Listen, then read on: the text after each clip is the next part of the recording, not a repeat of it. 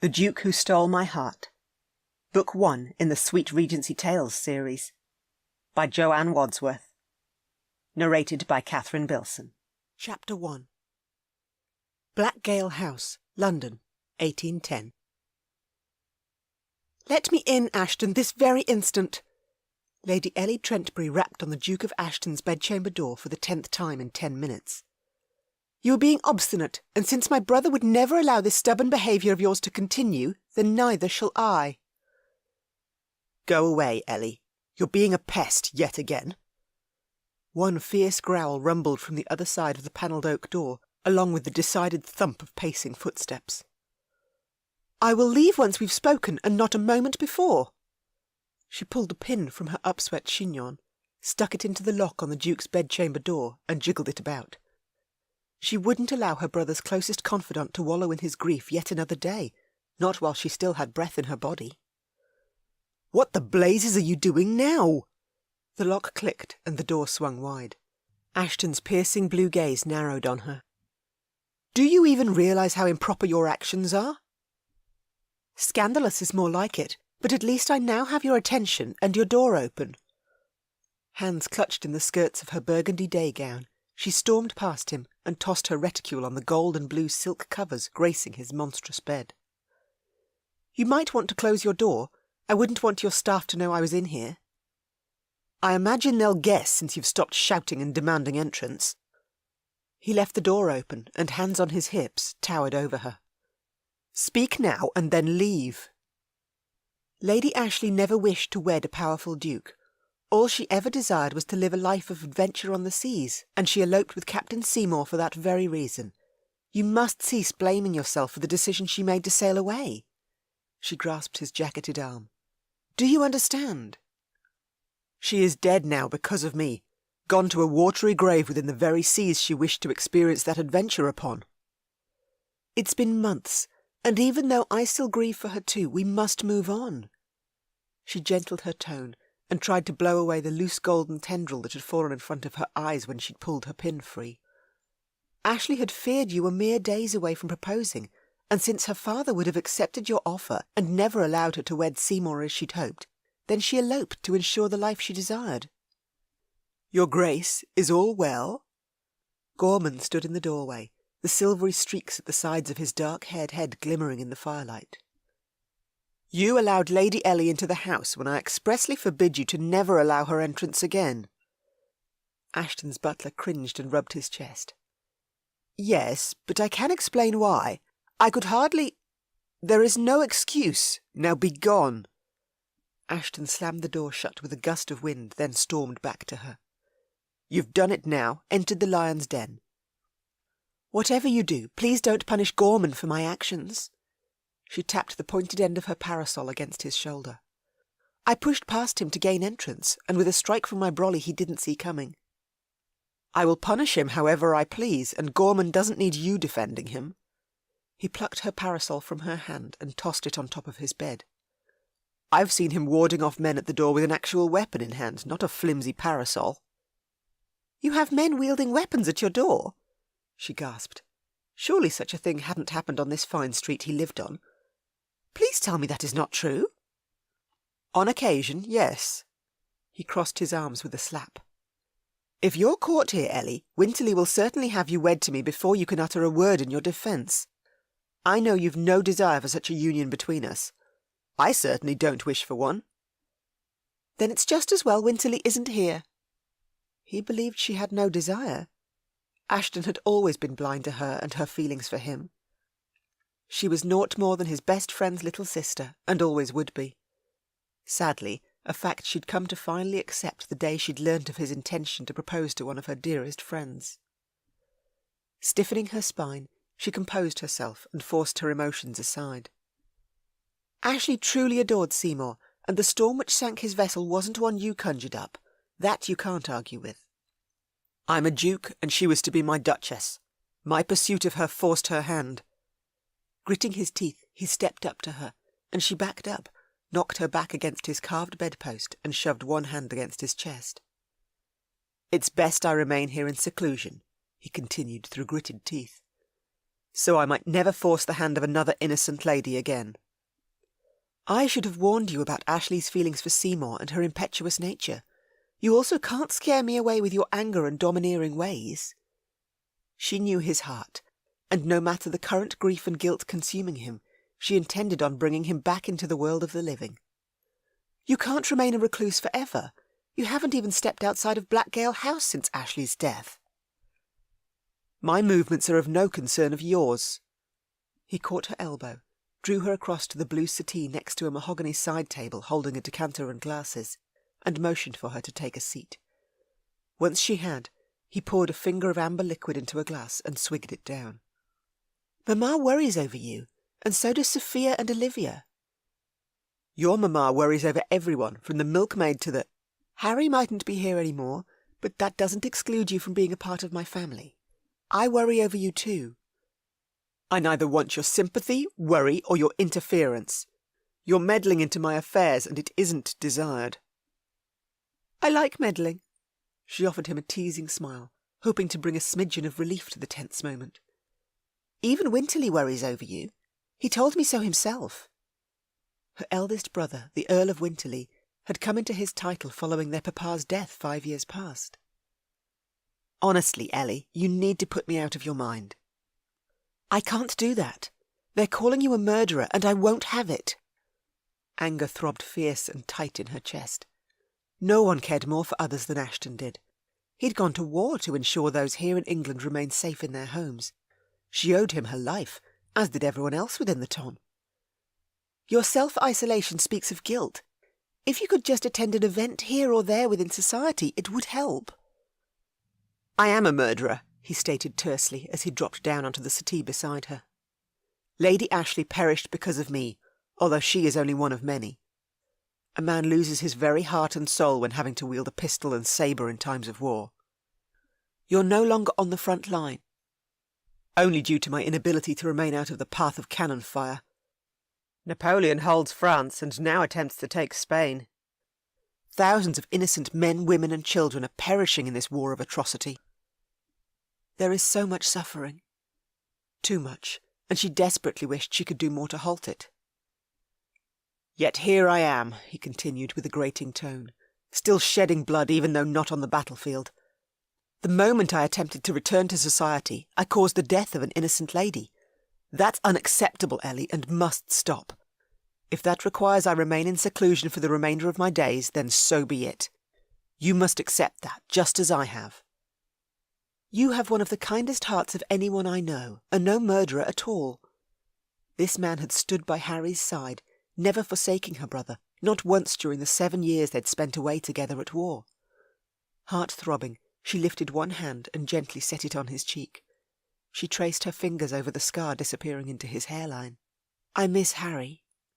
I miss him too, but he'll return once this war is done. He'd better. He heaved away, seating himself in the gold-patterned, cushioned wing chair across from her. You shouldn't have come, even though you felt driven to. I've missed you as well. She couldn't lose him, not now he'd finally returned from the front line, nor to this awful self-imposed exile he'd enforced upon himself since Ashley's death. Ashton, you must forgive me for arriving as I did, for storming upstairs and demanding entrance to your bedchamber, but I feared I had no other choice. Each time I visited you these past 6 months, you've had Gorman turn me away, without offering any viable explanation. You haven't even agreed to see me. For a good reason, and you shouldn't be apologising to me. I'm the brute, not you. Sighing, he dropped his head into his open palms and speared his fingers through his silky dark locks, which flowed an inch past his shoulders.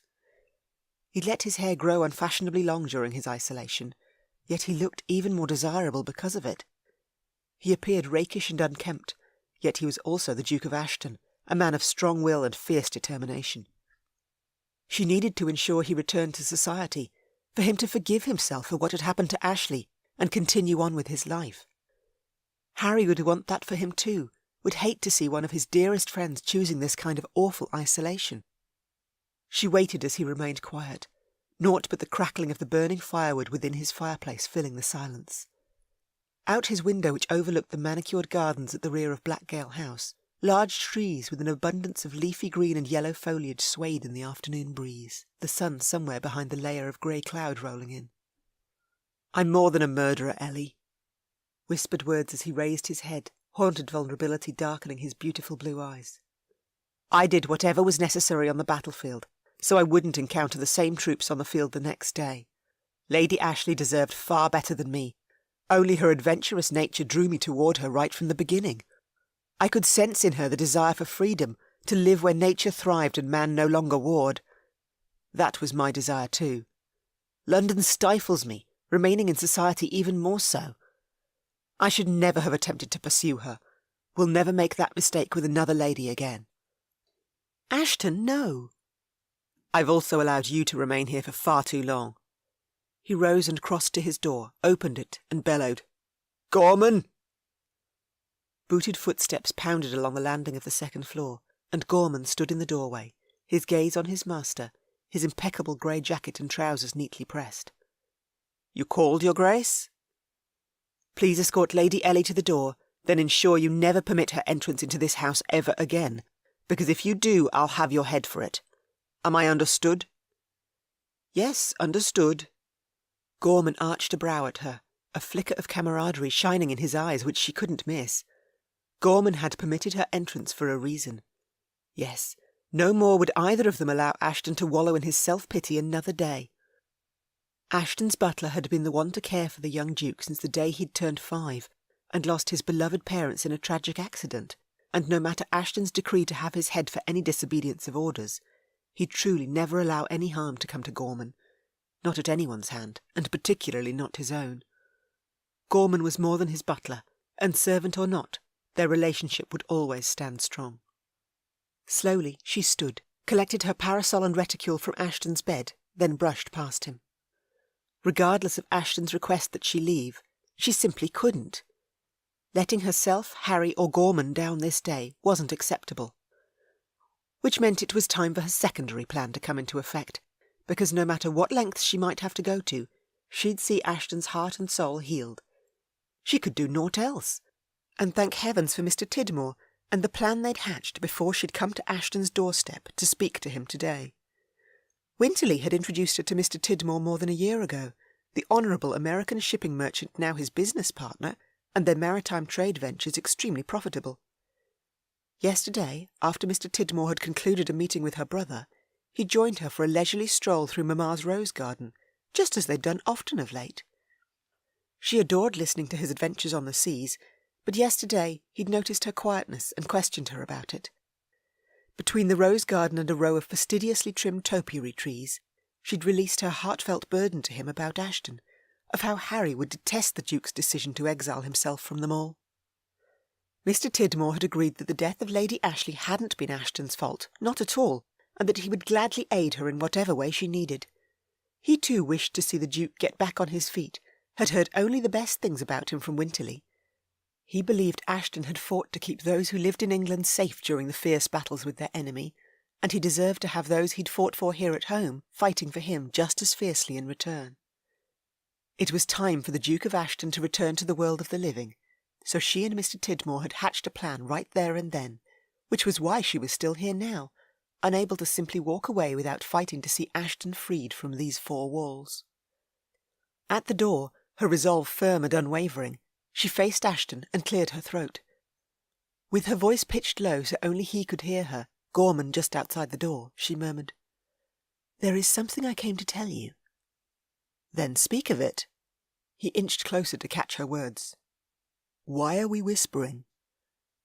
"Because you should know I intend on eloping." "Pardon?" The thin white lines either side of his mouth pinched tight. "Did I hear you right? You intend on eloping?" "Yes, and it's all rather recent." "Elope with whom?" "I can't say, not when that might make my plans for a successful elopement impossible. But should foul weather take down the ship I'm soon to set sail upon, then no, it has naught to do with you." She narrowed her gaze, straightened her spine, her words exactly those which she and Mr. Tidmore had agreed upon, those of a fake elopement, the added push being her decision to take to the seas, exactly as Ashley had done. This is unacceptable, Ellie. He grasped her arm, sent Gorman a get-lost scowl before pulling her inside and shutting his bedchamber door with a hearty slam. Is Winsley aware of your intended elopement? No, and I have no intention of telling him either. You deserve a wedding day where you can celebrate your nuptials with your family and friends. Your mamma will never accept such a hurried marriage. He paced from wall to wall, tugging at his cravat. This isn't about what mamma wants, and an elopement suits me rather well. It's what I prefer. Now she'd implemented this plan, she'd need to see it through to the end. In her discussion with Mr. Tidmore, they'd agreed that their so-called elopement would be a ruse only, one in order to bring Ashton out of hiding, and that she'd withhold his name for as long as possible so they wouldn't need to elope in truth. Ashton's protective instincts would surely rise forth, particularly since she was Harry's sister, and he'd always considered her his family too. Your entire family will have my head if I don't speak some sense into you right now. This elopement can't go forth. He indicated for her to return to the settee, then poured another finger of liquid from the decanter into the glass he'd already drunken from. Might I have some of what you're drinking too? Courage would be needed for this coming conversation. She didn't doubt that. Settling her reticule and parasol on the floor by her feet, she sat where he'd indicated. If you wish.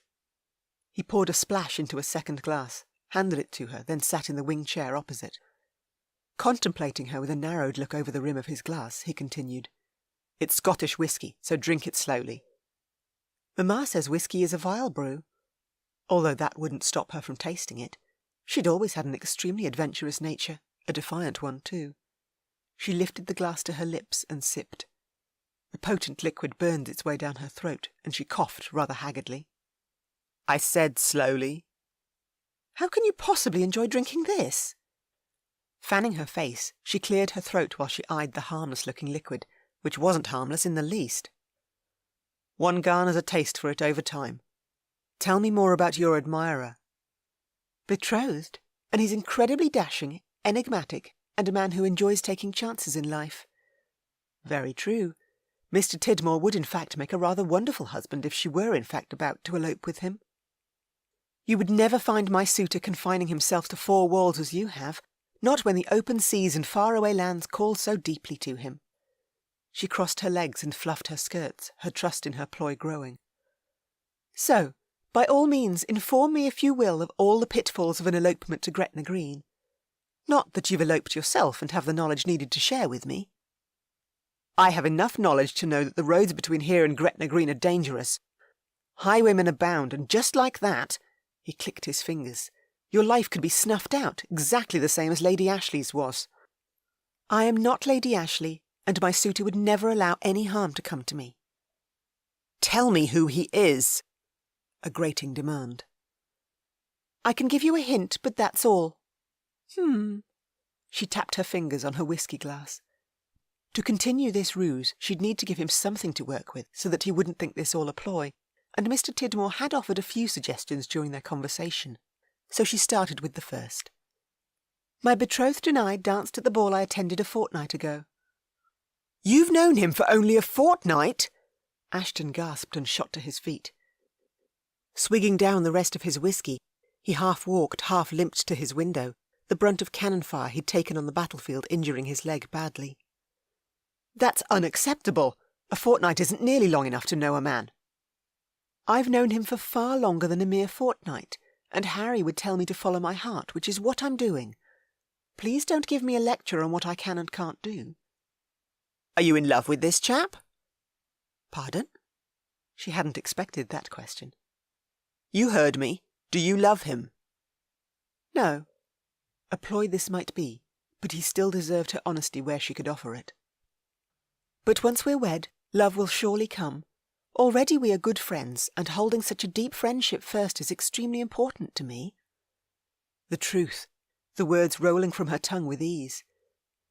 She attempted another sip of whisky, and this time the liquid didn't burn, but instead sent a rush of warmth to her belly.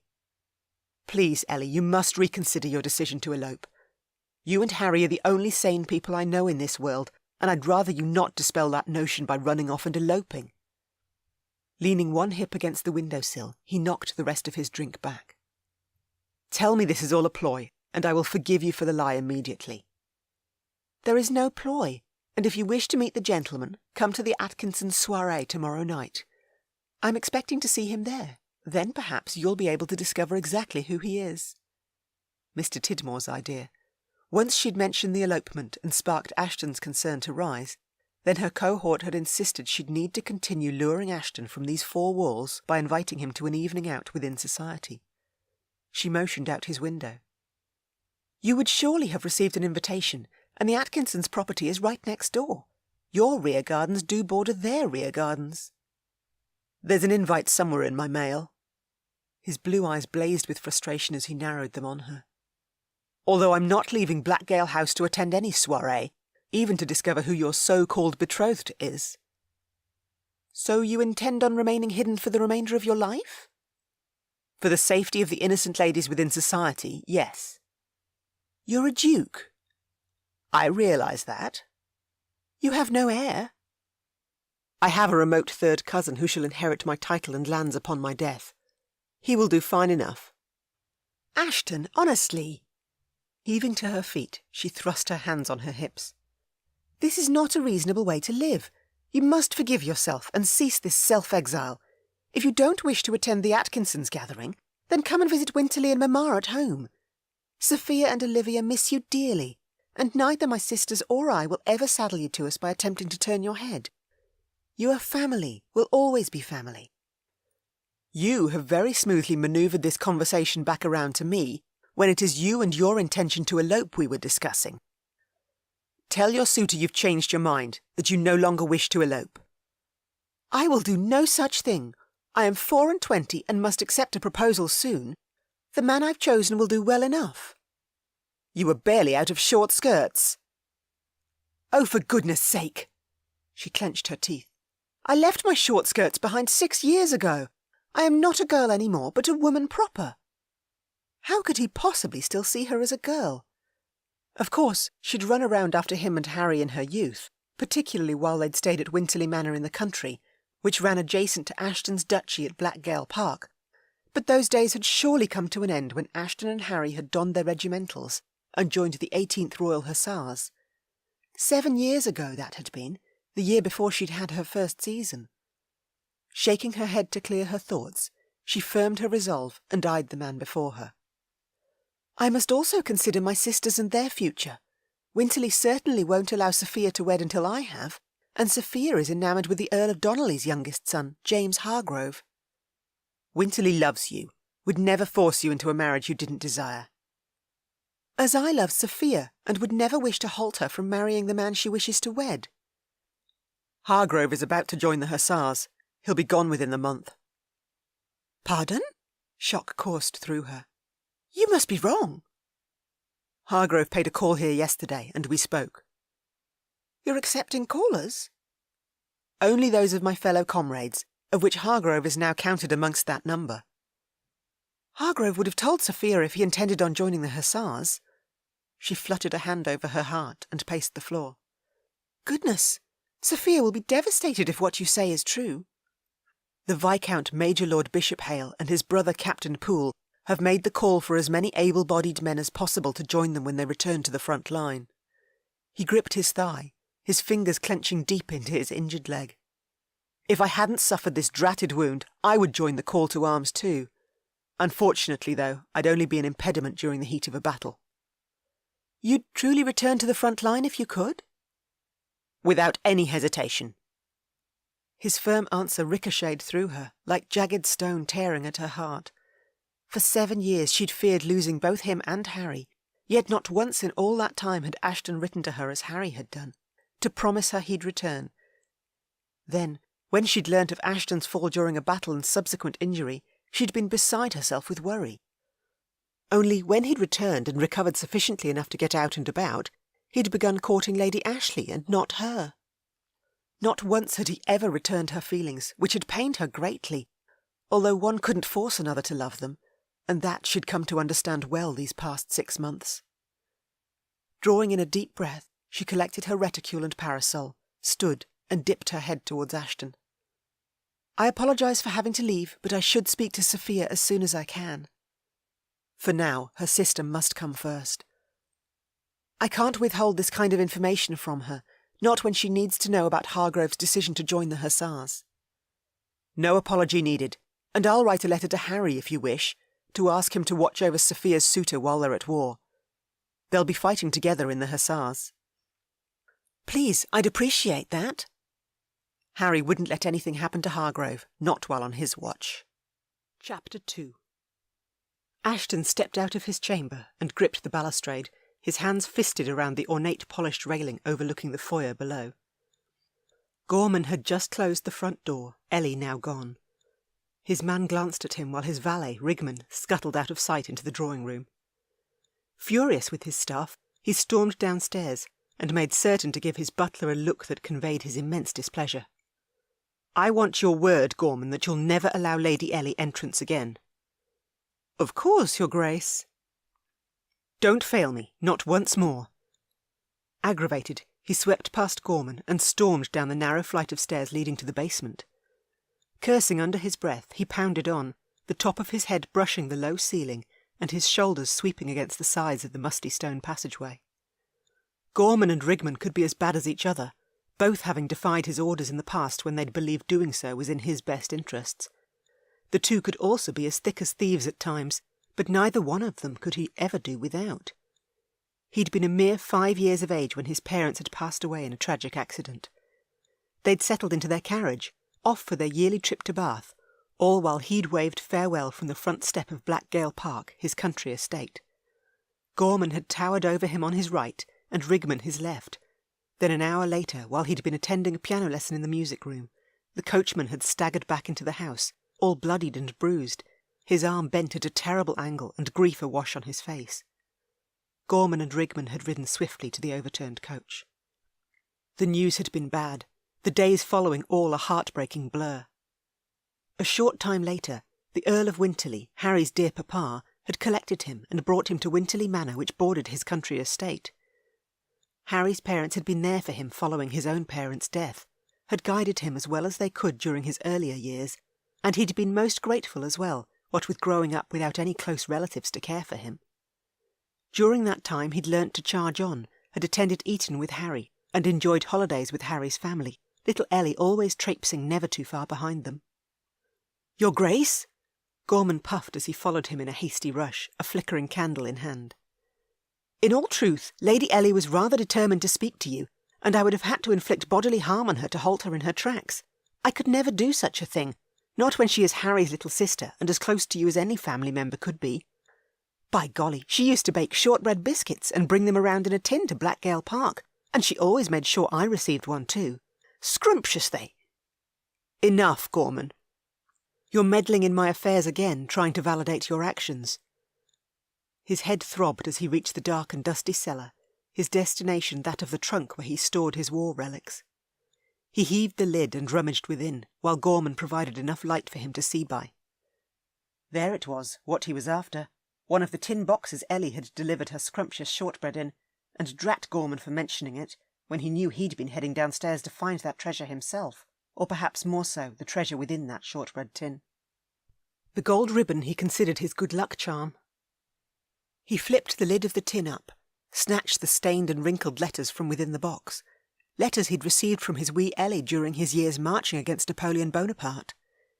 He'd read those letters 1,000 times apiece, each one holding words he'd always kept close to his heart when donning his regimental uniform of royal blue, silver and white.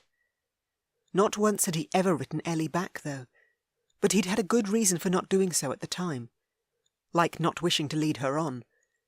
She'd been 17 when he'd left for the war, and he hadn't missed her girlish fascination for him during their youth, but with her being 6 years younger than him, and his best friend's little sister as well, he'd taken great care to never encourage that fascination, and never would he. Gently, reverently, he undid the gold silk ribbon holding the letters together and slipped it inside his inner jacket pocket, then replaced the lid and returned the tin to his trunk. Memories surged as he patted the ribbon in his pocket. Years ago, his Ellie, as she had a terrible tendency to do, had slipped out from under the watchful eye of her governess one day and followed him and Harry down to their favourite fishing spot beside the river. At only 8, She'd been skipping along the grassy riverbank toward him with a beaming smile, then made a terrible misstep and slipped. She'd toppled into the fast-flowing river, and with Harry fishing just out of sight around the bend further upstream, he'd yanked off his boots and jacket and dived in after her. No hesitation. He'd kicked with all his might, caught up to her and gripped her tight in his arms. The fierce flow had dragged him half a mile downstream before he finally rounded a bend where the water slowed and lapped gently onto the pebbly sand. He'd powered to the foreshore and hauled them both out. Then, once on firm ground again, she'd broken down and sobbed in his arms, her hair all wet and the gold silk ribbon fluttering loose. He'd plucked it from her soggy locks and pocketed it, then soothed her as well as he could with softly murmured words. He'd completely forgotten to give that ribbon back to her, so he'd kept it, the only personal belonging of hers which he ever had, and each day when he'd dressed during the war, he'd slipped her treasured ribbon inside his shirt pocket for good luck. It had certainly brought him plenty of good luck too, until that fateful day when he'd taken his injury. That had been the only day he'd ever forgotten to ensure her ribbon was on him and close at hand. He'd left it in his uniform the night before, which Gorman had sent for laundering. "Is that Lady Ellie's ribbon?" Gorman waited one step behind him at the base of the stone stairwell. "Yes, and well you know it." "You've a need for some of its good luck today?" "Yes, and preferably with keeping the ribbon's owner far away from me." A wish he swiftly made, then thundered past the wine rack, seized a bottle of his favourite claret, and marched back upstairs. Gorman followed one step behind him, just as his man always did. Even into the dark and ugly depths of the war, Gorman had been right at his back. In his study, he sat in his sturdy chair before his oak desk, and with a leaf of parchment in hand, set about writing Harry a letter. He would keep his promise to Ellie, and ensure Harry was made aware of Sophia's suitor, and to keep James Hargrove safe. He swigged straight from the bottle as he wrote, his thoughts and emotions slowly numbing, while Gorman waited at attention inside his study doorway. "Captain Harry Trentbury, my dearest friend with the most meddlesome little sister.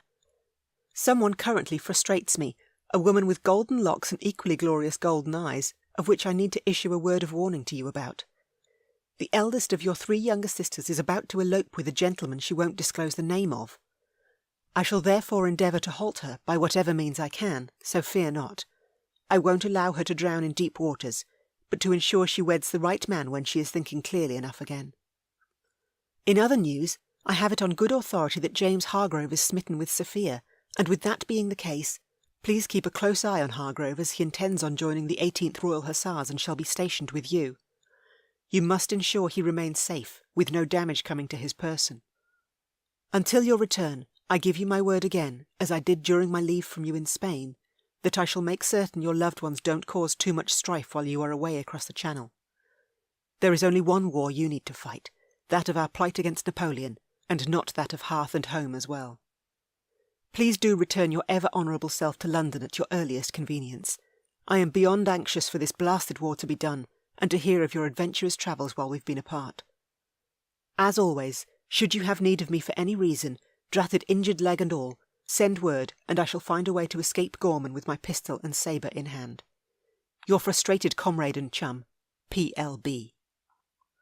With his missive penned, he dribbled hot wax and pressed his ring into the seal, then handed the letter to his butler, who'd moved soundlessly across the room to his desk to collect it. Pass this to Watts, and have him deliver it immediately to James Hargrove at Donnelly House, with the implicit instructions that this letter is to be placed directly into Captain Harry Trentbury's hands, upon his joining the 18th. Am I understood? Understood, Your Grace. His butler clipped his heels together, although he remained standing in place and not moving a blasted inch. What now? With a long sigh, he leaned back in his chair and linked his hands behind his head. Say what you need to say, and make it quick. I've no doubt that your father, may his soul rest in peace, would be immensely proud of you. You fought for the 18th Royal Hussars, did your duty to our king and country, but never would he wish for you to give up your life and remain in exile behind these walls. Lady Ellie was right to come here, to try and encourage your return to society. No more, William. Did you wish to see the invitation to the Atkinsons' ball? He'd tear it up once he got his hands on it. Which pile is it in? The one to your right. 3 piles sat to his right, all of them several inches high. He huffed a breath, while Gorman thumbed his chin. Or perhaps it's in one of the 4 piles to your left. His dratted butler could clearly see he intended on disposing of the invitation as soon as he got his hands on it, so he snarled and gave Gorman yet another aggravated look, which his man completely ignored as he straightened the hem of his jacket. Your Grace, have I ever mentioned that you share a great many likenesses with your father, not only from your height and build, but with your stubborn nature as well? He should truly reprimand his man for speaking so rudely, only Gorman was right. He could be stubborn, well, beyond stubborn. I barely remember him, my father, that is. You should never have lost him as you did, or your dear mother, but I shall continue to carry out my duty to them both, of keeping a close eye on you and ensuring you remain alive and well. You've never fallen short of carrying out that duty, even though there have been at least 1,000 times when I've wished to throttle you for your overprotective nature. There are times when I fear I have in fact fallen short, but my last words to them were that I'd remain diligently at your side, no matter where that might be, and that is an oath I will hold firm to until the day I take my last breath. You've done a bang-up job of remaining at my side, William. Have no fear there. Gorman had attended him each and every day during the 7 long years he'd been in the Hussars fighting for England. His butler had walked every mile he'd walked, had been close at hand during the fighting, and then at his bedside throughout his long days of recovery from that final battle which had taken him down. His butler was far more than a dedicated member of his staff. He was family, close family. Rising from his chair, he nodded at his man. I need you to see to my instructions with that letter, then fetch my hat and greatcoat and have Rhodes bring the coach around. I intend on visiting my clubs and shall be out until quite late. White's first, then Boodle's. He needed to uncover all he could on how Wellington progressed at the front line, particularly since that was where Hardgrove was headed, and where Harry would remain until this war was done. Oh my, right away, Your Grace! Gorman's eyes lit up, then he stumbled to the door, halted, and cast him an anxious look over his shoulder. Did I hear your request correctly? You wish to leave the house for White's, then Boodle's? I fear I may be hallucinating. Yes, you heard correctly, and try not to take your last breath while you carry out my orders. I still have a great need of you to remain close at hand. This would be his first trip out his front door since his self-exile 6 months ago, and all because of his wee Ellie. She'd stirred his protective desires just as she'd likely intended to. I can't believe you've actually decided to venture back out into your old stomping grounds. A wide grin lit his butler's face. Only because it's necessary. Don't expect this to be a reoccurring trip. It was a necessity tonight, which saw him attired with his hat atop his head and greatcoat fastened as he settled onto the padded seat of his coach a short time later. Across town he rode, and as the sun set and the skies darkened to a starless midnight black, a low layer of cloud concealing the moon, he finally arrived at White's. He stepped down from his carriage and breathed deep. White's stood 3 stories high, a regal establishment which held a great many members of the peerage as patrons.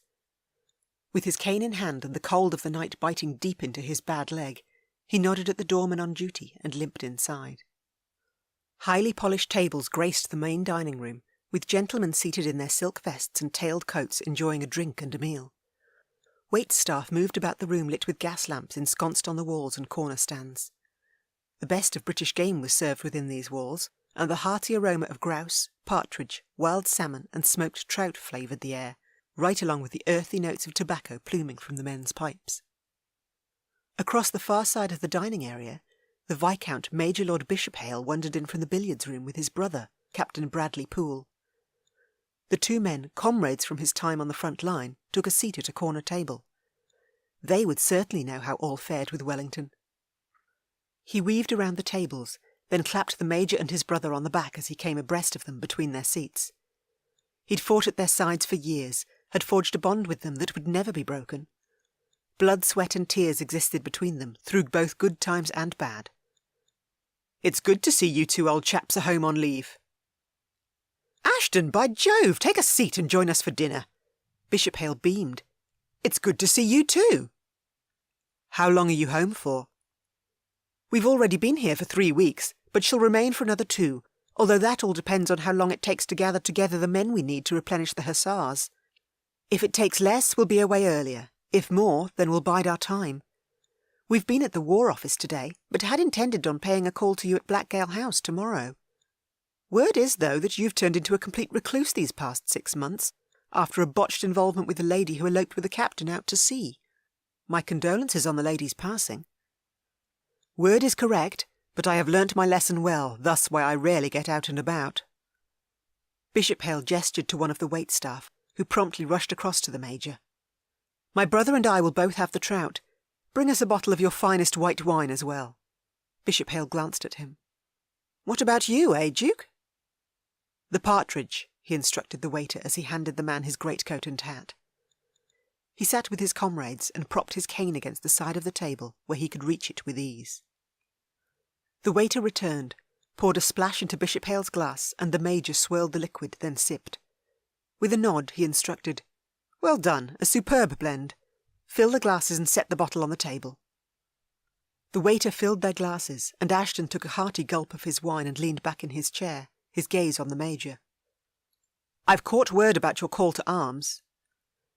Yes, we've a great need for more men, particularly considering Napoleon's next move. Word is he's about to wed Marie-Louise of Austria, the nuptials taking place very soon. The Major stroked his moustache, his gaze intent and clear worry flickering within. You mean the Emperor of Austria's daughter? Ashton leaned forward, his forearms braced on the table, his own worry rising. Yes, Marie-Louise, the Emperor's eldest daughter. That isn't good news at all. He slumped back, cast his gaze to Captain Bradley Poole, the man having spoken about this exact possibility several months ago, particularly once he'd learned Marie-Louise now neared the age of 18. All your predictions thus far have come true. Yes, unfortunately they have. Poole thrust a hand through his short blonde hair, but didn't rumple his locks one bit. His cravat was knotted to perfection, the man a handsome rake who had a way with the ladies. He was a golden child, one the sun always seemed to shine upon. If this union goes ahead, Ashton, then Napoleon will be marrying a member from one of Europe's leading royal houses. Is there a way we can halt that from happening? Allowing Napoleon the chance to cement his relatively young French empire wasn't permissible. Ashton tapped the tabletop as the waiter returned with their meals and set the plates down. Steam swirled from his partridge and stack of roasted potatoes and carrots. I'm afraid not, Poole continued once the waiter had left. Not when we suspect Marie-Louise has been ordered to agree to the marriage by her father. Austria has endured a series of military defeats at the hands of Napoleon, and they've suffered a heavy loss of their soldiers' lives. Ashton cut into his partridge. True, which is why Francis II would have agreed to this marriage of alliance. With Napoleon about to speak vows with Marie-Louise, the Corsican will surely enjoy a period of peace to come, or at least peace with Austria. Poole cut into his smoked trout. I agree, brother. A firm nod from Bishop Hale. Although never will Napoleon be permitted to obtain peace with our great nation. We're a threat to Napoleon and his way of life.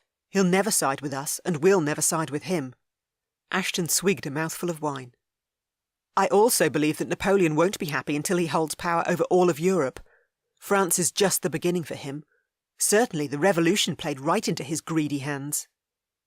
His greediness will one day be his downfall, and what a mighty fall it will be, I imagine. Bishop Hale lifted his glass, and in complete accord, Ashton and Poole tapped their glasses against his.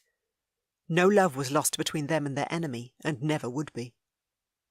Setting his glass down, Ashton pressed his back into the firm support of his chair. Russia is already becoming ruined with their defeat to Napoleon, their economy faltering due to their inability to trade with us. Has there been any change on Wellington's front? No, but Wellington does hold on to the hope that the Emperor Alexander I won't stand aside and allow his country of Russia to remain in chaos for long. The moment Alexander chooses to change his country's foreign policy and join with us again, then such a decision will stir Wellington into action. We will hold Napoleon in his endeavour to take over all of Europe, and we will do it by joining forces with Russia once more. Napoleon is intoxicated by his power. We must break it. We shall, Ashton. Have no fear there. Bishop Hale pulled his pipe from his pocket. Napoleon believes he has the emperors of Austria and Russia under his control, and as we have all learnt in times of war, that kind of control isn't possible.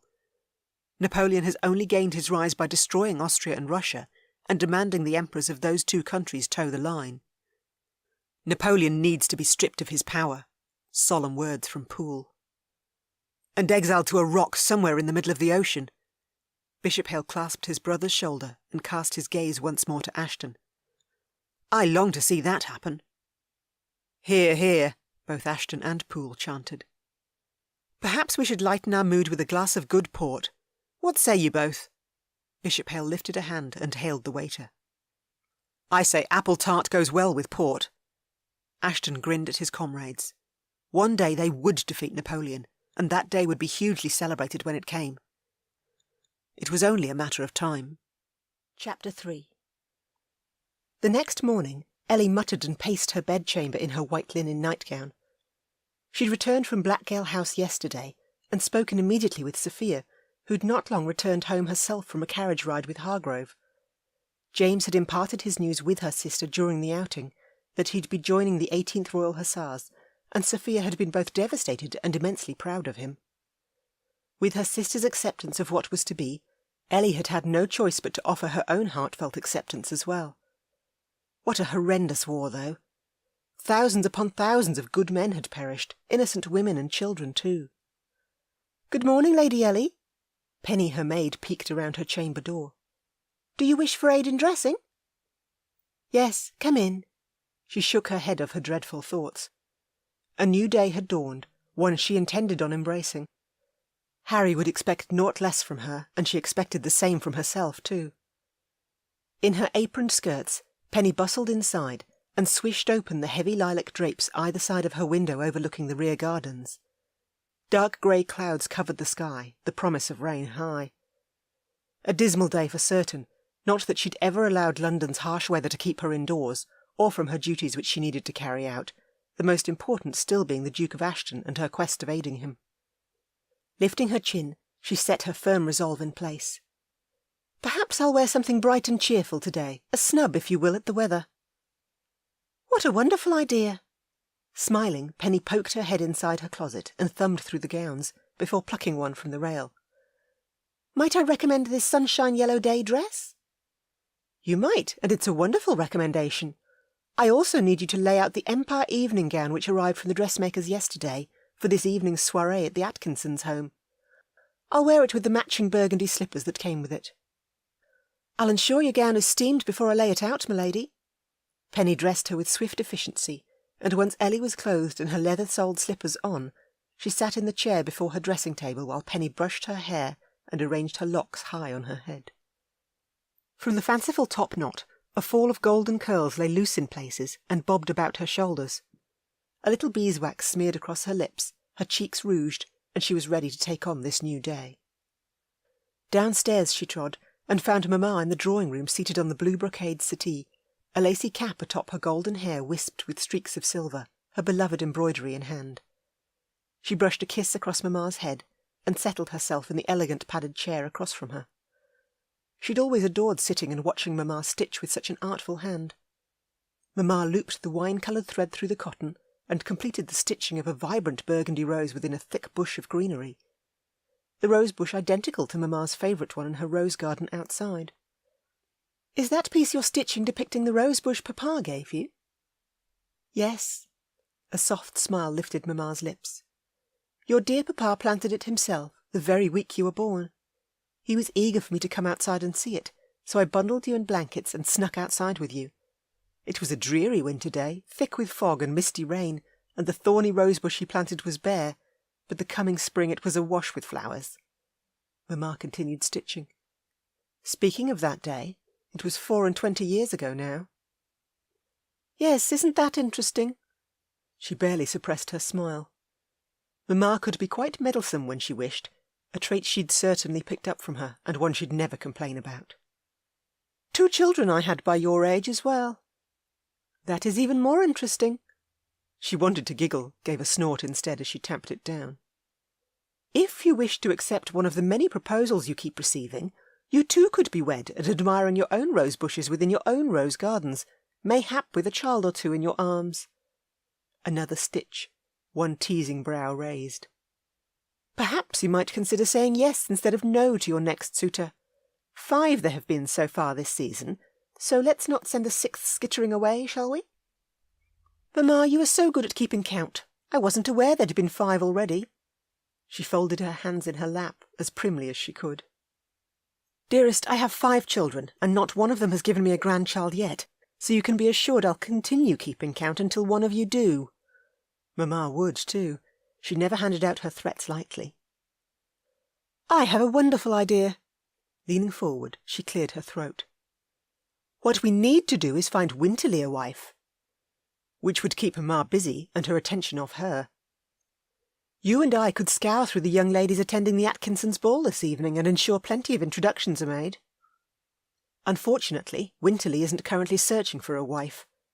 Mamma shoved her needle in with far less precision and muttered, He insists he's too busy with his maritime adventures, and speaking of those adventures, Mr. Tidmore and you enjoyed a particularly long stroll in my rose garden 2 days ago.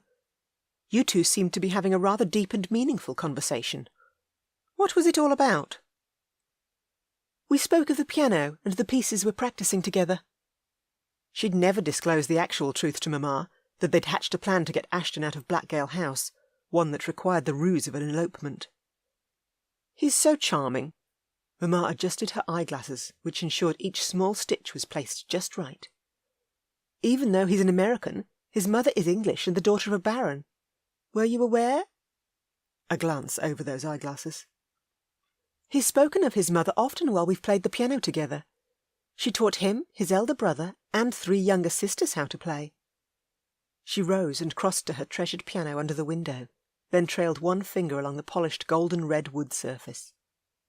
Do you favour him at all? Another pointed question. In what way do you mean? I'm asking if you intend on allowing the gentleman to get down on one knee at any point in the future. To do what exactly? Inspect my slippers? She probably shouldn't torment Mamma so. You are a terrible tease, Ellie Marie, and so very like your papa in that regard. A shake of her finger, a smile evident in her eyes. I do miss his quick wit and ability to lighten any mood. You wouldn't mind ever so much if you only saw me half the year? Mr. Tidmore travels a great deal. She collected the piano music she'd played the night before from the stand and tucked it away in the top drawer of the side table. I would miss you dreadfully should you travel, but every mother must allow her children the chance to spread their wings and soar from the nest. That is the way of life. Mr. Tidmore is both caring, considerate, and honourable. She'd noted that about him from the very beginning. Yes, he's a most honourable gentleman, and he and Winterly get along so incredibly well. Good morning, Mamma, Ellie. Sophia breezed in wearing a vivid blue morning gown with fluttering ribbons tied under the high waist. Winterly and who get along well, if I might ask? Mr. Tidmore, of course. Mamma beamed at Sophia. You look delightful in that colour, my dear. It's like that of a clear summer sky. James Hargrove adores this colour on me too. We're to enjoy a carriage ride together later this afternoon. Blushing, Sophia popped a kiss on Mamma's cheek, settled beside her on the settee, and folded her hands in her lap. I've just been with Olivia, and she isn't feeling well, an ache of the belly, she said. Yes, I've already taken her some chamomile in her tea earlier this morning. Mamma set her embroidery aside in the cane basket at her feet, their snoozing puppy in its padded basket on her other side.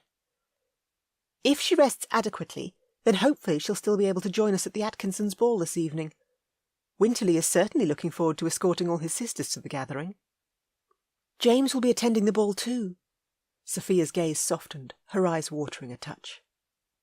All will be well, dearest. Gently, Mamma rested her arm around Sophia's shoulders and hugged her to her side. This war won't keep your beau away for long, and he'll be serving with the 18th Royal Hussars right alongside Harry. Such an honourable young man Hargrove is.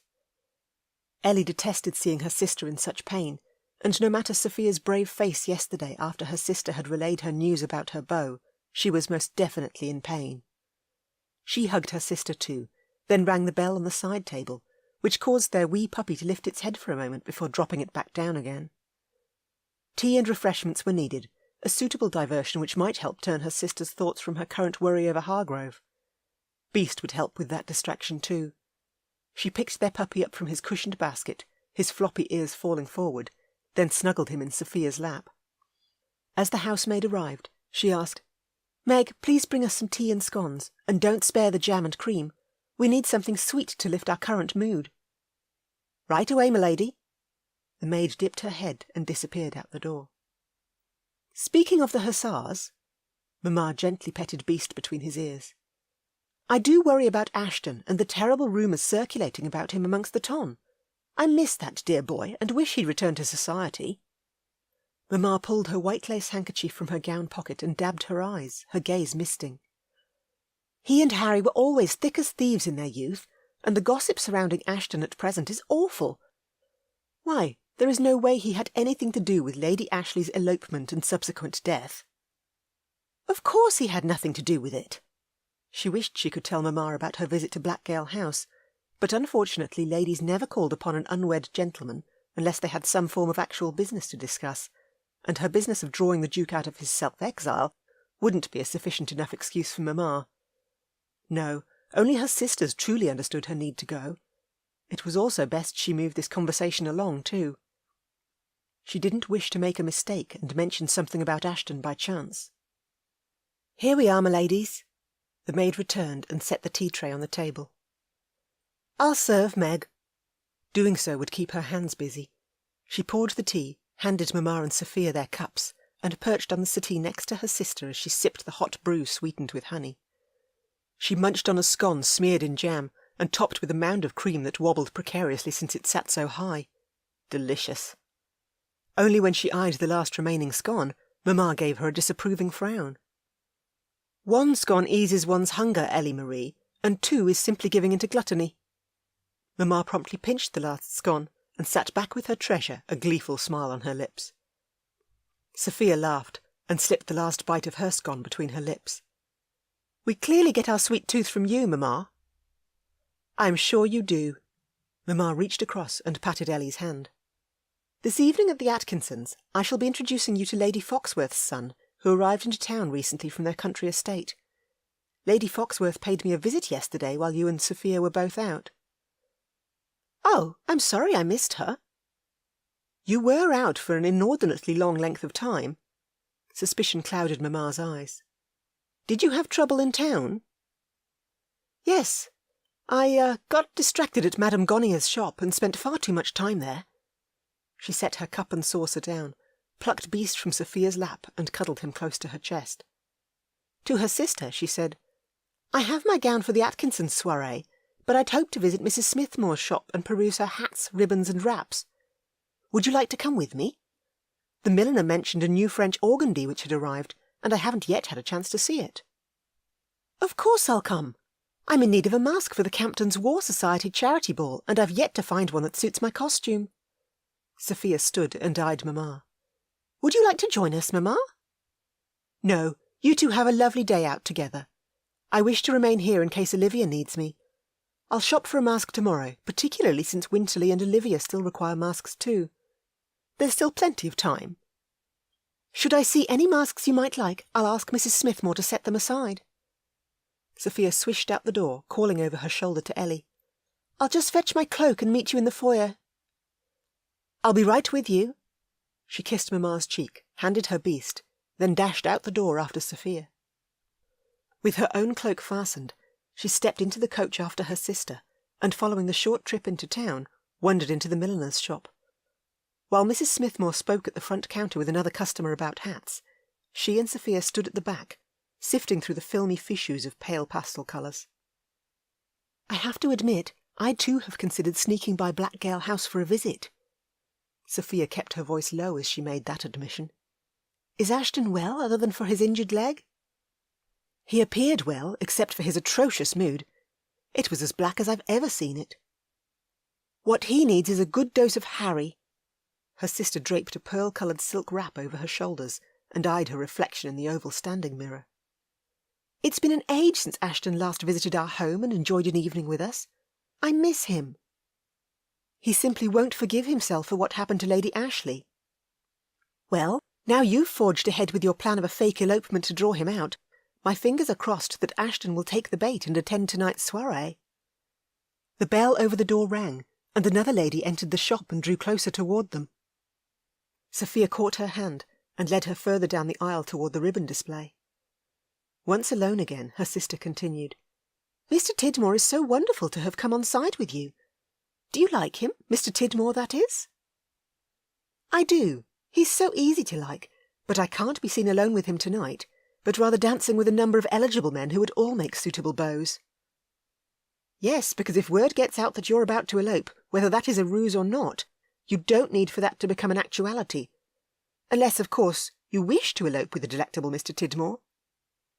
You think he's delectable? A smile from her sister. Chapter 4. That evening, the long burgundy skirts of her Empire evening gown swishing about her ankles, Ellie stood at the fringes of the Atkinsons' ballroom and cooled herself with her delicate white-feathered fan. Sophia danced with James Hargrove, her sister's cheeks all aglow, just as they'd been when Sophia had returned from her afternoon carriage ride through the park with James. Sophia had chosen to embrace every possible moment she could with her suitor before he rode out with the hussars into battle. You appear a million miles away. Olivia nudged her arm as the music and chatter from the crowd drifted over them. Sophia and James are on my mind. She wished only for her loved ones to experience happiness. They're on my mind, too. Her sister tucked a golden lock behind her ear as she snuck a look through the dancing couples on the floor and found Sophia and Hargrove. A soft sigh escaped her lips. She's so in love. It's impossible to miss. When I spoke to Ashton, he promised to write to Harry and ensure he watched over Hargrove when he joined him. Harry will keep him safe. That is a certainty. Olivia swayed gently to the music, her white slippered toes peeking out from under the voluminous folds of her pink skirts. Her sister had recovered from her illness and appeared in her usual good spirits, her cheeks rosy and glowing. Is there any particular gentleman you'd like to dance with tonight? That would be telling. A cheeky smile from Olivia. What of your dance card? I've left a few dances free. In case a dashing hussar changes his mind and takes you up on your offer to join us tonight? Olivia lifted Ellie's card, which dangled from her wrist with a dainty white ribbon, and perused it. Perhaps I should write the Duke's name on this card for him. I don't know how he could possibly turn down a request to join you after your visit. He'll turn it down if that's what he wants to do. He can be as obstinate as Harry when he wishes. Well, if any of us had the chance to draw Ashton out of his self-exile, it would be you. Her sister glanced across at the refreshment table, where Mamma conversed with Lady Foxworth. Those two have had their heads bent together for half an hour. That mightn't bode well for you, dear sister. Mamma wishes to introduce me to the lady's son, although he hasn't arrived yet by the looks. Good evening, ladies. Baron Herbath whisked in, and picked up Olivia's dance card and signed his name on both the next dance and the last. Olivia gasped, her voice pitched a little too high as she said, My lord, you can't possibly think to reserve 2 dances with me tonight. I can, and now have. The Baron arched a challenging brow at her sister. Do you care to raise an argument over it? I will if you try to claim both. What on earth had raised her sister's ire with the Baron? And was something going on between the two of them that she wasn't aware of? I overheard a gentleman speaking. The Baron straightened his cufflinks, a depth to his voice that brooked no argument. About commandeering your card for himself for the remainder of the evening. So I thought it best I get in first. You can't fault me for that. I'm certain you heard no such thing. I would never speak a mistruth to a lady. With a suddenly mischievous grin lifting his lips, he went to sign a 3rd spot, only Olivia pulled her card from his reach. Kind sir, Olivia fluttered her lashes. 2 dances shall be quite sufficient for you tonight, unless, of course, you wish to cause a stir this evening. Ellie couldn't help but smile at her sister's quick response and clever wit with the amorous Baron. This was only Olivia's 2nd season, but she was already quite adept at managing herself. Causing quite a stir with you sounds divine. Herbath placed one hand behind his back and bowed as he offered Olivia his arm. Shall we begin by dancing the next set together? Provided you don't give my mamma anything to caution me over later, then yes. I shall do my best. He chuckled, and Olivia accepted the Baron's arm, sent her a quick I'm sorry look over her shoulder, and moved away into the swirling mass of dancers.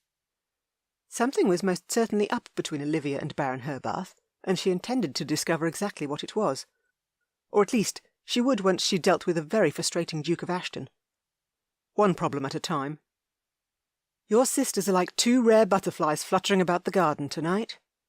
Winterly stepped in beside her, the ice she'd requested of him now in his hand, his overly indulgent gaze on Sophia and Olivia as they twirled about. What of me? Am I not a rare butterfly too? Are you seeking more compliments, dear sister? He handed her the ice. I wouldn't mind one, perhaps even two if you're feeling a little generous. With a chuckle he tapped her nose. You aren't a rare butterfly, but instead a ray of sunshine brightening the entire garden bed. I am. Her brother appeared to be in a good mood tonight. Yes, which is what Mr. Tidmore told me this afternoon during one of our meetings, and which I'm simply repeating. A twinkle lit his eyes, the blue the exact same shade as Papa's had been. No matter 5 years had now passed since Papa's death, she'd still never forget anything about him. Her brother held the same dark hair as Papa had, as well as cut short and combed back, all except for one errant lock that curled forward over his brow. I love you, she whispered to him, unable to help herself. I love you too. He grinned and said, I noticed you and Mr. Tidmore had quite the deep conversation in the garden the other day. You and Mamma were clearly both watching me. Did Mamma speak about it? Yes, and I've been told she heartily approves of him. She sipped her cool drink. Do you? Absolutely. So if Sophia and Olivia are rare butterflies, and I'm like a ray of sunshine brightening the entire garden bed, then what kind of spring flower would you like for yourself, dear brother?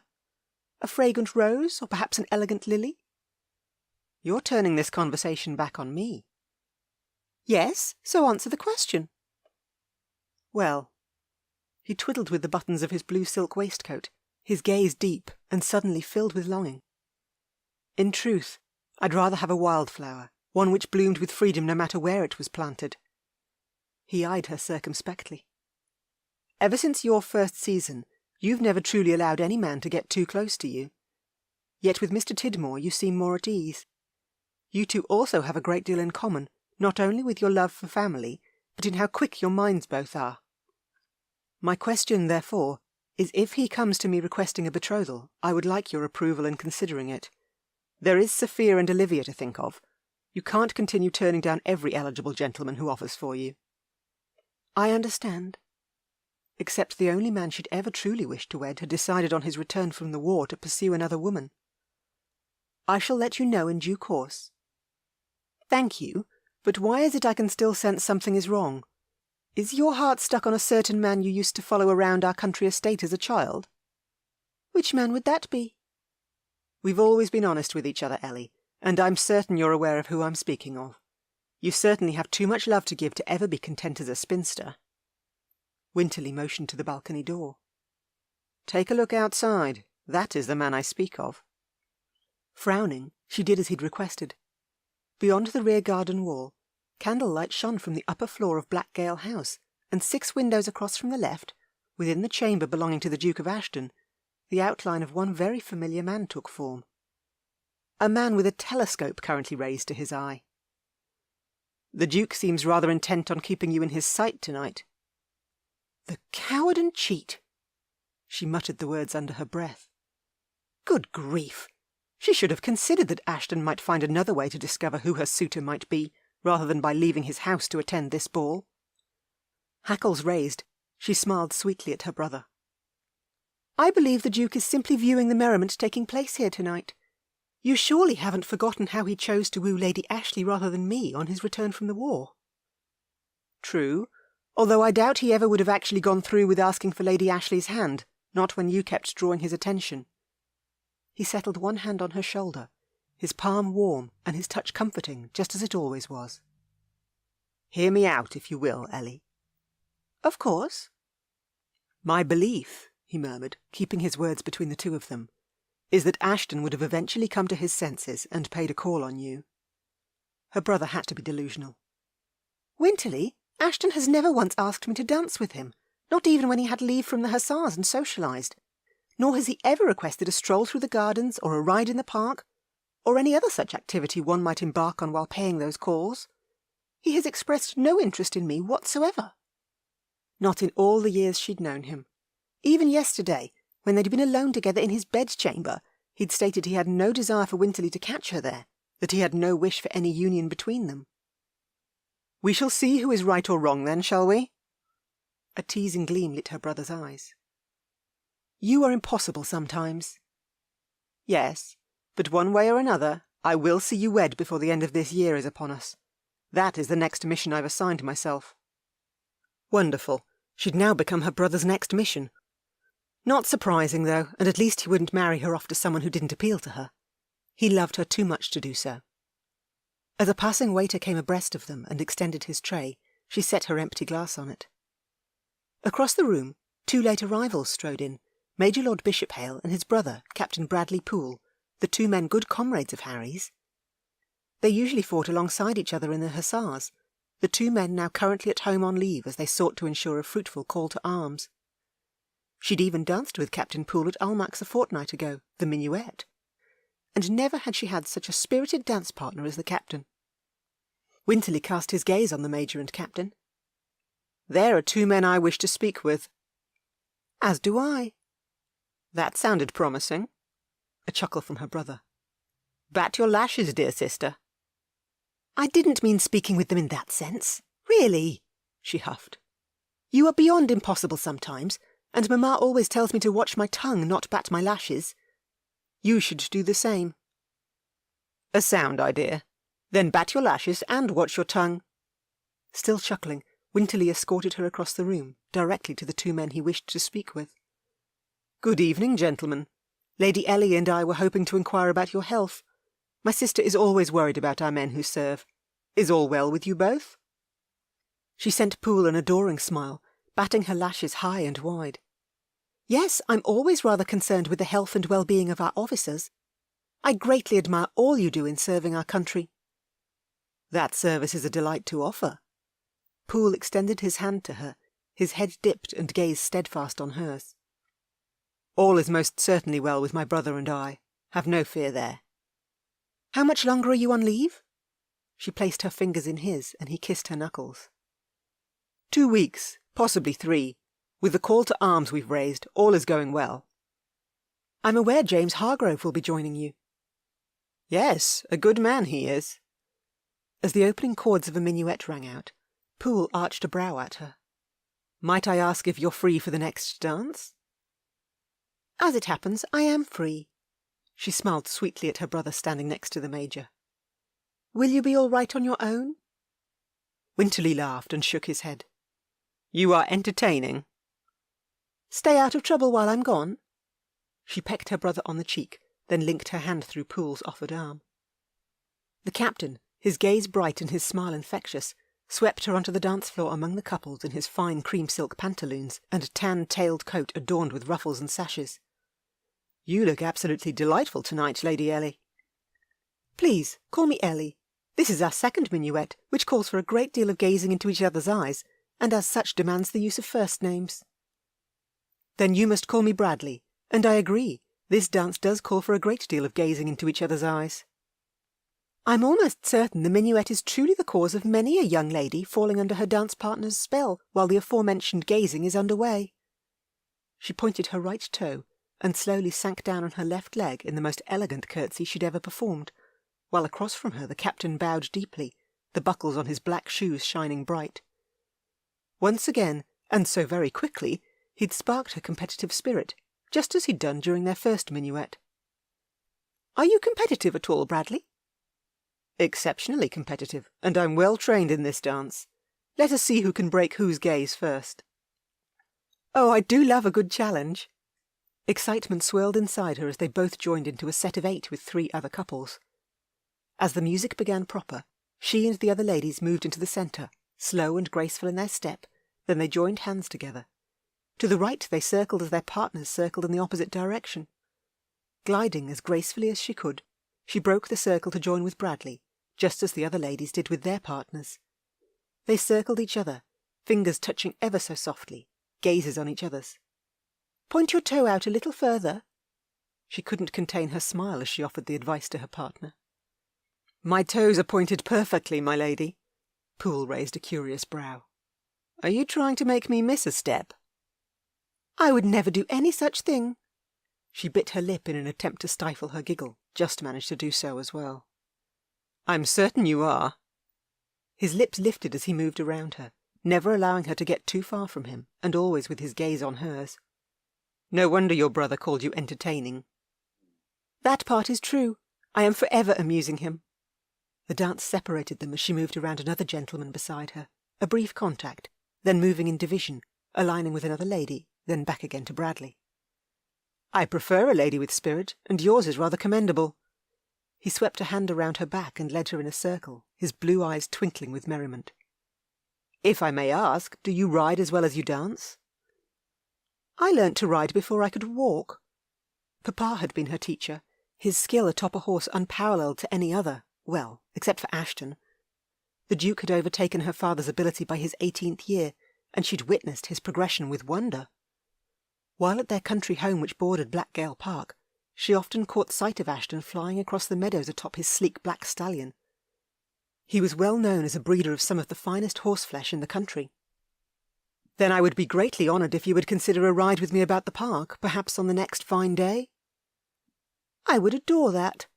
She truly would, and to continue with her plan, she needed to be seen with as many different gentlemen as she could in order to keep Ashton guessing about who her intended might be, particularly since the man in question still stood in shadow at his window observing her.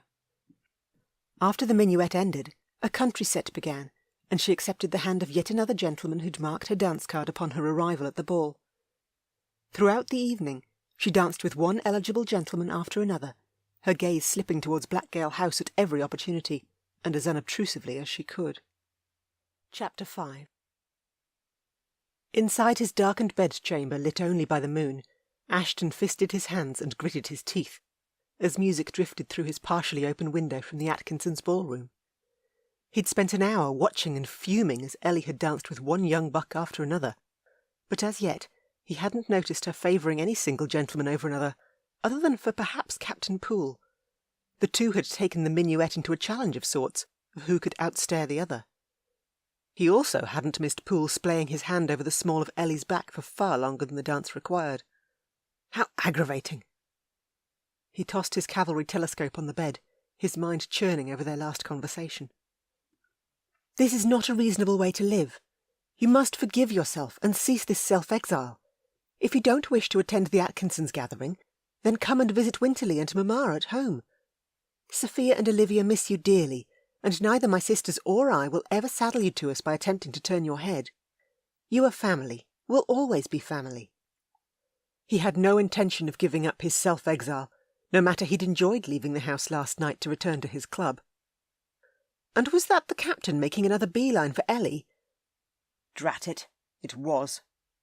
Poole had clearly requested another dance with her, and Ellie now curtsied and nodded her agreement. He wanted to throttle them both. Particularly Ellie, and he would the very next time he saw her. Which would hopefully be never. Gah, just one little taste of being back in her company yesterday had skewered all his good intentions and somehow sent him slumping even deeper into despair. He should be purging his memories of her, not instilling new ones within his mind. Frustration and anger brewed deeply within him too. Bitter regret as well. He scooped up a glass of whisky from his side table and glugged the shot down before pacing the area in front of his window, his gaze trained on one extremely annoying woman who was looking so adoringly into the eyes of a fine officer, a friend, and a man he'd always held in great esteem. Could Poole be the gentleman she intended on eloping with? Poole had only been back in town for 3 weeks, so it was a distinct possibility, and it wasn't as if he didn't already know Ellie.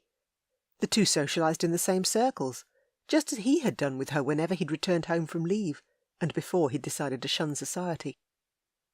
Ellie had mentioned that her beau would soon be setting sail too, which could be a possibility if she intended on boarding the Navy ship Poole would soon set sail upon to cross the Channel. It certainly wasn't unusual for a few of the men's wives to join their husbands near the front line. Those women usually offered their aid as nurses or caregivers for the wounded. And blast Ellie's charitable soul, but she wouldn't hesitate to nurse the wounded if called to do so. Not that he would ever have allowed her to follow him into battle if she'd been his wife. Not that he would ever have taken her to wife. Poole shouldn't either. Drat it all.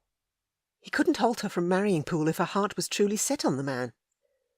He growled under his breath, his fury rising. "Your Grace?" A soft tread of footsteps halted behind him.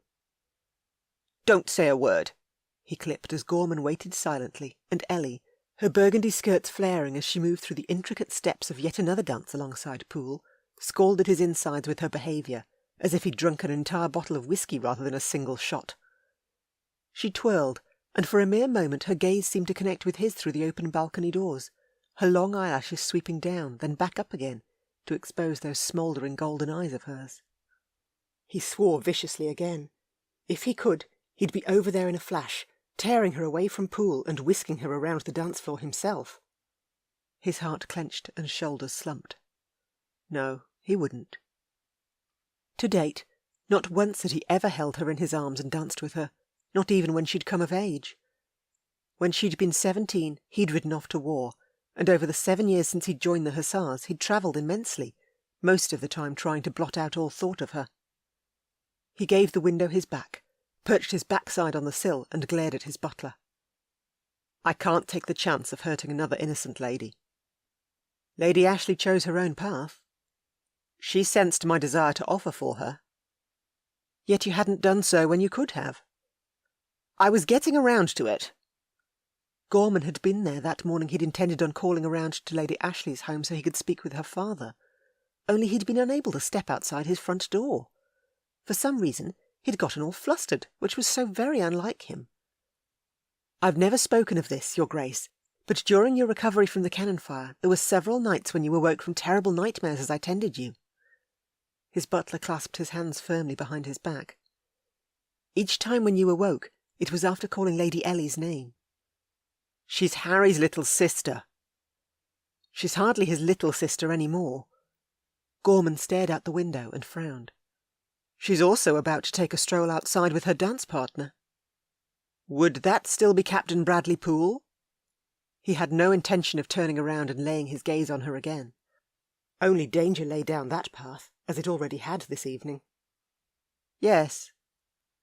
"What are they doing now?" Jaw clenched, he stayed his position. His butler had his uses, and being observant was one of them. "Give me an exact description." "They're standing on the balcony, in full view of those inside." Gorman's frown deepened. "Although they do appear to be in a rather deep discussion, their heads bent close together." "Tell me when they return inside." He waited, counting a full 5 minutes before he got impatient and growled, "Are they still conversing?" "They are, although they're now moving deeper into the shadows, nearer the steps leading down into the garden." "Does she have an escort?" "No, Your Grace."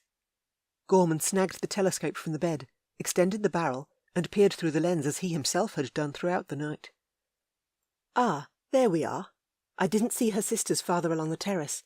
The captain is dropping a kiss on her gloved hand, and, now returning indoors, she is with Sophia and Olivia." Where in the blazes is Winterly? He knocked another shot of whisky down while Gorman remained on duty at the window. Give me another update. All 3 ladies have now disappeared into the garden, with their arms linked. Don't take your gaze off them. Harry's sisters could cause immense trouble when left alone, and he knew that well since he'd all but grown up with them. With his tension doubling, he gritted his teeth. Blast it, William. What is Winterly thinking, letting them wander about the gardens all alone? Gads! Gorman dropped the telescope with a thump on the mat underfoot. Lady Sophia and Lady Olivia are returning to the ballroom. They've left Ellie alone? He bounded in front of the window and searched the darkened gardens. Where is she? At our rear gate.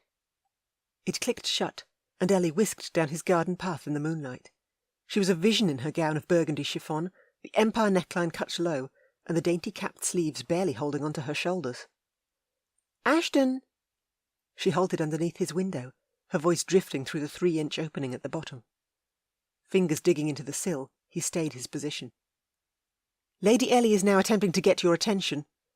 Gorman handed him the telescope. So I noticed. He pushed away from the sill and set the telescope on the side table next to his whisky glass. Good evening, Gorman. I see the Duke is with you, but not answering me. A good evening to you too, my lady. Gorman lifted a hand and waved to the imp. Have you been enjoying yourself at the ball? Most certainly. Would you be so kind as to ask the Duke of Ashton to meet me by his fish pond? Of course, I shall do so immediately. I'm not meeting you by my fish pond. He thrust his window fully open, the lip hitting the top catch, and his blasted enchanting imp smiled even wider.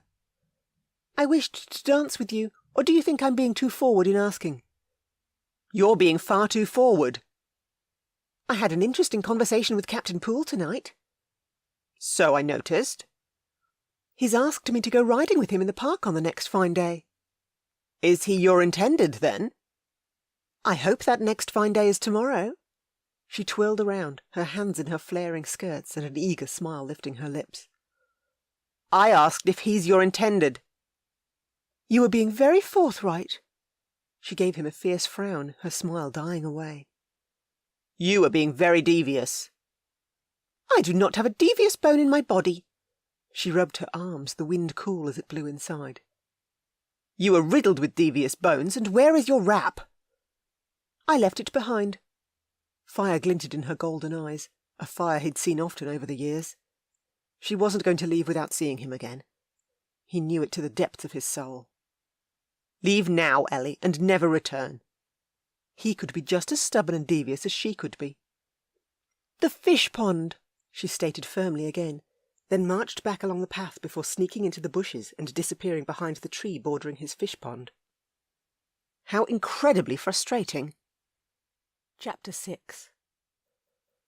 Heartbeat thumping vigorously, Ellie rubbed her chilled arms as she walked alongside the garden wall, next to the shimmering waters of Blackgale House's fish pond. The sheer chiffon of her gown rustled as she trod across the grass growing damp with the coming dew of the night, while from the Atkinsons' ballroom so close, the melodious notes of the next dance floated toward her. I told you to leave, Ellie, and to never return. Ashton, his cane in hand and limp more pronounced tonight, stomped past a tall cultivated hedge, his black cravat knotted at his neck over a black linen shirt, his black silk waistcoat buttoned. He appeared a very dominating force, only she had no intention of cowering to him. Not tonight. Not ever. I asked you for a dance, Your Grace. And I declined. He removed his superfine jacket and held it by the shoulders for her to slip her arms into, his cane resting against his hip as he did. You're shivering. I'll be fine. Put my jacket on. I can't allow you to catch a chill while on my property. He flapped his jacket over her head and caught her within the circle of his arms, his body emitting a delicious heat that poured into her. I don't need your jacket. She pressed against his chest to insert some space, only he moved not an inch. Yes, you do. He draped it over her shoulders, his lips near her ear as he lowered his growly voice to a soft murmur. I apologize if I seem overly grouchy tonight. You're always grouchy, or at least you are of late. She pushed her arms through the sleeves, his jacket completely engulfing her and his wonderfully warm scent as well. I apologize for saying you are riddled with devious bones. Why have you been lying to me? She stared him straight in the eye. About what, exactly? You were at White's last night. Bradley informed me so himself. You're on first-name terms with Captain Poole? Did you or did you not leave your home and attend your club last night? I did, but thankfully there are no ladies permitted at White's, which meant any innocent ladies remained safe. His gaze narrowed. Who did you dance with a fortnight ago? Not you. She inched forward a step, until her slippered toes touched his booted hessians. You also need to worry less about me and more about yourself. What I worry about is this dratted war. You've clearly uncovered something of interest at White's. What was it? She was eager to hear more about this awful war, and whenever possible did so. I spoke to Poole and Bishop-Hale while at White's. There's great worry over Napoleon's next move. Word is he's about to wed Marie-Louise of Austria, the Emperor of Austria's daughter. Oh dear. Her heart sank. Not good news at all. She rested her hands on Ashton's shirt front. If Napoleon is given the chance to cement his relatively young French empire, then he will attempt to take England next. He'll think nothing of it.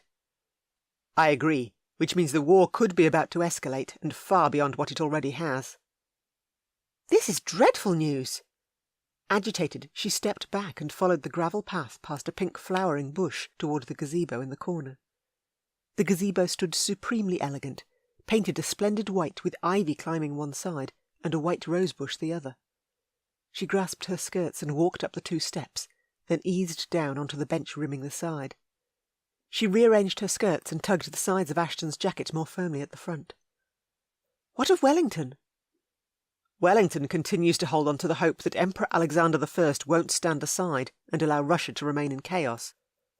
The moment Alexander chooses to change his country's foreign policy and join with us again, Wellington will be there to stand beside him and ensure Napoleon is halted in his endeavours to take over all of Europe. Ashton sat on the bench next to her, tucked his cane under the bench, and wrapped one arm around her shoulders. "Are you still cold?" "Less so now." Goodness, she feared for Harry. This all means more warring and an inevitable loss of life. Harry will fight to the death to ensure our protection, that those of us here in England remain safe and well. All our men will fight, and they won't stop until Napoleon surrenders and this war is done. He dropped a kiss on the top of her head. "You're shaking." "Because I need to tell you something of a personal nature, and I need for you to listen to me."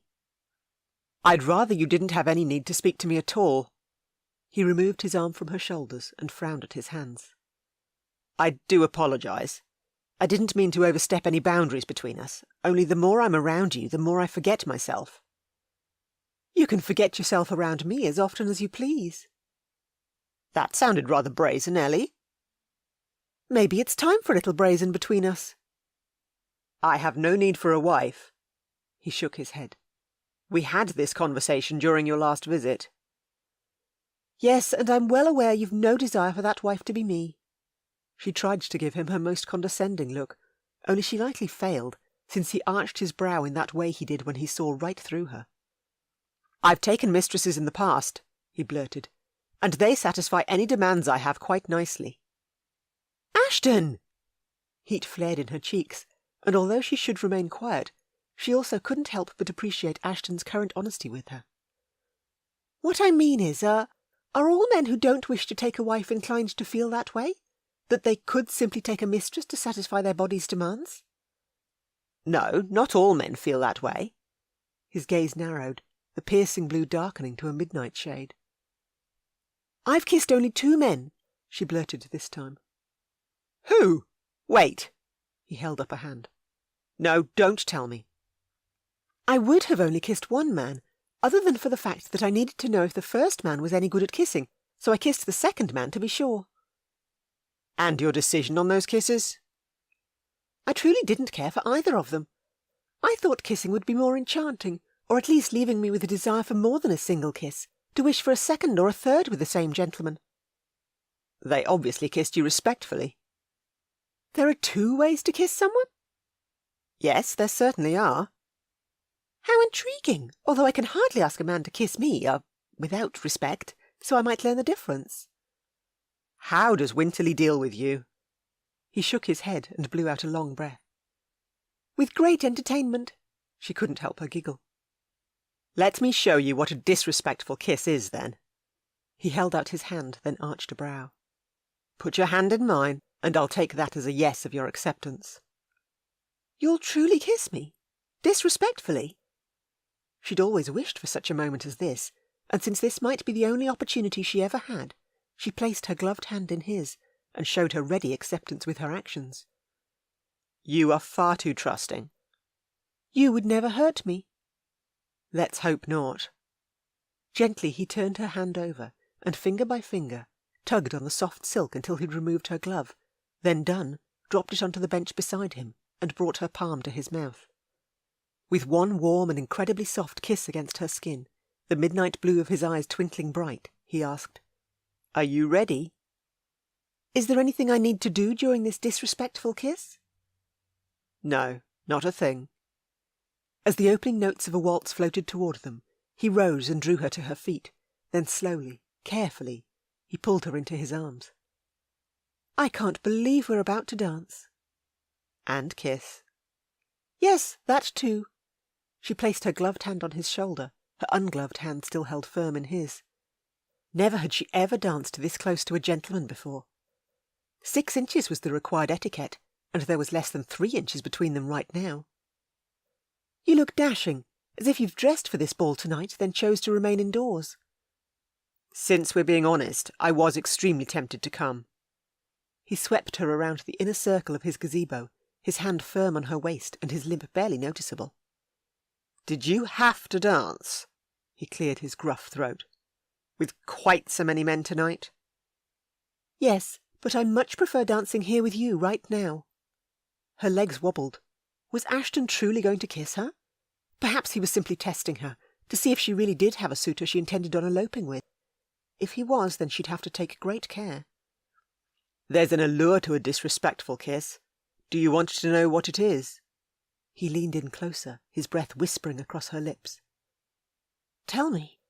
She sucked in a breath, her heartbeat thundering in her ears. It's called the danger that awaits with the conclusion of that kiss.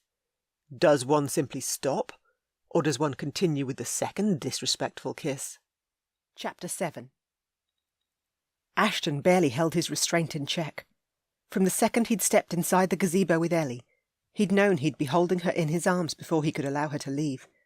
She'd captivated him tonight, as well as sent every sound and reasonable thought disappearing right from his head. "Are you ready?" he asked her, far beyond ready himself. I am. She swiped her tongue across her lips and dampened them in a way a woman did right before she wished to be kissed, and her golden eyes, they shimmered all bright and beautiful, her hand trembling in his.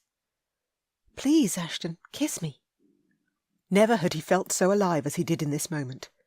Over the years, he'd taken the odd mistress or casual lover whenever possible, women who'd always held golden tresses and pouty lips, only not one of his lovers had ever been her, Lady Ellie Marie Trentbury.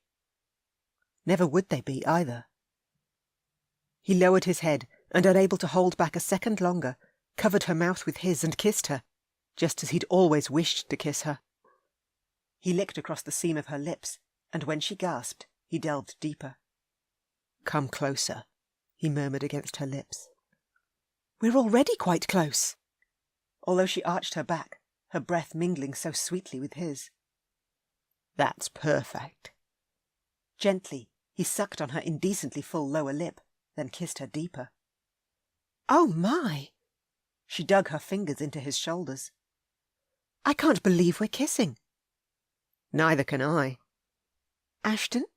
Her breathing escalated. "I feel so much." "Pierce." Her wide eyes searched his. "That's your first name?" "Yes, Pierce Luke Blackgale." Harry was the only other who knew it, particularly since he'd come into his title early in life and had always been known as Ashton. She smiled and firmed her grip on his shoulders. "Would you please kiss me again, Pierce?" "For as long as you desire." "That could be for a while. I'm quite enjoying this disrespectful kiss." "So am I." He took her mouth again and kissed her deeply, and in return she threw herself into their kiss with the same fierce ardour that took him. This was heaven, glorious heaven. She murmured. "This kind of kissing could get quite addictive." He growled, rough and low. Disrespectful kisses can also get quickly out of hand. "So I see. Tell me this is real." "This is real." He held her close, kissed her sweetly. "This is exactly why Winterly should be keeping a closer eye on you. I could be any man about to take advantage of you." "But you're not just any man." She swept her finger under his chin and kept his gaze on hers. Then ever so gently, she smiled. "I never knew this kind of kissing existed." He couldn't help but smile too, although he let it die quickly away. "Ellie, it would pay for you to never ask me for a disrespectful kiss again. Not unless I have the right to give it to you, which I never will. You are an innocent lady, and I've no intention of taking advantage of you." "Then what would you call me for kissing you just as intently in return?" "You are still an innocent lady." He kept his voice firm as he motioned to the Atkinsons' rear gardens. "You should return to your brother, immediately, and without any further diversion." Yes, I should." She dipped her gaze to the ground, but remained right where she was. After several seconds had passed, she lifted her gaze back to his. I would dearly love it if you paid a call on me. That isn't happening. Bessie lay it out straight. You'll never be my wife. So nothing has changed between us after we kissed? No, I still prefer my self-exile. She went quiet again, her gaze this time moving to the fish pond rippling with moonlight only a few feet away. A good minute passed, then 2, before she slowly faced him again. You are a contradiction. You kiss me, tell me your first name, then demand I stay away, and all in the name of your self-exile. You are about to elope with another man, in case you've forgotten, unless you spoke a mistruth to me. Is that what's happened? Truthfully? She breathed deep, her eyes a soulful golden hue. Sophia and Olivia will one day wish to wed, and Sophia truly is smitten with James Hargrove. Winterly has also told me that I have too much love to give, and would never be content as a spinster. He and Mamma would also prefer I accept the next proposal I receive, which means, unfortunately, I'm running out of time. That is the absolute truth. Don't run off to Gretna Green on some stupid whim. Stupid whims can sometimes turn out to be quite enjoyable, as I've just learnt tonight. A soft smile tugged at her lips. Don't you think so? No, all they do is confuse matters. I shouldn't have kissed you. Don't say that. Her smile disappeared. It's true. He pulled farther away, crossed his arms, and tapped one foot. You should leave.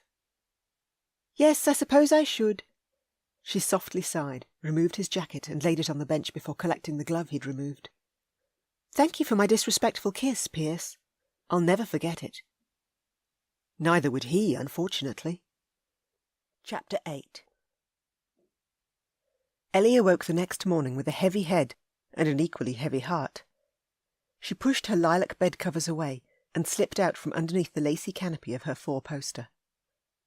Last night, Ashton had kissed her, then told her she'd never be his wife, right before warning her to stay away. At the time, she'd gone from the heights of ecstasy, then dropped into the sheer depths of despair. Goodness, but she had adored his kisses, had desperately wanted even more, but his words had made the ultimate sense.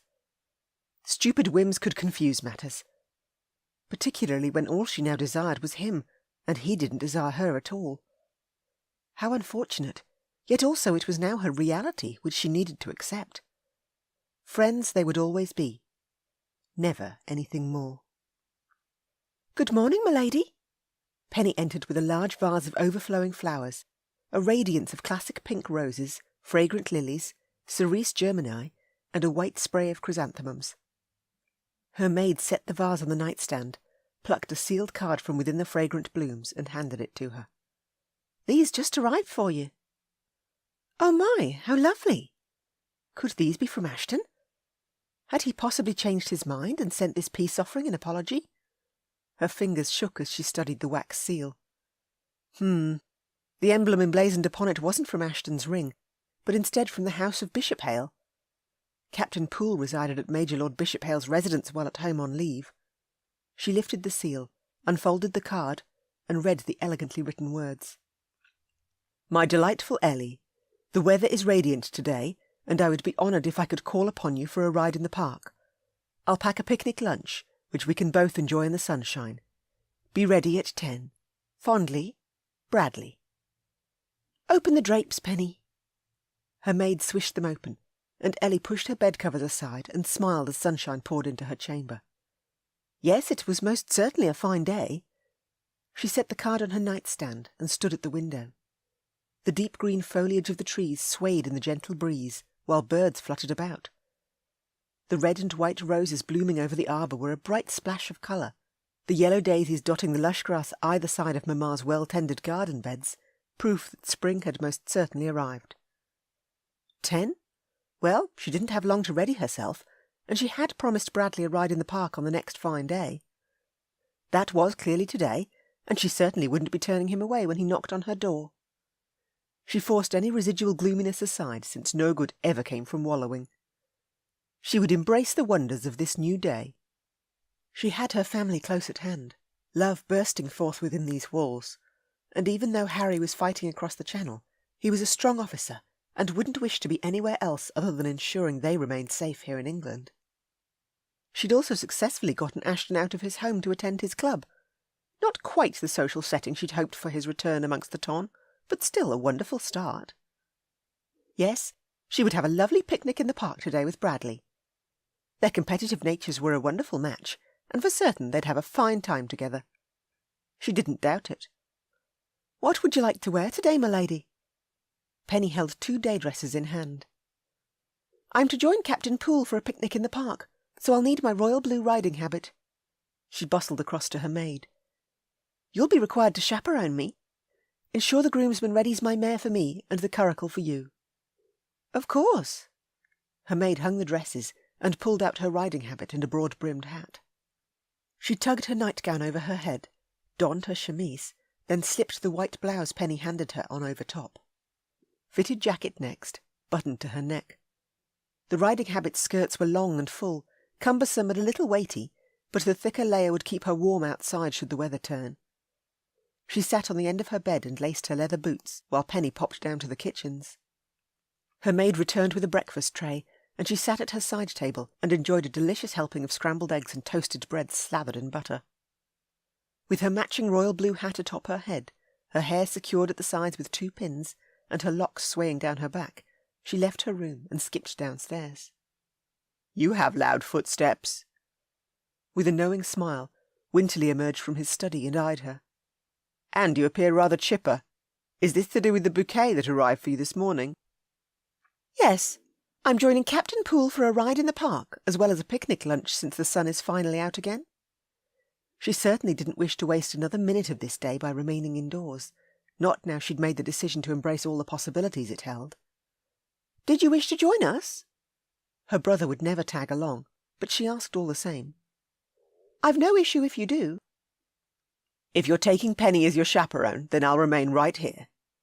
He pulled her into his arms and hugged her, his tan trousers pressed, and his matching jacket flowing smoothly over his broad shoulders. "I'm also in a meeting which has not long begun." "With Mr. Tidmore?" She'd love to say hello to her current cohort if he was here. "No, and brace yourself." Winterly gripped her hands, his gaze focused. "It's Ashton."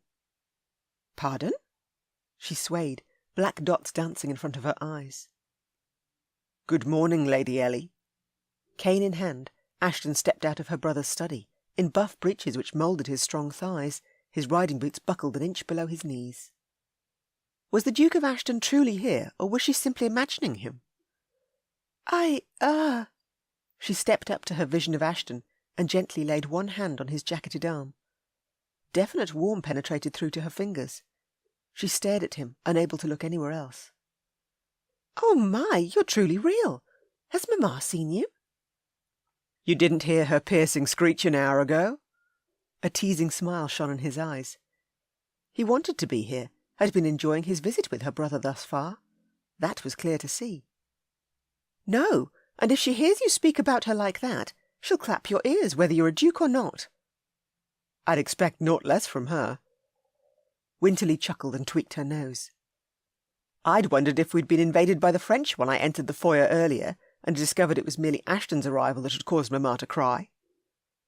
"Where is she now?" "With Sophia and Olivia. They still required masks for the Campton's War Society charity masquerade ball. They gushed over the arrival of your flowers earlier, and Mamma expected you might be busy. The 3 of them snuck away a few minutes ago." "I already have my costume and mask." She lowered her hand from Ashton's arm since she was still touching him, her shock slowly subsiding. "It's truly wonderful you're here." "I received a business proposition from your brother in this morning's mail, and on a whim decided to investigate it further. A maritime venture with an American shipping merchant named Mr. Tidmore. He'll be arriving to join in our meeting soon." He moved his cane to his left hand, and with his right lifted her hand and pressed a kiss across her gloved knuckles. "You look bright and radiant this morning." "I wish I'd known you were coming. I might have been able to change my plans if I did." "I wouldn't have expected you to. You should enjoy your ride and picnic in the park." A knock rattled the front door, and Penny opened it. Mr. Tidmore stepped inside wearing dark trousers and a navy waistcoat, a black jacket folded over his arm. He dipped his head and took her hand with a flourish. "My lovely Lady Ellie, you look ravishing on this fine spring day." "It's lovely to see you too." She gestured to Ashton. "Mr. Tidmore, I'd like to introduce you to the Duke of Ashton." "Yes, I've been looking forward to meeting you." Mr. Tidmore extended his hand to Ashton. "Lady Ellie has spoken about you often, Winterly too, of your great service in the war and your deep friendship with their family. It's an honour to finally meet you." "Call me Ashton." He shook Tidmore's hand. "Winterly and I have been speaking in depth about your shipping ventures." "Wonderful. We require one more financial partner in order to undertake the future ventures we wish to progress with, and I've requested the accounts be sent over here to Winterly today. They should arrive later this afternoon." Mr. Tidmore cast his gaze back to her. "I had hoped to see you today as well, to ask if you might be available for an evening at one of the playhouses on Drury Lane. Lord Merryweather and his wife have invited me to join them in their box tomorrow night." "I'd be honoured to attend a play with you tomorrow night." "Excellent. Then I'll collect you here at 6. Lady Merryweather mentioned the two of you were second cousins." "Yes, on Mamma's side of the family. Lady Merryweather and I had our first season together. Then she met Viscount Merryweather on her second season, and the two wed before the end of that year." "They're a delightful couple."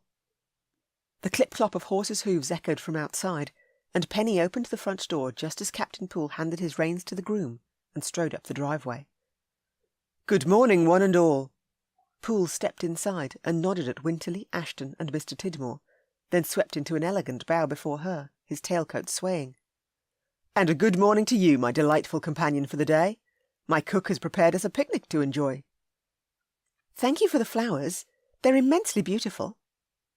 "As is the lady I sent them to." Heat flushed her cheeks, and Winterly cleared his throat with a barely contained grunt of laughter. If her brother could, he would likely be rubbing his hands together in glee right now. 3 eligible gentlemen stood within only a few feet of her, his every dream come true. "Let's be away, shall we?" Captain Poole extended his arm to her, and she slipped her hand through the crook and blew her brother a kiss. "Enjoy your business meeting today." To Mr. Tidmore she said, "Tomorrow night at 6. And to Ashton she murmured, "You are like family to us and should visit more often. Don't allow another 6 months to pass before you do." "Yes, my lady." A dark scowl furrowed Ashton's brow as he eyed Poole. "Hyde Park, is it?" "Yes." Poole cast his gaze to Winterly. "My lord, I'll return your sister to you by 3 this afternoon. Will that suffice?" "Only if you must." Her brother's eyes danced with mischief. "Our Ellie is a handful, which is the only warning I'm going to give you. Do enjoy your picnic." "It's my brother who's actually the handful. Ignore his warning." She smiled sweetly at Poole while her brother asked Mr. Tidmore and Ashton to join him in his study. She hurried the captain out the door, while Ashton remained in the foyer, watching her leave with his scowl still in place. Outside on the driveway, Poole drew her to a stop and patted her hand. "Wait right here while I transfer the picnic basket into your maid's curricle. I'll bring your mare to you right after." "Thank you." Poole left her side and saw the basket handed over from his man who'd ridden with him to her driver. Then he aided Penny into the curricle and disappeared into the stables to collect her mare from one of their liveried grooms. "Is he the one?" Ashton murmured in a low voice from behind her. She jumped, clutching her hand to her chest. "Ashton, you gave me a surprise." "Last night, after you left, all I could think about was how I pushed you away with my harsh words. I apologize profusely, Ellie." Sadness haunted his blue eyes. "Will you forgive me?" "Yes, absolutely." Mamma had taught her to never hold a grudge, and Ashton was Harry's best friend, a man she considered a friend too. That's if a lady were permitted male friends. "So I see Poole sent you flowers this morning, and Tidmore is to enjoy an evening out with you tomorrow night. You seem to have a number of suitors flittering about you." "There is only one suitor who matters." "Yes, the one you intend on eloping with." He gently touched his knuckles to her cheek, his sadness deepening as he drew them slowly away. "Enjoy your day, my sweet." "I shall. You enjoy yours too." "I would enjoy it more if I had you to gaze upon within Winterly's study, rather than your brother." A soft smile, then he turned and disappeared inside, the front door clicking shut behind him.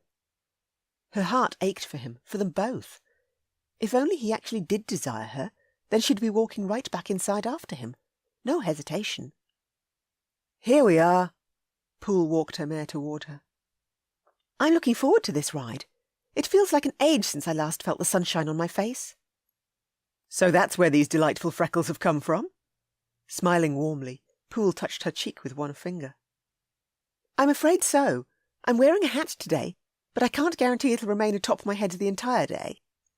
"Then I'll keep an eye on your wayward hat, and return it to you if it dares to fly away." He clasped her waist and lifted her into the saddle, then mounted his own horse, and with Penny already seated in the curricle beside her driver, she pressed her knees into her mount's sides and trotted alongside the captain as the sun shone high above. Towering trees lined each side of the street, the lush green front gardens hiding stately homes in the rear. Poole doffed his hat at Lady Allingsworth and her eldest daughter, who'd chosen to enjoy a stroll to the shops rather than to take a carriage for the short walk. The day was simply too fine to be confined inside a chariot, and the ladies offered charming smiles to Poole in return. "Are you enjoying your time on leave?" she asked Poole as birds twittered from up high in their nests. A dog barked down a driveway, and a cat skittered up the closest tree. "It's always a relief to set my weapons aside and not worry over what battle I must fight the next day." Posture tall and strong, his reins held firmly in hand, he skimmed their surroundings as if on alert. "Yet even with that relief, there is still a sense of unease that consumes me. Each morning when I awaken, I fear what news might come through the War Office." "It is a great service you undertake for your country." She moved with a gentle gait of her mare. "I can't say that enough." "My brother's betrothed said the same words to me this morning, which are touching to hear. You have my thanks for saying so as well." "Which of your brothers is now betrothed?" His eldest brother, Lord Major Bishopshale, had wed several years ago and had 2 young sons, although she was aware Bradley had 2 younger brothers, twins John and Geoffrey, born 2 years after him. "John is now engaged to the delightful Miss Sarah Shepherd. He's actually riding to Dover tomorrow to take some papers for Lieutenant Colonel Masters, so while he's away, I've promised to escort my future sister-in-law about town." "That is wonderful of you." "John would have had my hide if I hadn't offered to show her about town, particularly since she's new to London, and honestly, it is a privilege to be in her company. She is such a delight." They broke free of the cover of trees lining the busy street, and the sun glimmered across her companion's golden hair under the brim of his hat, his locks cropped short as many of the officers preferred. Harry had sported the exact same hairstyle on his last bout of leave 9 months ago. "I don't believe I've met Miss Shepherd before." Her name didn't ring any bells. "You possibly wouldn't have. Her family lived farther to the north, Nottingham to be exact." "Then how ever did Miss Shepherd and your brother meet?" A gentleman strolling along the sidewalk hailed a hack, and she steered her horse around him and the conveyance. "John was passing through Nottingham a few months ago, and when he fell ill he sought shelter at an inn, one Miss Shepherd's father was called to tend him at. Mr. Shepherd is a physician, and his daughter is his rather skilled aide. I can only say Miss Shepherd nursed John through a severe fever, and afterward, well, it was love at first sight. She is now a guest at Bishopshale House, enjoying the season before it ends." "Hopefully I'll get the chance to meet her while she's in town, then." "I'll make certain that happens." "I'll hold you to that." She breathed deep as they rode along the busier streets, and the welcome sounds of the town surrounded her. Another mile or 2 later, they passed underneath one of the 3 carriage entrance archways and entered the park. The long length of the Serpentine weaved through hundreds of acres of royal parkland, this place a popular gathering ground, and her fingers itched to give her horse its head, to enjoy a faster pace with the wind rushing through her hair, just as it usually did when she rode at Winterley Manor in the country. "Do you feel like a race?" Poole smiled knowingly at her, as if he too wished to let loose and ride like the wind. "Yes, I'd love a race." "To the lake's edge, then, where the large oak sits," he instructed her. "Do you know the spot?" "Yes, of course." "Excellent." He cast a glance over his shoulder and shouted the same instructions to the driver, that they were to race to the lake and to follow them as they were able. Oh, goodness! She'd need at least a minute or 2's head start if she wished to win this race. She thrust her knees into her mare's side and bolted, then keeping her head tucked close to her horse's neck, she weaved through the trees and galloped across the grassy meadow, the pounding of horses' hoofs thundering close behind her. "You cheat!" Poole caught up to her with a laugh, his eyes bright and his hat tucked under one arm so it didn't fly off. His stallion snorted air, his sleek black coat gleaming in the sunshine. They were magnificent, man and beast both. "I thought you told me to start." "I did no such thing." "You're supposed to say you did. A lady is never wrong." Another burst of laughter. "I see your competitive nature follows you from the dance floor to the countryside." "It follows me everywhere I go." She laughed too, the silk ties of her hat fluttering under her chin. "Although I won't be shown up without a fight." "What if I give you to the count of 10 before I give the call for our actual race to begin?" "That sounds perfect." She snapped her reins, lunged forward, and rode as fast as her horse could carry her. Under tree limbs she ducked, then jumped the odd log. Poole caught up to her within a mere minute, then passed right by, and drat it all, the captain disappeared through the bushes up ahead, and when she finally cleared the woods, and the lake's grassy edge loomed up ahead, the ancient oak tree with its wide boughs reaching toward the sky, he'd already tethered his horse to a branch, and laid on the grass with his arms crossed behind his head, as if he'd been whiling away the day for hours. Cheeks hot, she jumped to the ground and looped her reins loosely around the branch next to his, her mare easily able to reach the water for a drink.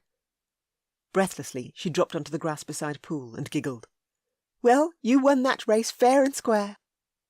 "The first win of many races to come, I hope." Grinning, he rolled onto his side and propped his head into his cupped palm. "You're a delight to be around, Ellie, like a ray of sunshine that spreads its warmth to all those close at hand." "You are too kind." More hoofbeats thundered beyond the bushes, and she snuck a look over her shoulder just as a horse and rider tore out of the woods.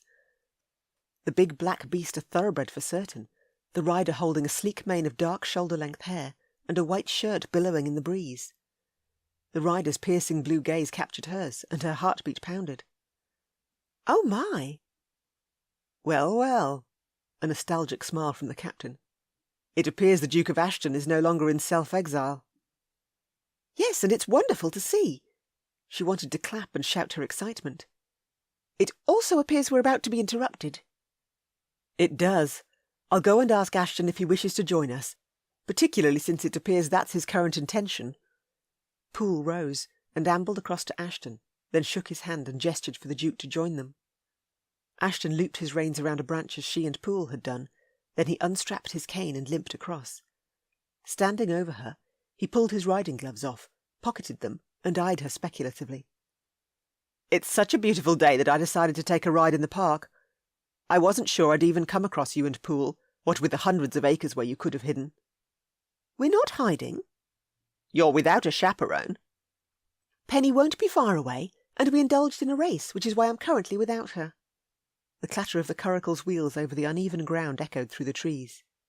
"See, there she is." "I'll fetch the blanket and basket I brought." Poole strode across the thick grass and disappeared beyond the bushes. "Ellie?" Ashton lowered to a crouch, set his cane on the ground next to her, and gently tucked a loose lock of her hair behind her ear, his gaze locked tight with hers. "Yes?"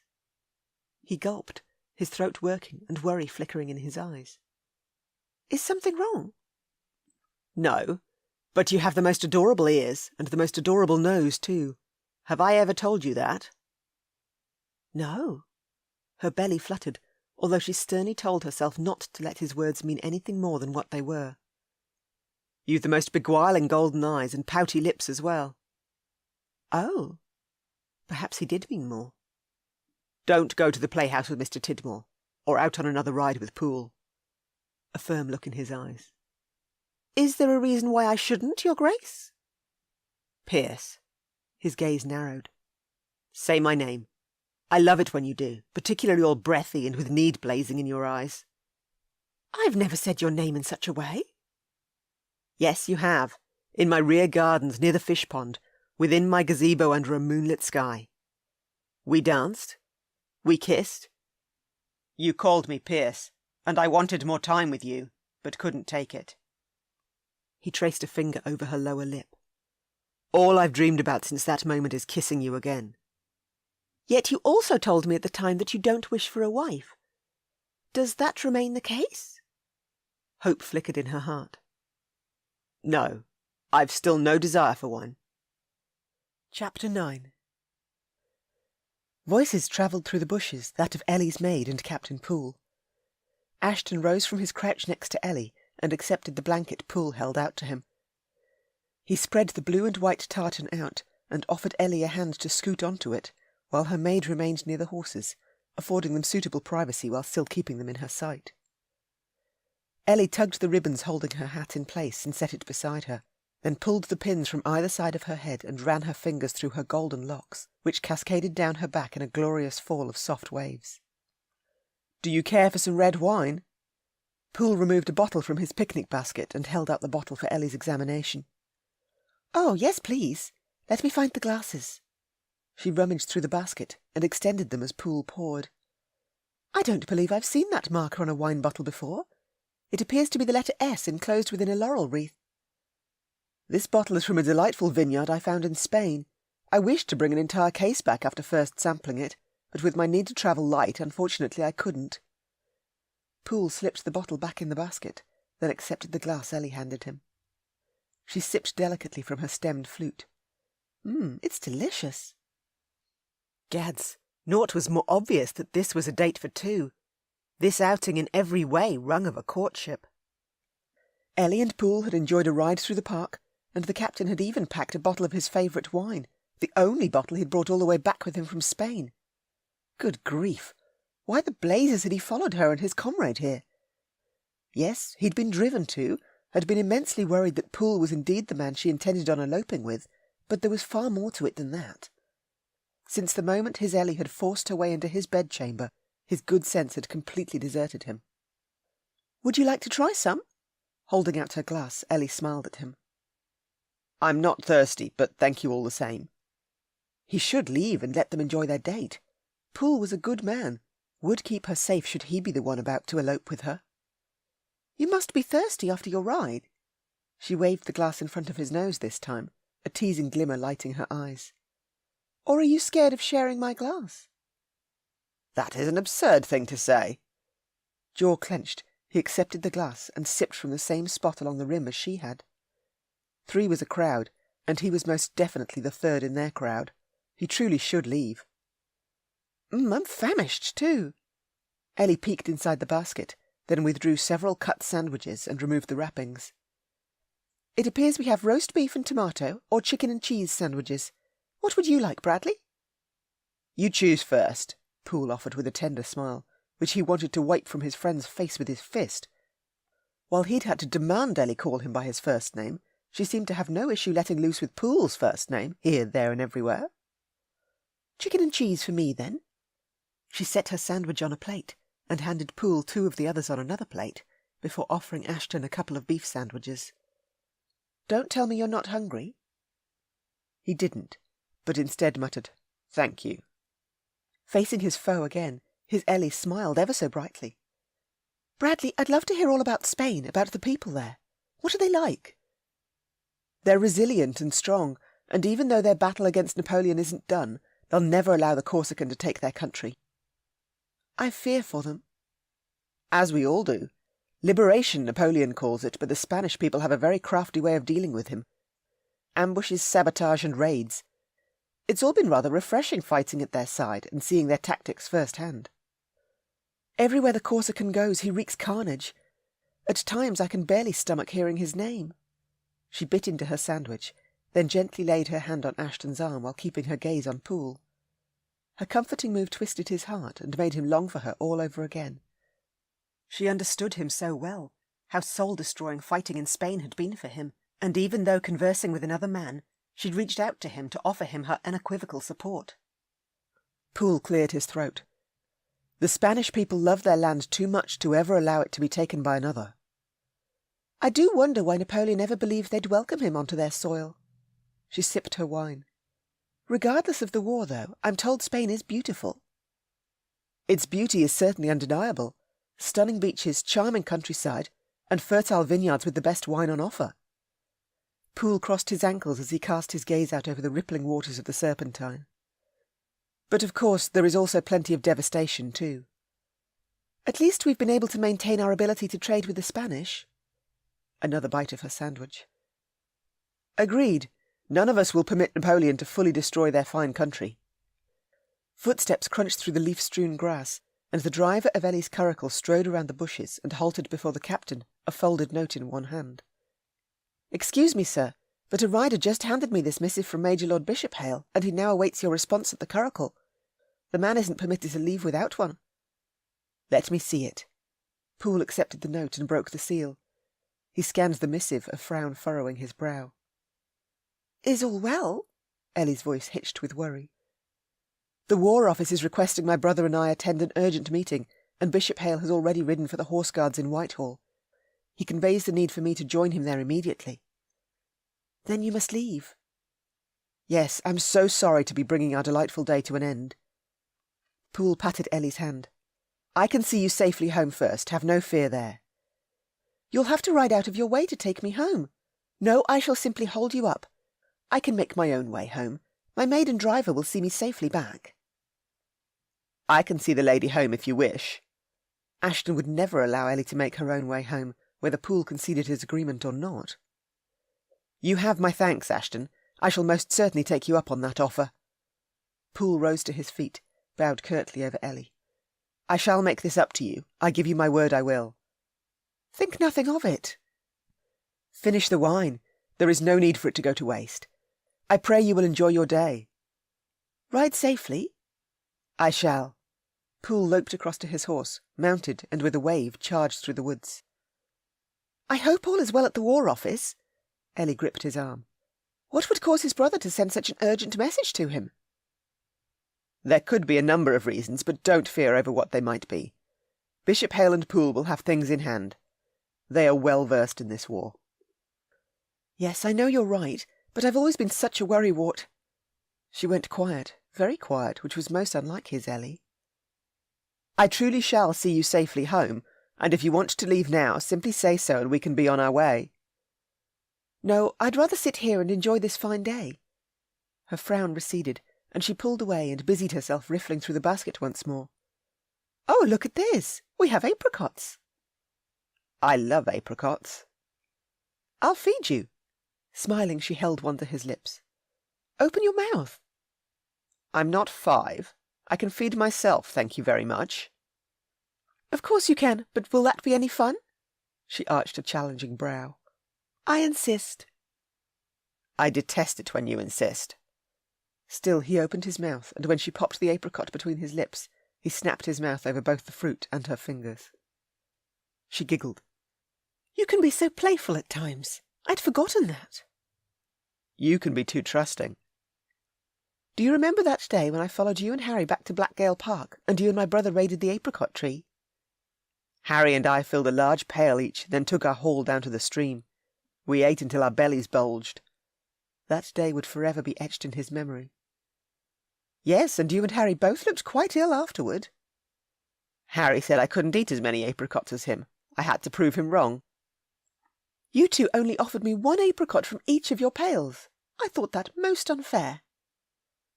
"We didn't want to spoil your appetite before dinner." "No, you didn't want to share." Her golden eyes sparkled, her smile wide. "Let me make another dare now, on behalf of Harry, since he isn't here." "You want to see who can eat the most apricots from that basket?" "No, I wish to dare you to come to the Campton's War Society Charity Masquerade Ball, and, while you're there, to sign your name on my dance card." He was tempted, incredibly tempted. "That kind of a dare should go 2 ways." "Name your dare, and I'll honour it." "Send your maid away, right now." What the blazes was he doing asking that? "That's your dare?" "Yes." "But I can't do that. We'd be left alone, and if anyone saw us, there'd be talk. Then you'd be honour bound to offer for me, and we both know you don't wish to take me as your wife. Your words, not mine." "This spot is completely secluded." God, he needed to shut his mouth. She glanced about, her brows pinched together as if she was actually considering his dare. Then she called out to Penny. "Take a walk if you like, but don't let the groomsmen see you wandering about." "Are you sure, my lady?" "Yes, very sure. The Duke is like a brother to me, and we wish to speak in private." "As you wish." Her maid dutifully bobbed her head and disappeared into the trees. Done? Ellie brushed her hands together, looking incredibly gleeful as she did. I'd rather you ceased comparing me to Harry, particularly since his current thoughts were anything other than brotherly. He wanted her in his arms, to hold her forever. You're not wheedling your way out of this dare. I expect to see you at the masquerade and to have my dance. I'm also not giving away what my costume shall be, or the mask I shall wear. You will have to do your very best to find me. She unbuttoned her royal blue riding jacket and laid it on the grass beside her. The day is warming up beautifully. You are such a scamp. There would be hundreds of costumed people in the ballroom, and even if he did decide to accept her dare and attend, he might never be able to find her. Yes, but you've always known that. She held out another apricot. Care for another bite, Your Grace? You are riding the fine line of trouble between us. So was he. He crossed his arms behind his head, settled on his back, and opened his mouth. Gads, why couldn't he hold his atrocious behaviour?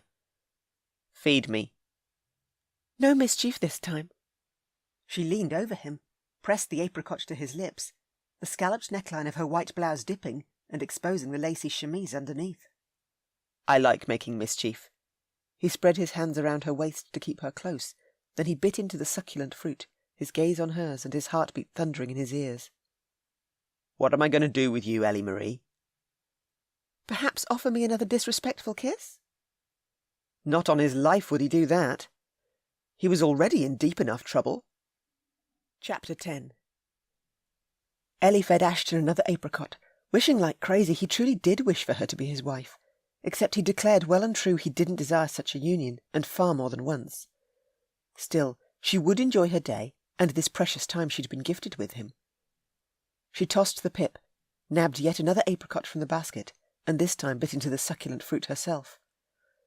"It's at times like these," she murmured as she licked her lips of the apricot juice, "that I miss Harry dreadfully." "Why is that?" Ashton lifted up, then shockingly actually settled his head in her lap as he laid back down again. "What are you doing?" "Resting, and I like it when you feed me. Please don't stop." He caught her hand and drew the apricot she'd bitten into down to his mouth.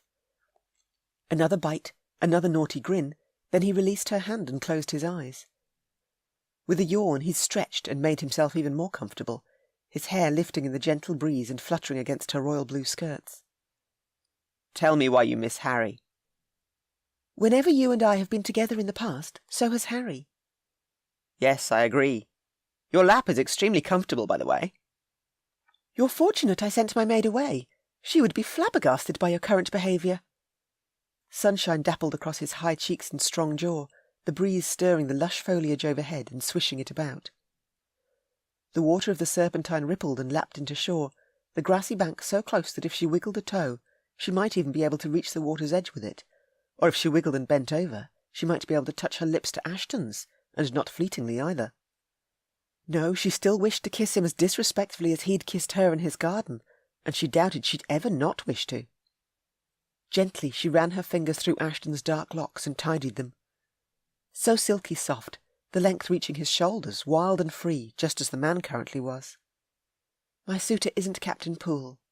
A soft admission. She couldn't help but make it. "Then why accept Poole's invitation for a day out?" "So you won't guess who my true beau is." "Blast it all, Ellie!" He thumped the ground, rose swiftly, and tipped her onto her back on the blanket. His eyes glittered as bright as sapphires as he slid his fingers around her nape, then drew her mouth closer to his. "Are you going to kiss me again?" "No." With a low growl, he brushed a kiss across her forehead instead of her lips. "Pierce?" She wrapped her arms around his neck and clung to him. "Life isn't meant to be lived behind four walls." "I'm well aware." He guided her mouth to his, then kissed her, his breath whispering softly across her tongue in a teasing caress she completely adored. "I love it when you kiss me," she murmured against his lips. "I shouldn't be kissing you." He caressed her sides, keeping her close. "Say yes to another kiss." "Yes." Butterflies took flight in her belly, his warm breath fanning her lips. Slowly he brushed his mouth over hers, his lips so achingly soft as he joined them together a second time. She nibbled on his lips in return, and he groaned deep and throaty before capturing her mouth and offering her a wicked kiss she'd never forget. "One more kiss," she demanded as he pulled back an inch. "No, we've kissed too much as it is, and this is dangerous territory we're headed into. I followed you to make certain Poole didn't ravish you, and now here I am doing exactly that. No more." "Of course. You're right." Although she wished he wasn't. Chapter 11. Frustration pummeled through Ashton. He'd kissed Ellie yet again, and truly shouldn't have. A diversion was needed, and fast. He eased up and put the picnic basket between them, poured her another glass of wine and handed it to her, then gulped the last few mouthfuls straight from the bottle before dropping the empty flagon inside the basket. The bottle thumped against a pack of cards in the bottom. Perfect. A game of cards would hopefully distract his amorous thoughts, and the last time they'd played together had been 9 months ago after dinner one night at the Trentburys' table. Harry had played too, as well as watched on and stated how evenly matched he and Ellie had now gotten. He shuffled the deck, asked her, "Do you care for a game of stud poker?" "I've been playing with Winterly lately and gotten quite good at the game. What shall the stakes be?" "The usual. The first to win 10 rounds always chooses their spoils, within reason, of course." "Perfect. I'm looking forward to this." She accepted the shuffled deck and dealt their cards. Their game began, and drat it all, but Ellie had most certainly gotten quite good of late.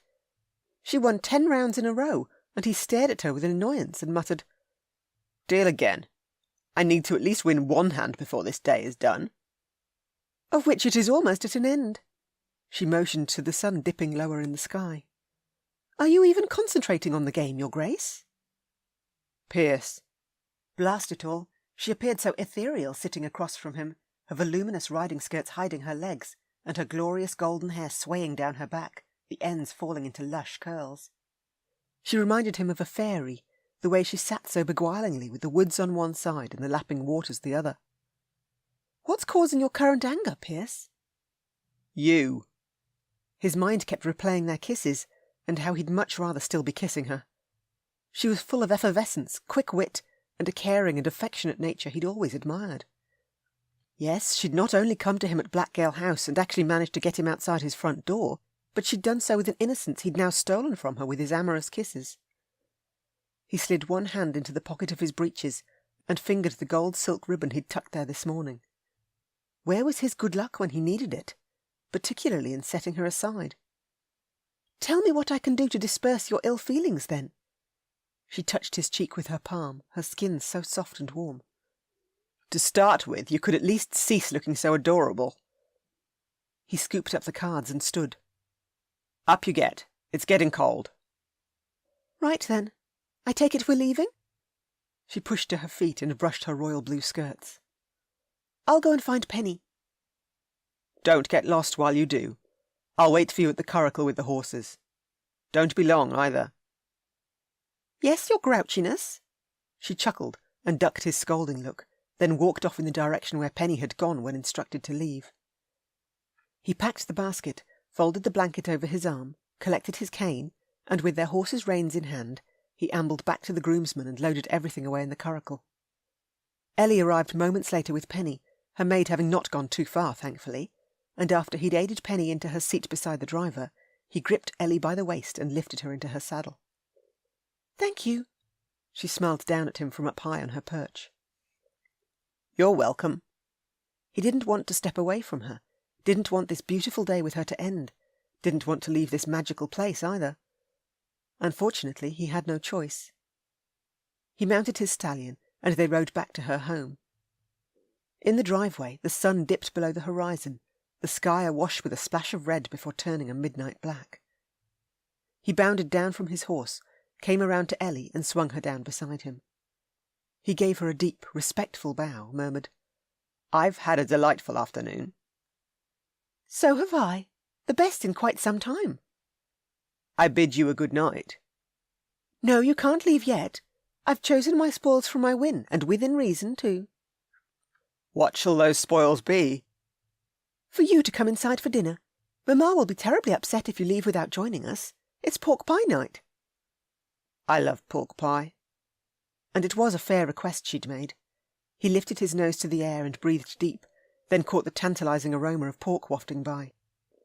Something else as well. He sniffed again. Is that roast beef I can smell too? I'm not sure, but I trust your sense of smell. You and Harry could always scent what was for dinner before we ever entered the dining room.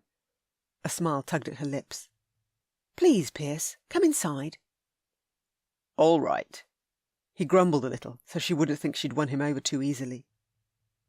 Grinning, she lifted a hand to the waiting stable lad. Brush our horses down and give them both an extra hand of oats. Yes, m'lady. Thank you. She hooked her arm through the crook in his own, and he escorted her inside the house, where indeed the hearty aroma of roast beef swirled through the air, along with the savoury scent of pork pie. Mamma, Ellie called out from the foyer. In the drawing-room, my dear. Look who I've brought home for dinner. He got tugged into the drawing-room, and more squeals resounded, shrieks twice as loud as this morning when he'd arrived, and been greeted by Harry's mother and sisters. He kissed each of the ladies' hands, Sophia and Olivia's first, the ladies seated next to the crackling fire, then Lady Winterly's after she'd dropped her embroidery into the basket at her feet, her lacy cap pinned atop of her head and her smile wide. As he bowed over her hand, he asked, Did you have a lovely day, my lady? Oh, my dear boy, we certainly did, and now you've topped it off again. Don't forget it's Flora. There's no need to stand on formality with me, as I've told you countless times before. Flora grasped his hands firmly in hers, as if she didn't wish for him to step away. The cook has even added apple to the pork pie, and I know you love that combination well. There's roast beef as well, Yorkshire pudding and plenty of gravy.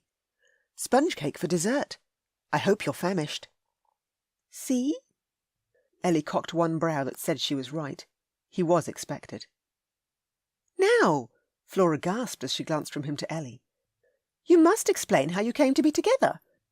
Winterly mentioned you and Poole were to enjoy a ride and picnic in the park, so there's surely a tale to tell which will explain how you left with one gentleman, yet returned with another. Not that I mind who you returned with, of course. Not long after Poole and I got settled in the park near the Serpentine, Ashton joined us. Then a messenger rode in with a missive from Captain Poole's brother, Major Lord Bishopale. The Major asked Poole to meet him at the War Office, so he had to rush off. Thankfully, Ashton remained with me. That's how we came to be together. Oh dear, I do wonder what could be afoot now at the War Office. A puppy yapped from within the folds of the blanket covering Sophia's lap. Shh, little one. Sophia petted its wee head. It's all right. This is the Duke of Ashton. He's Harry's dearest friend. Sophia waved him over. Come and meet our puppy. Well, it's lovely to make your acquaintance. He crouched in front of Sophia and held out his palm for the pup to smell. He got a wet lick as his reward, the puppy jumping on Sophia's skirted legs, its black and white ears flopping about, the rest of his wee body a glorious patchwork of the same two colours. The tiny thing couldn't be more than 8 weeks old, and could surely fit in the palm of his hand. He's certainly happy to see you. Sophia held the puppy out for him to take. This is Beast, Winterly's new hunting dog, or he will be when he grows up. He's an English Springer Spaniel. I missed meeting Beast this morning. He hadn't heard a word about the new addition to the Trentbury household either. He rose and tucked the tiny critter in close to his jacketed chest as Ellie rubbed between Beast's ears. She dipped in and touched her nose to the pup's nose, her cheek brushing his chest and making him hunger for more of her affection too. Where do you keep him? He asked Ellie. He sleeps in Harry's room at night. She nuzzled the puppy some more, her golden locks lit an even more brilliant golden hue by the firelight. We keep a padded basket right beside Harry's bed, so that when Harry next returns on leave, Beast will already be aware of his scent. Are you saying Harry's a smelly chap? No, not at all. She giggled, her face flushing so delightfully.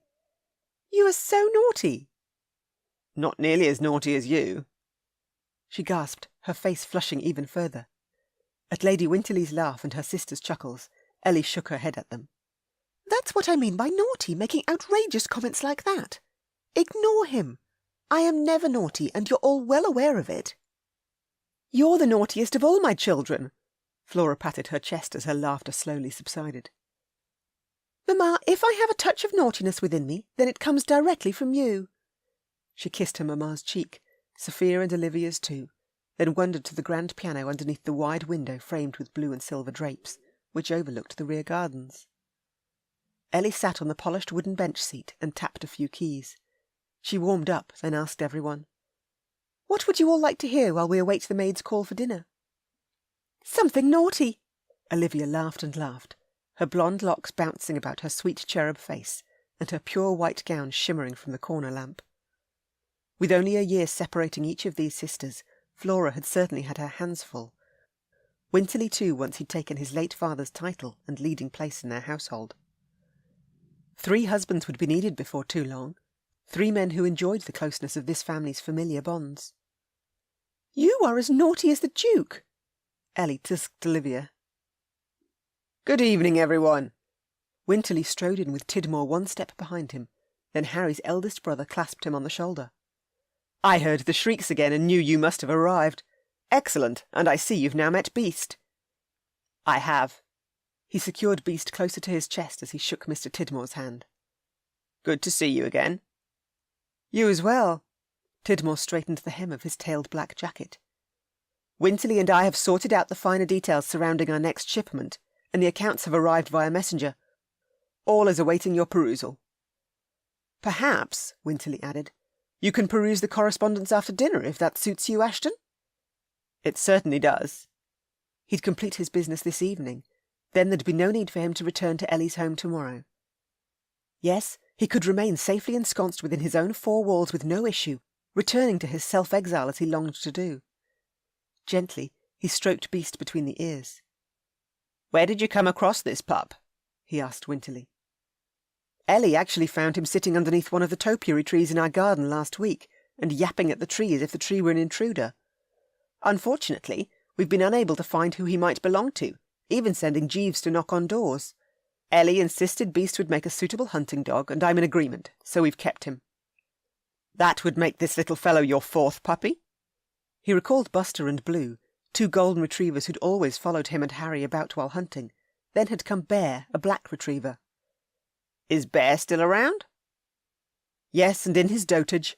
He'll enjoy playing with this young fellow when we take Beast to Winterly Manor in the summer. Loads of wide-open fields for him to bound around in." "He'll get lost in all the tall grass if we don't keep an eye on him, though," Flora warned before strolling across to Ellie. Ellie cast her gaze to Tidmore and patted the bench beside her. "Shall we play a tune together?" "Absolutely." Tidmore strode across to Ellie and settled on the bench seat next to her. He ran his fingers over a few keys, then cleared his throat as he gazed into his Ellie's eyes. Such delight fluttered over Ellie's face, and a deep sense of unease curdled in Ashton's gut. Ellie had told him that Poole wasn't her suitor, so perhaps it was Tidmore? He gritted his teeth as Tidmore leaned in far too close to Ellie, particularly for his liking. "What about the piece by Mozart we've been practicing?" Tidmore asked her. "Sonata for 4 hands in D major K 381, if you'd like." "Yes, Allegro first, then if you're content to continue, Andante and Allegro molto to finish." Ellie glanced at her mother. "Will there be time, Mamma?"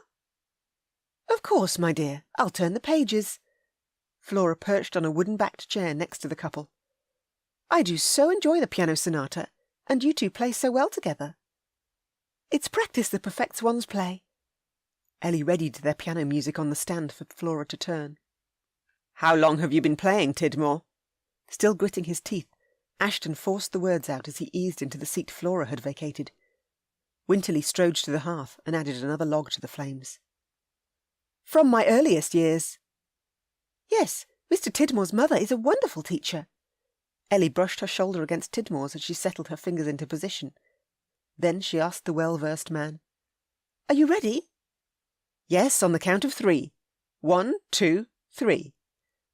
Together, Ellie and Tidmore both dropped straight into the musical beauty of the sonata, and Ashton's heart dropped as well. Unfortunately, together, they stunned him with their passionate portrayal of Mozart's music. Clearly they'd practiced this piece often at each other's sides, and his innards twisted into a rage of knots, although even with the fierce level of tension storming through him, the playful notes of the Allegro slowly wound around him, settling him just as they always did. This piece reminded him of lighter, more fanciful times, like before the war had ever started, of being atop his stallion and flying across the open fields of his duchy. Then, as the allegro came to an end, everyone remained quiet. Moments later, Ellie and Tidmore dove straight into the more soulful tune of Andante. With this piece of music, he returned to those grassy fields of his duchy atop his thoroughbred. He closed his eyes and drifted on the sea of melody, his Ellie playing so beautifully. He could taste the pine freshness in the air, the sunshine warming his skin, and the addictive freedom of the countryside drawing him ever deeper within it. The puppy curled into a ball in his palms, its heads and paws propped on his thumbs. Then, with the closing notes of the Andante falling like soft rose petals fluttering to the grassy ground, he opened his eyes and caught Ellie's golden gaze as she smiled at him. "Bravo," he whispered to her, although there was still so much more to come. She didn't disappoint either, his enchanting imp who'd followed him around since he was a lad. With her pouty lips raised and her bountiful charms on clear display, she dived straight into the allegro molto.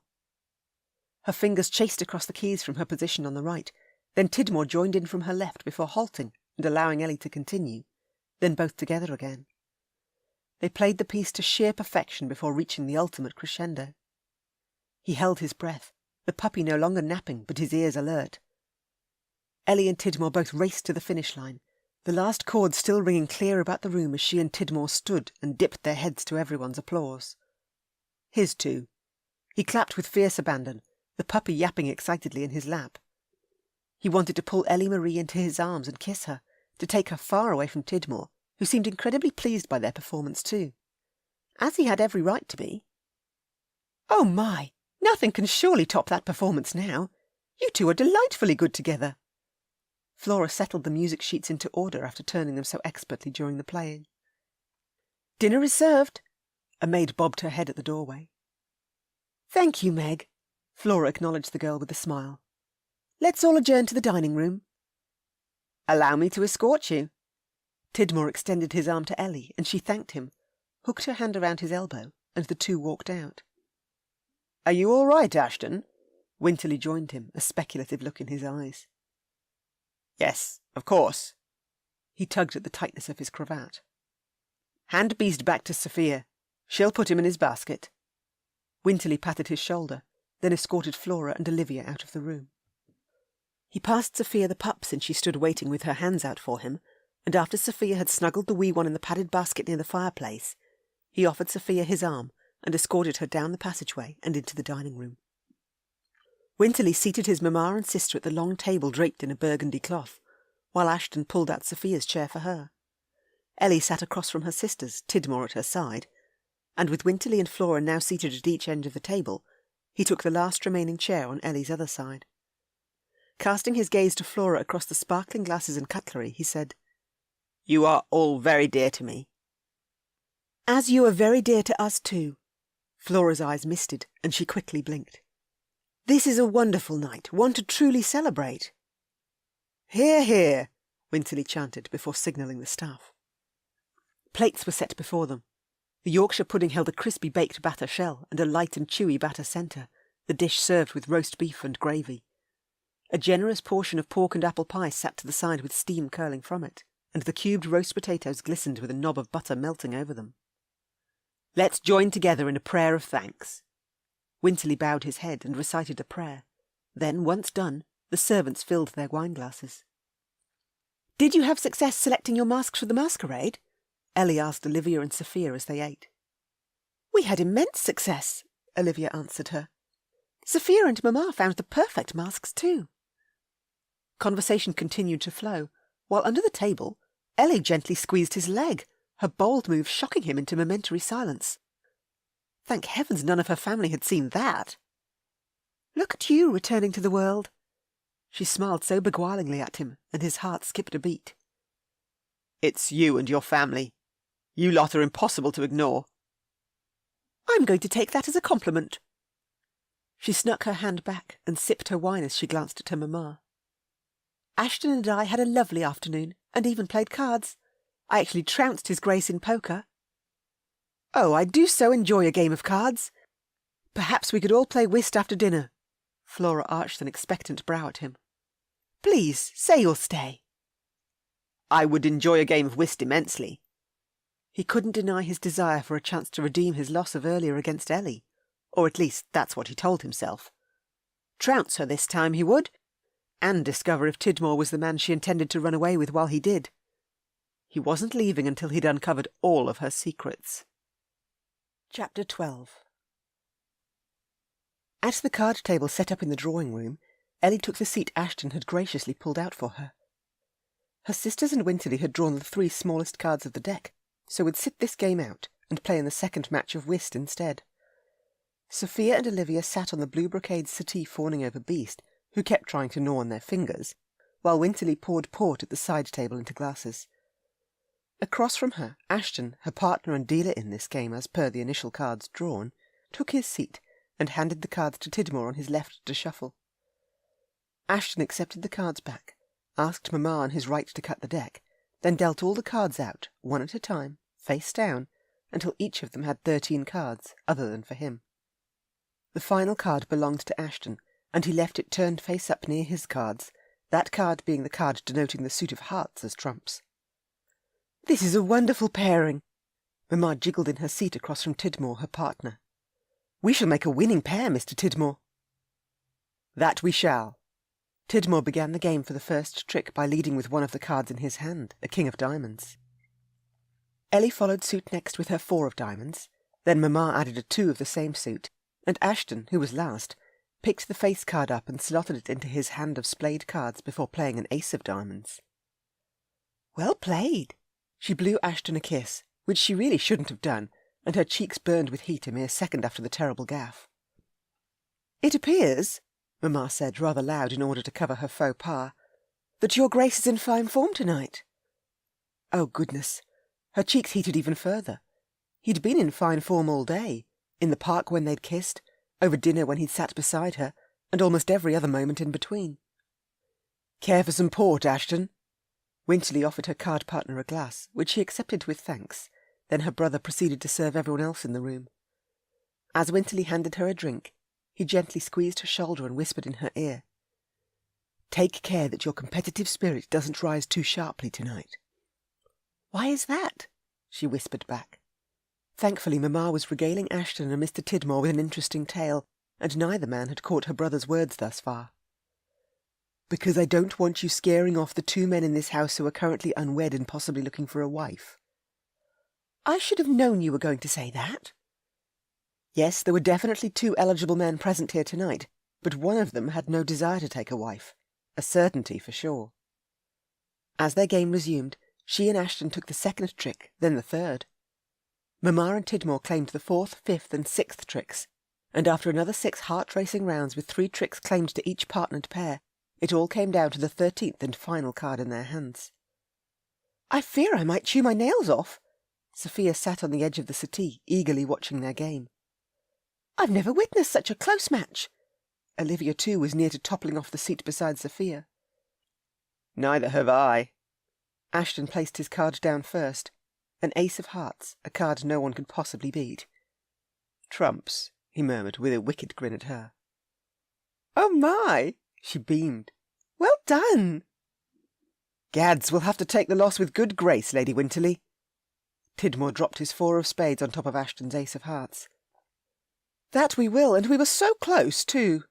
Mamma placed her 10 of hearts on the pile. "Show us what you had, Ellie, my dear." "I saved my best until last." She lowered her jack of hearts on top of Mamma's. "Drat it all! You would have trumped Tidmore and me too had Ashton been without the ace."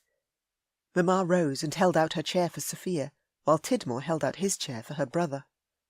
Ellie offered Olivia her chair for the swap, then came around and touched Ashton's shoulder. "You remain and play another round since you won that last trick." "As you wish." He collected the cards and shuffled them, while Mamma sat on the settee and picked up her embroidery. Tidmore stepped in beside her, his voice low as he murmured, "Did our plan come to fruition?" "Yes." She cleared her throat, wishing to speak to him further in private. "I believe I need some fresh air," she said, loud enough for everyone to hear. "Then allow me to escort you for a walk," Tidmore grinned. "In the rear garden?" "Yes, that would be lovely." She looped her arm through the crook in his elbow. "Mamma?" I can see you from the window, dear. Go and take your walk. Mamma waved her off. Then let's be away. She wandered into the foyer, donned her riding habit jacket hooked on the stand where Penny had hung it for her earlier. Then as Mr. Tidmore opened the door, she walked through and wandered along the gravel pathway into the garden. Together they strolled underneath the arbour, white and red rose vines clinging to it. She halted and lifted her gaze to the moon shining so gloriously bright overhead, a million stars twinkling all about it. When I stand outside on such a beautiful, clear night as this, I can't help but wonder what it might be like to see the sky from elsewhere. The stars align differently depending on where one stands on this vast earth. Tidmore clasped his hands behind his back as he gazed at the stars, then at her. The moon highlighted his strong jaw and painted the ends of his black hair a midnight blue. If you truly do desire to see this night sky from elsewhere, I would be honoured to take you to those places across the seas. I've always longed to travel. My mother would adore listening to us play the piano together, my father as well. When will they next return to England for a visit? Usually in the summer, so they'll return soon. How wonderful!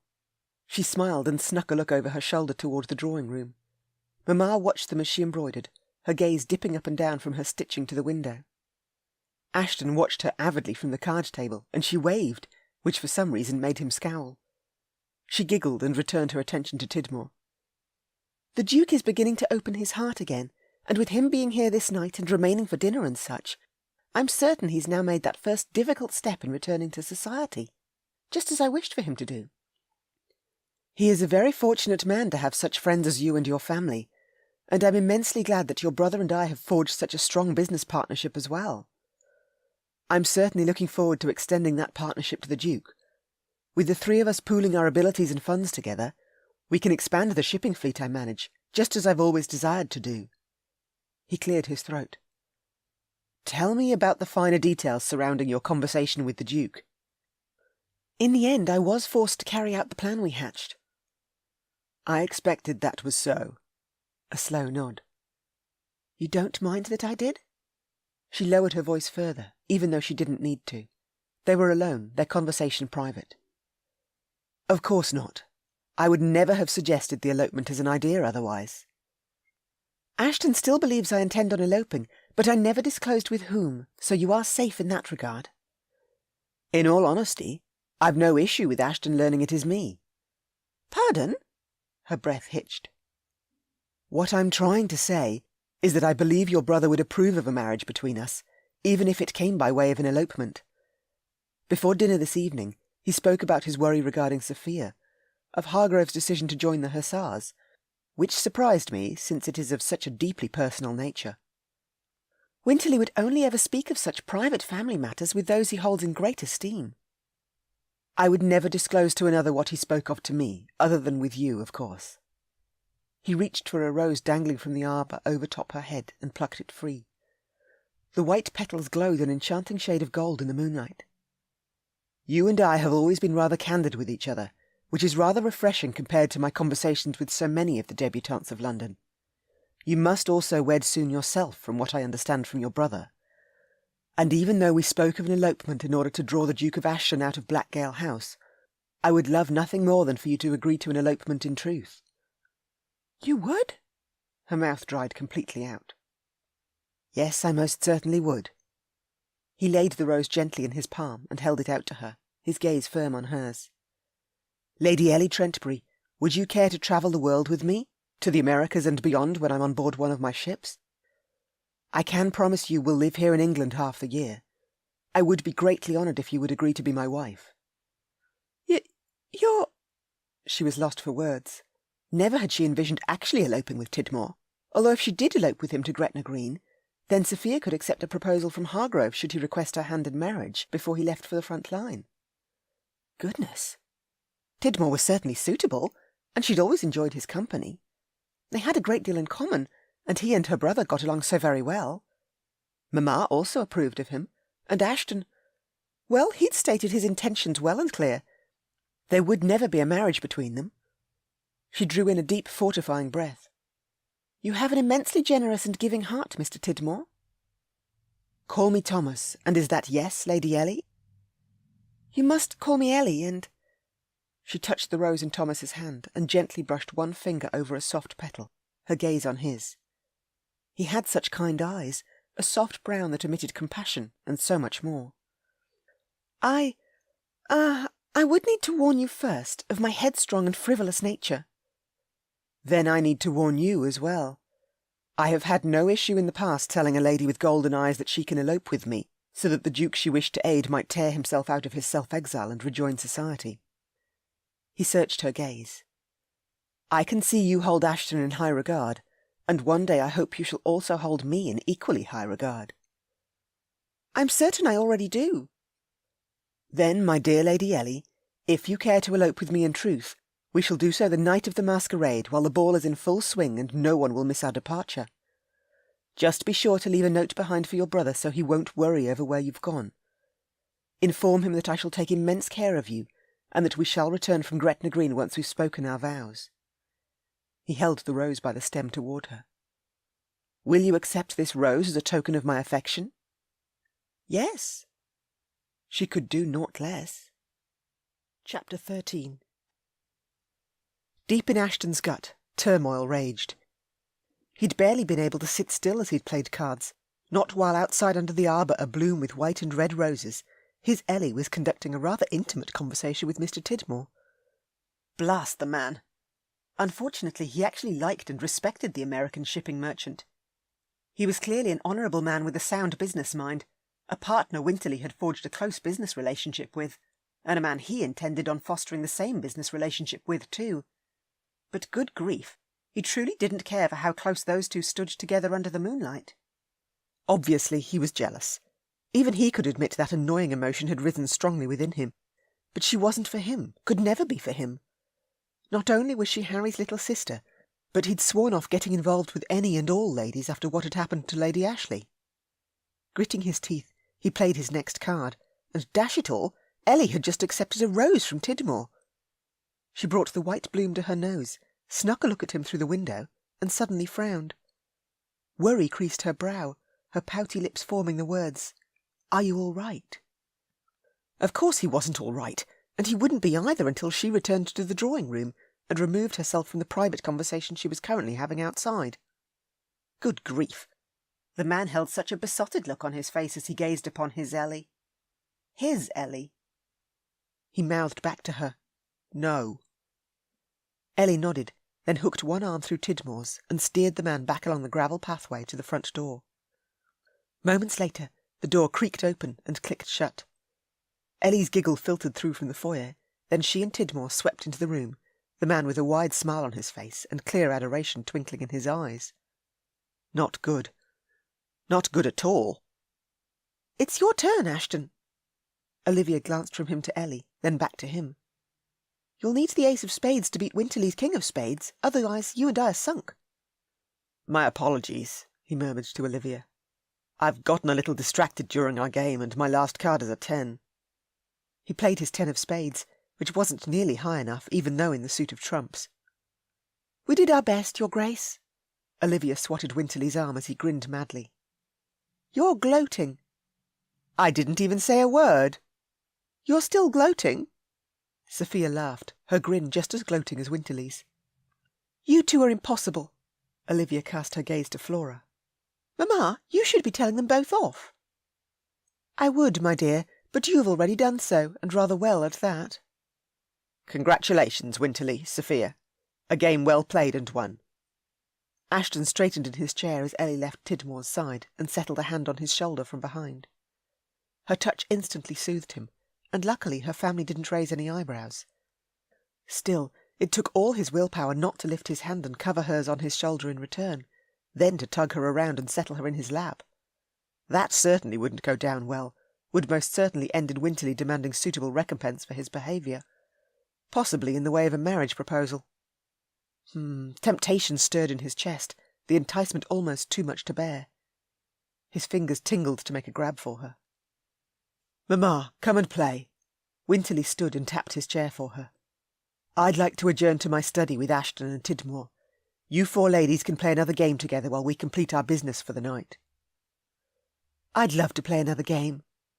Flora set her embroidery aside and took Winterly's chair. Ashton offered his chair to Ellie and tucked it in after she sat.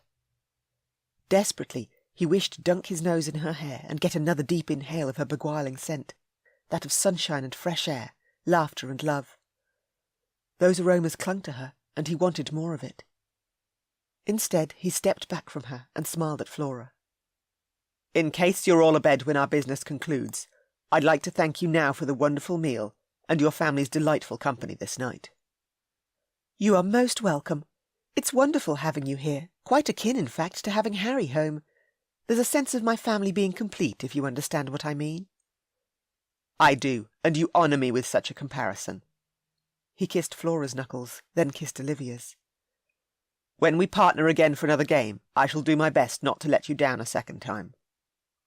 "I'm going to hold you to that promise." Olivia gave him a stern look as he released her fingers, one which made him chuckle. She was so like Ellie in nature. He brushed a kiss across Sophia's knuckles, then returned to Ellie's side, his thoughts all askew. He frowned as he held her hand and brought her fingers to his lips. "Thank you for the lovely day." "Even though I trounced you in poker?" "Even so. I thoroughly enjoyed myself at the park." He released her hand before he no longer could, then joined Winterly and Tidmore at the door. He followed the men into Winterly's study, and eased into one of the 2 forest-green corner-padded chairs sitting either side of the lit fireplace, while Tidmore took the other. Winterly stood at his chunky oak desk and riffled through a stack of investment reports, then after finding what he was after, handed him several pages. "These are the accounts which cover the past year's profits we've made. With your financial contribution, though, we won't just double that number this coming year, but quadruple it." He studied the pages, giving his full attention to the figures listed. Winterly and Tidmore answered his questions, and together they discussed the finer details surrounding their charges for carrying goods, their intended diversification and cargo. Indeed, if he added the same amount of funds to their investment which both Tidmore and Winterly had already done, then they could easily quadruple any profit made. With a smile, he eyed both men and gave them his answer. "I'm on board." "You won't regret this partnership, Ashton." Winterly shook his hand. "I second that." Tidmore shook his hand too, while Winterly poured brandy from a decanter into 3 glasses and handed them each a glass. They toasted their coming venture together, and Ashton settled back into his chair as Tidmore recounted his exploits to date. From the man's tales, he wasn't just honourable, but a true gentleman, in that he considered his crew's needs just as strongly as he considered his own, and that sat rather well with Ashton. It was no wonder Winterly and Ellie both enjoyed Tidmore's company. Hours later, the logs in the fire mere embers, he rose to his feet. "I'll hand these papers to my man of affairs in the morning, and ensure the funds you need are sent through as quickly as possible." "Excellent." Tidmore dipped his head to him. "If you need any further documents, don't hesitate to ask, and I'll send whatever you need directly to you." "I shall." "It's been a rather eventful evening, gentlemen, one I've thoroughly enjoyed." Winterly walked him and Tidmore to the front door. All remained quiet farther along the passageway, the drawing-room dark, although candles glowed within the iron wall sconces along the stairwell and across the top landing. It had to be well after midnight, the ladies all abed. Tidmore strode down the front steps and gestured for the stable hand to ready his horse, and once the lad brought his mount forward into the driveway, Tidmore swung into the saddle, and with a wave to him and Winterly, trotted down the moonlit street. Ashton rubbed his achy leg. Sitting for hours on end usually caused it to stiffen, and he leaned more heavily against his cane as he lifted his greatcoat from the coat-rack. "Stretch and loosen your leg if you need to," Winterly offered. "Then see yourself out when you're ready. Jeeves will ensure the door is locked when he extinguishes the candles." "I'd appreciate that before I mount up." "Have a good night, then, Ashton." Winterly strode up the stairs and disappeared into the darkness. He massaged his leg, then using the wall at his back, braced himself against it and lowered into a squat before rising again. Another 2 squats and his muscles started to stretch and relax. "Ashton?" Ellie's whisper came from somewhere along the upper landing, then she snuck downstairs in a white robe, the hem swishing across her bare toes. With her golden locks free and swaying down her back, she ducked into the dark confines of the drawing-room, snuck her head back out and glared at him. "Hurry up! I need to talk to you before you leave, and I don't want Winterly or Jeeves seeing us together." "You're asking for trouble, Ellie." He should ignore her request and walk out the front door, only he couldn't stop himself from striding into the darkened drawing-room after her and searching the shadows. "Where are you?" "Here." She caught his hand and tugged him behind the door, her breath coming hard and fast, just as his did. "What did you want to talk about?" He kept his voice low, a mere whisper as he fumbled to find her in the dark. He did, though, and curled his hands around her soft cheeks. "I need to know if your position has changed since your last declaration." "Which position? Which declaration would that have been?" "You said you thoroughly enjoyed yourself at the park." "I wouldn't have stated so otherwise." "That's not exactly what I'm asking." She huffed under her breath, and he wished he could see the frustration which must be passing across her face. Gently, he traced his fingers down her cheeks and along her lips, beautifully plump and kissable lips. "What are you asking, my sweet?" "I suppose I'm asking what type of spring flower would you choose, should you happen upon a garden abloom with flowers?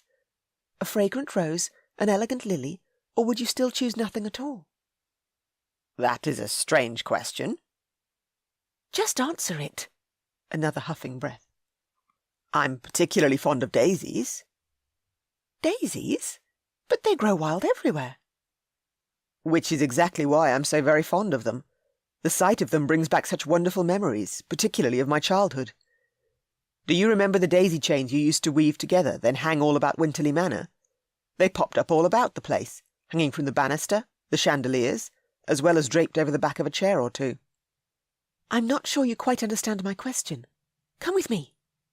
She snuck out of the drawing-room, tiptoed across to a flower arrangement gracing the foyer table, and plucked a daisy free, then offered it to him. "Would you accept this daisy, Pierce?" "I have no need for a daisy right now." "Yes, which is as you've said all along. You would still choose nothing, or I should say no one, at all." She dropped the daisy on the table, then backed away towards the stairs. "I wish you a good night, and may tomorrow bring you what you most desire." "Wait." He snagged her hand before she could escape. "Where are you going?" "Back to bed." "Before you do, and since we're chatting so openly, I have a question for you. Is Tidmore the one you intend on eloping with?" "That question I can't answer." "You two seem rather close." "I haven't kissed him, if that's what you're asking." She grasped his lapels and reached up on her toes. "Don't ever give up on life again. Instead, grab a hold of it by both hands and never let it go. You must live. Promise me you will." "It sounds suspiciously as if you're wishing me a fond farewell." "I am, for you are fond of daisies, but don't intend on ever taking one." She brushed a kiss across his cheek. "Good night, Your Grace. Sleep well." He let her slip away from him, the candlelight shimmering across her freckled cheeks as she dashed back upstairs. Then, when she reached the top landing, she blew him a kiss, and his heart clenched in on itself. Chapter 14. Early the next evening, right on sunset, and after readying herself for her coming night with Tidmore at one of the playhouses on Drury Lane, Ellie halted at Sophia's doorway. Soft murmurs echoed from within, both Sophia and Olivia's. She touched the not-quite-closed door, pushed it open, and ducked her head in. Sophia sat on the floral-padded armchair before the window, in a pretty lavender day dress with lace edging the heart-shaped neckline, her golden locks falling in soft curls down her back, and her gaze fixed on the rear garden beyond the topiary trees, while Olivia sat on the end of Sophia's canopied bed. "My dear sisters, I missed the request for a meeting." "There is no meeting, just interesting conversation." Sophia turned from the window with a soft smile. "Mr. Tidmore has arrived with Lord and Lady Merriweather in their carriage, and you look glorious in your evening gown. I do adore it when you wear ivory satin and lace." "I do too." Olivia patted the red-gold bed-covers beside her. "The combination and colour suits your complexion to perfection." "Thank you." She eased down on the bed and clasped Olivia's hand in hers. "What have you both been discussing?" "Actually, you." Olivia squeezed her fingers. "We're worried." "About what, exactly?" She and her sisters never kept any secrets from each other. "We're wondering about you and Tidmore." Leaning forward in her chair, Sophia tapped the armrest. "The two of you had quite an intense conversation in the garden last night, yet when you returned, You swept right in behind Ashton and comforted him with a hand on his shoulder. He wasn't at all relaxed until you returned, his attention consumed by both you and Tidmore outside and not on the game we played. You don't look at Tidmore the same way you look at Ashton. Olivia squeezed her fingers. That's impossible to miss. I could sense Ashton needed comforting when I returned, and why the comparison to Tidmore? You told us Tidmore proposed, so of course we're making the comparison.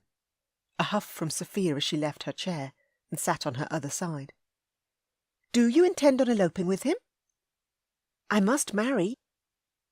There's always been a special bond between you and Ashton, right from a very young age. Olivia frowned as she spoke.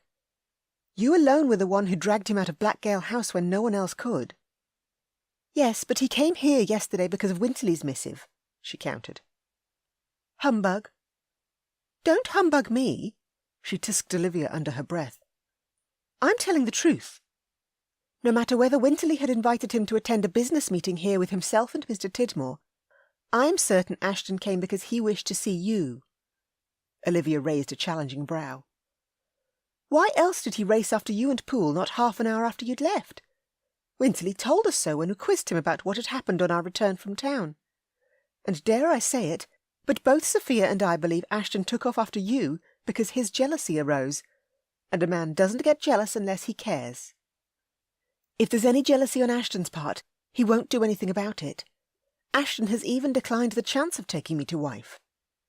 Heat flushed her cheeks, but she didn't lower her gaze, only held her position with her sisters. He doesn't wish for anything more than mere friendship with me, and there's also the fact that I've turned down 5 proposals, and both of you will one day wish to wed. I must accept a betrothal at some point, so why not with Tidmore? He's so very similar to me in nature, and we have the same interests, too. The piano, and the desire to seek adventures on the high seas.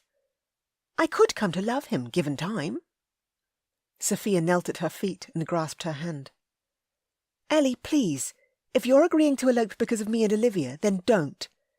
Between the 3 of us we can find a way to get around Winterly, and Hargrave hasn't proposed to me as yet. Maybe he will, and maybe he won't.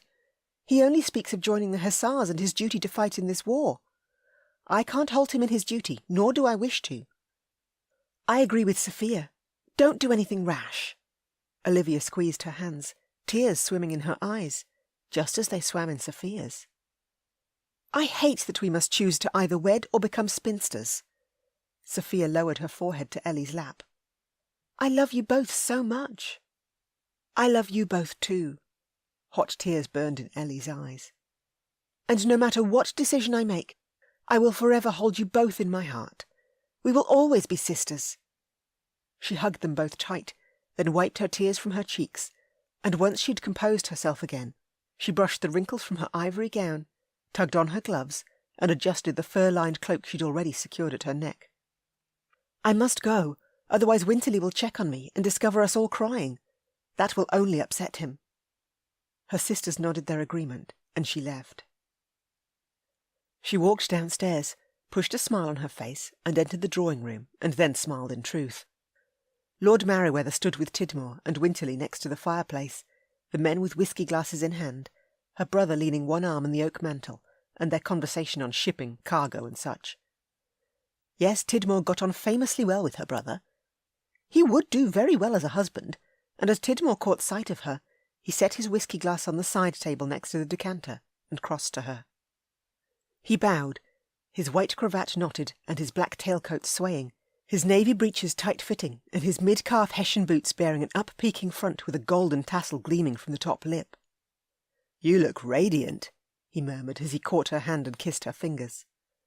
"I've been looking forward to this evening since we parted company last night. The hours in between have rambled on endlessly until now." "You flatter me far too much." Such endearing words, and she adored him for issuing them. "Yes, you indeed look radiant, my dear."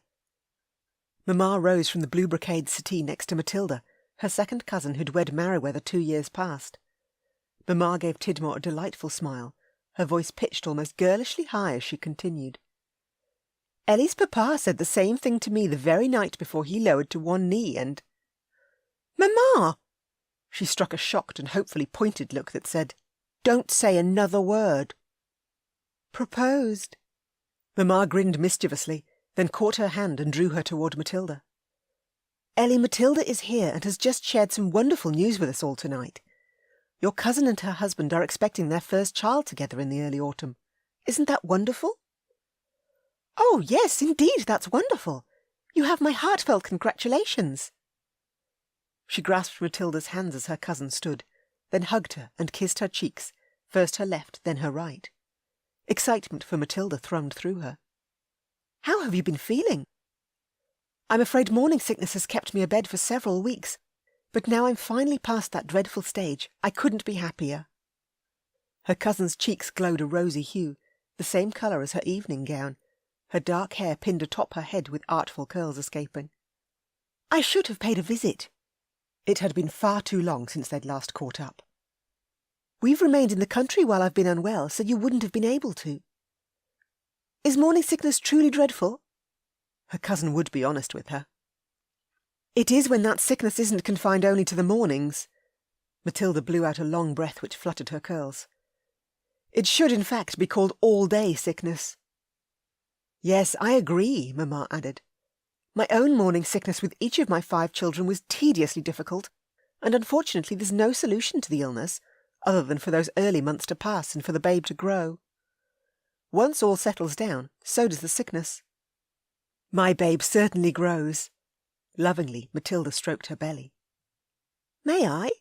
Ellie held out a hand, her excitement growing. "Of course you may." Brimming with pleasure, her cousin caught both her hands and brought them softly to rest on her small bump. "It truly is a miracle to be with child. I had begun to fear naught would happen, since our 2nd wedding anniversary came and passed with still no child to speak of." "My mother feared the same after 4 years of marriage with my father." Tidmore uttered the words from Ellie's side, having joined her. "Yet she gave birth to my eldest brother the following year. Then I arrived soon after, followed by my 3 sisters. Yes, sometimes it can simply take a little time for a babe to come." Mamma popped a kiss on Matilda's cheek. "You wouldn't want to miss the opening scene of the play, so the 4 of you should be away." "Yes, we should, and this will be my first play in quite some time. I'm looking forward to it." Matilda collected her rose silk reticule from the settee, then linked arms with Ellie, and they followed the men into the foyer where they collected their greatcoats and hats. Winterly opened the front door for them, even though the footman stood waiting, then beamed as she passed him by. "Have an enjoyable night out, dear sister." "I'm sure I shall." Together the 4 of them walked down the driveway and stepped into the awaiting Merryweather coach, and she sat beside her cousin on the rear padded seat, while Tidmore and Merryweather eased onto the front seat. The Viscount tapped the roof with his cane and called out to his driver, "To Drury Lane!" The slap of the reins resounded, and they jerked forward, the horses soon settling into a smooth gait as they travelled the streets towards the West End playhouses. The skies darkened further, and the moon rose with a blaze of stars sprinkled all about. Once they arrived at the playhouse, farther down the street from where another theatre was being rebuilt after a terrible fire, they alighted out. The usual busyness of the carpenters hard at work during the daytime hours had ceased, the ricocheting blows of their hammers now quiet, and the only noise that of the excited ton who'd arrived in their carriages to enjoy a night out, just as they had. After walking inside the grand entranceway, Ellie made her way to Merryweather's box on the 4th floor, her cousin and the Viscount taking 2 of the 4 burgundy-padded chairs along the front row. Tidmore, his hand resting gently over hers tucked into the crook of his arm, bent his head to hers near the rear curtains in the dark where they couldn't be seen. "Merryweather also invited another gentleman here tonight, as well as his +1, and before they arrive I thought it best to warn you of who that gentleman will be." "If you need to warn me, then it must be Merryweather's younger brother." She looked into the deep brown depths of his eyes. "His brother is quite the scoundrel, but still rather lovable all the same." "No, it's not his brother who'll be joining us, but instead Captain Poole." "Oh, how interesting." Surprise certainly took her. "My thoughts exactly." "I haven't heard from Poole today." She'd been expecting a note to arrive at the very least, perhaps even flowers to accompany his words of regret at having to leave her behind in the park. "Poole requested the invitation after you accepted my offer to come," Tidmore told her. "Are you interested in the man at all?" "No, And I only accepted a ride with Poole in the park in order to distract Ashton from learning exactly who my supposed suitor was. An honest answer, one the man she'd agreed to elope with deserved to know. Then if we are to be away to Gretna Green tomorrow night, I need you to take all care around the captain. Of course. Thank you for understanding my request. He gestured for her to take a seat beside her cousin, and she sat while he eased into the chair next to hers. Heavy burgundy curtains hid the stage from view, denying them anything of interest as yet to watch, so she removed her dainty opera glasses from her reticule, just as Matilda had done, and trained them on the audience. This booth held a prime position at the front of the house, with a bird's-eye view of both the players once they stepped onto the stage, and the other patrons who'd chosen to sit in the main auditorium below. She could even see across to the booths on the other side with no issue, the chandeliers above alight with candles. She cast her gaze along the boxes next to them, and halted when she caught sight of the shadowed form of someone standing in the very rear of the Duke of Ashton's box.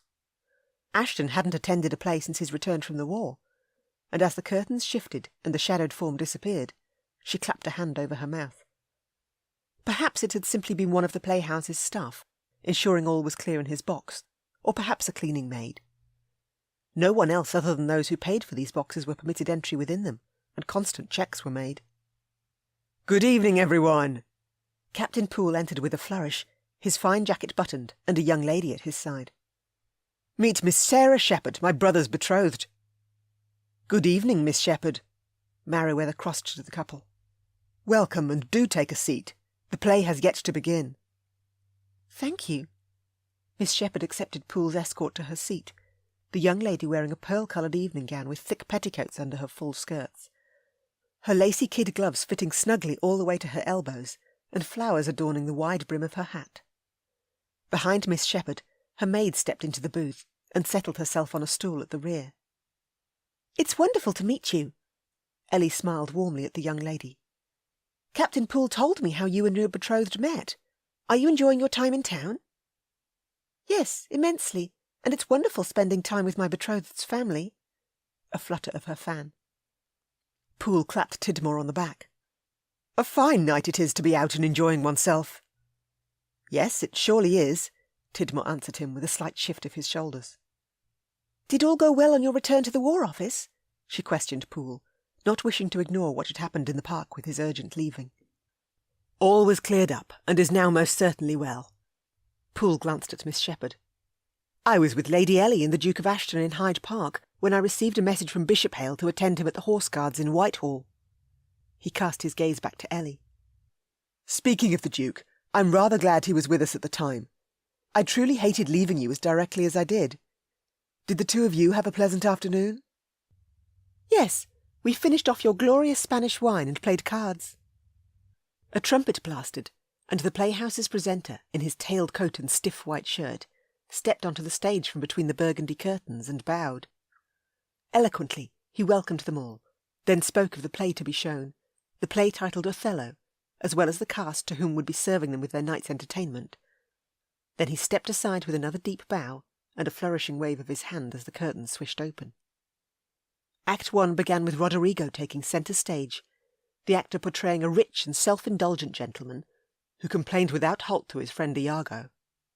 A secret marriage had occurred between Desdemona and Othello, and Desdemona, being the daughter of a senator, had gone ahead and wed a Moorish general in the Venetian army. Roderigo was terribly upset. He loved Desdemona and had already asked her father for her hand in marriage, and Iago listened on, the actor's cunning performance bone-chilling. Desdemona was an ethereal vision in a white and silver gown, her hair the same soft white shade as her dress, with long locks rippling down her back. And Ellie couldn't help but admire the actress's wonderful interpretation of Desdemona. She played her part to perfection. Certainly she'd never seen this actress on the stage before, and she picked up the programme handed to her upon her entry and scanned the names. Next to Desdemona's name the space had been left blank, so perhaps the actress was a stand-in who'd accepted the role at the last minute. But by goodness, she was exquisite in how she moved about the stage, as if she owned the floor. After the first intermission had passed and the second act begun, Ellie was no closer to learning who the actress could be, and the auditorium was abuzz with wonder, just as she was. Throughout each act that followed, Desdemona floated in a dance, each move executed with stunning fluidity and the elegance born of a lady of the peerage.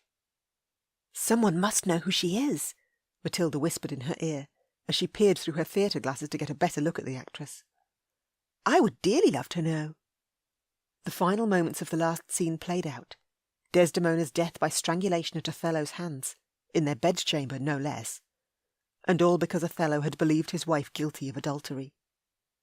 More death ensued as the truth became clear. Treachery from Iago. Desdemona had been innocent.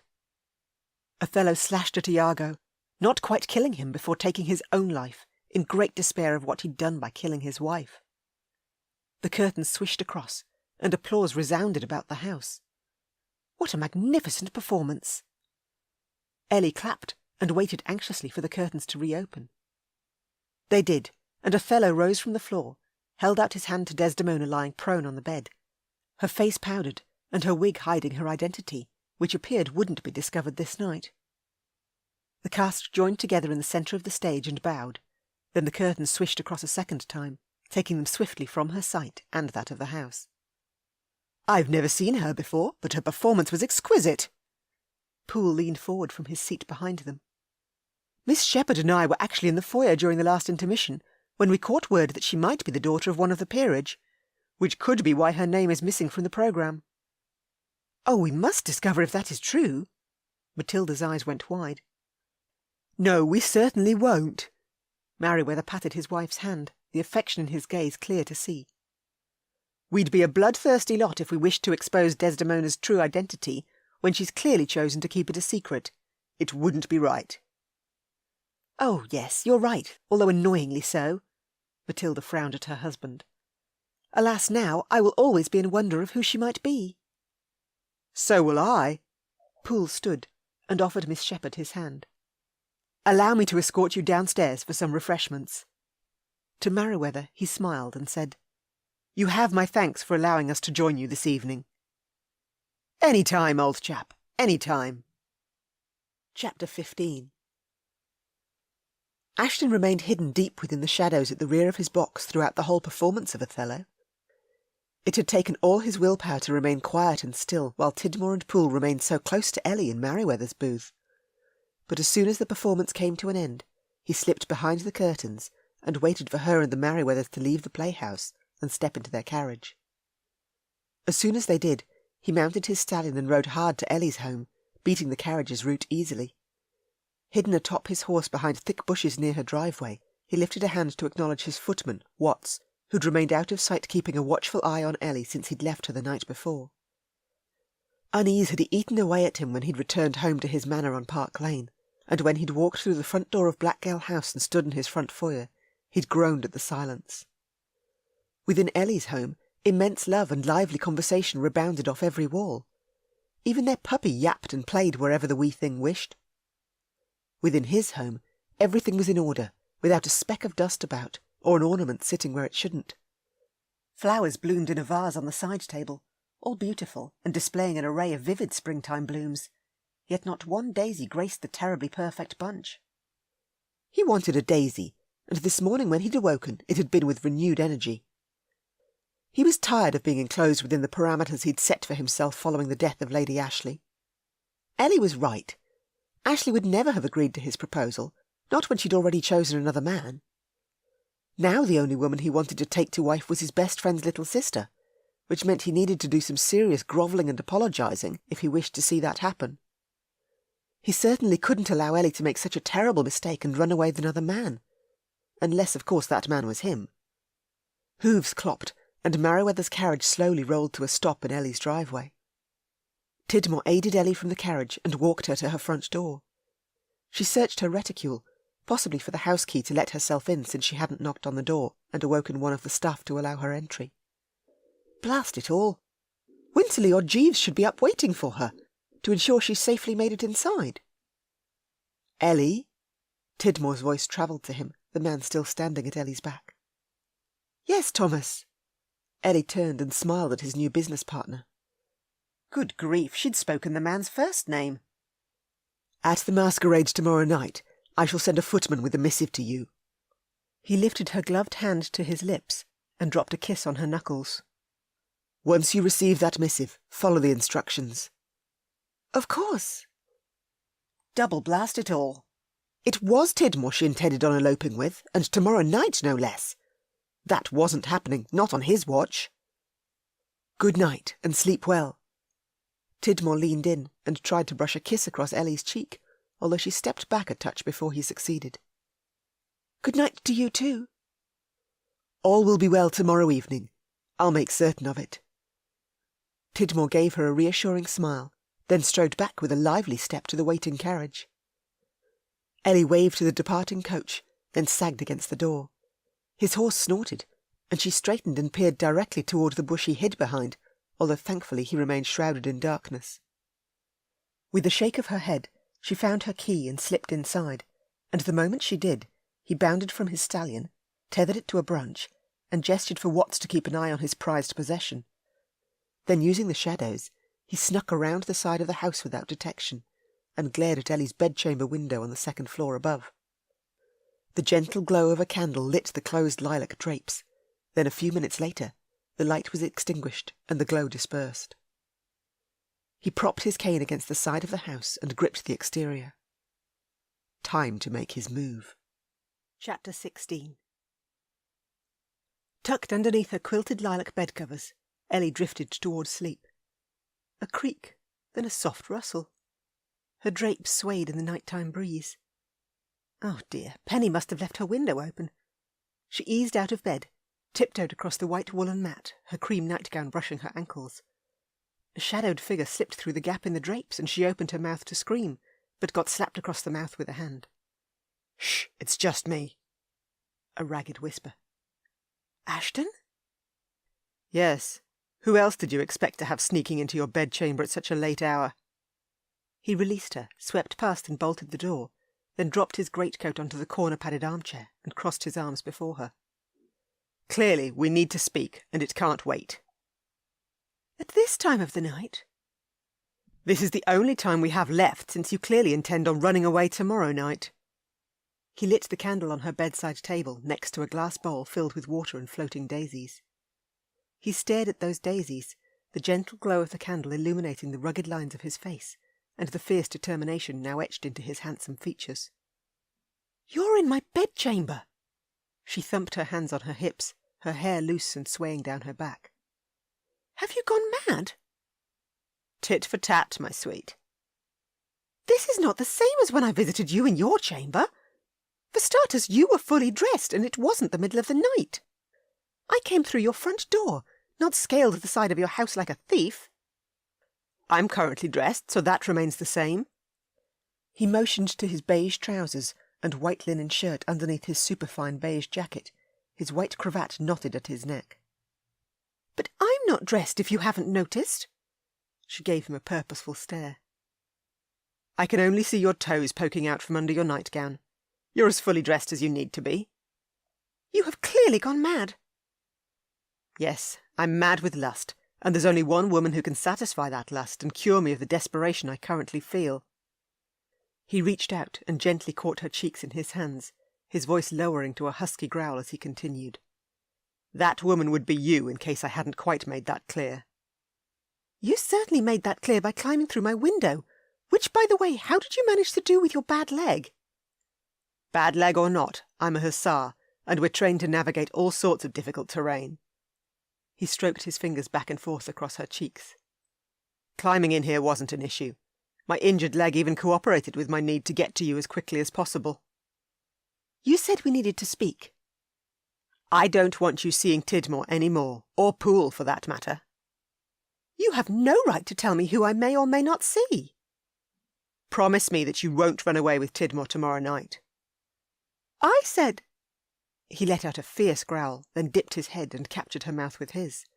Their mouths moulded together, his passion erupting, and she could barely hold on to her own passion as he devoured her mouth. It was the headiest, roughest, and most sensual kiss of her life, his tongue sweeping over hers as he drugged her. In a frenzy, she gripped the front of his jacket and tore it open. The buttons popped off and pinged against the floor as they scattered about her room. "Pierce," she whispered, "you must leave." "I need you." Tension vibrated in his voice. Tell me you need me as well. I do need you. She always had. Give me this moment, Ellie. His warm breath fanned across her cheeks. Why are you here? I don't want any other man touching you. He pressed his cheek to her cheek, half chuckling and half groaning in her ear as he did. You consume my thoughts, which is most irritating. You consume mine too, which I agree is most irritating. Then we are in full agreement on our position. He stepped back and crunched on a button. Oh, I'm so sorry. I'll sew your jacket buttons back on if you like. No, I'd rather you didn't. That jacket shall never hold buttons again, just so I'll never forget this night.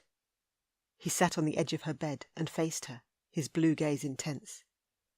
I'm certain Tidmore is the one. We're to elope tomorrow night during the masked ball. Is he truly the man you want as a husband? How can you even ask that after the way we just kissed?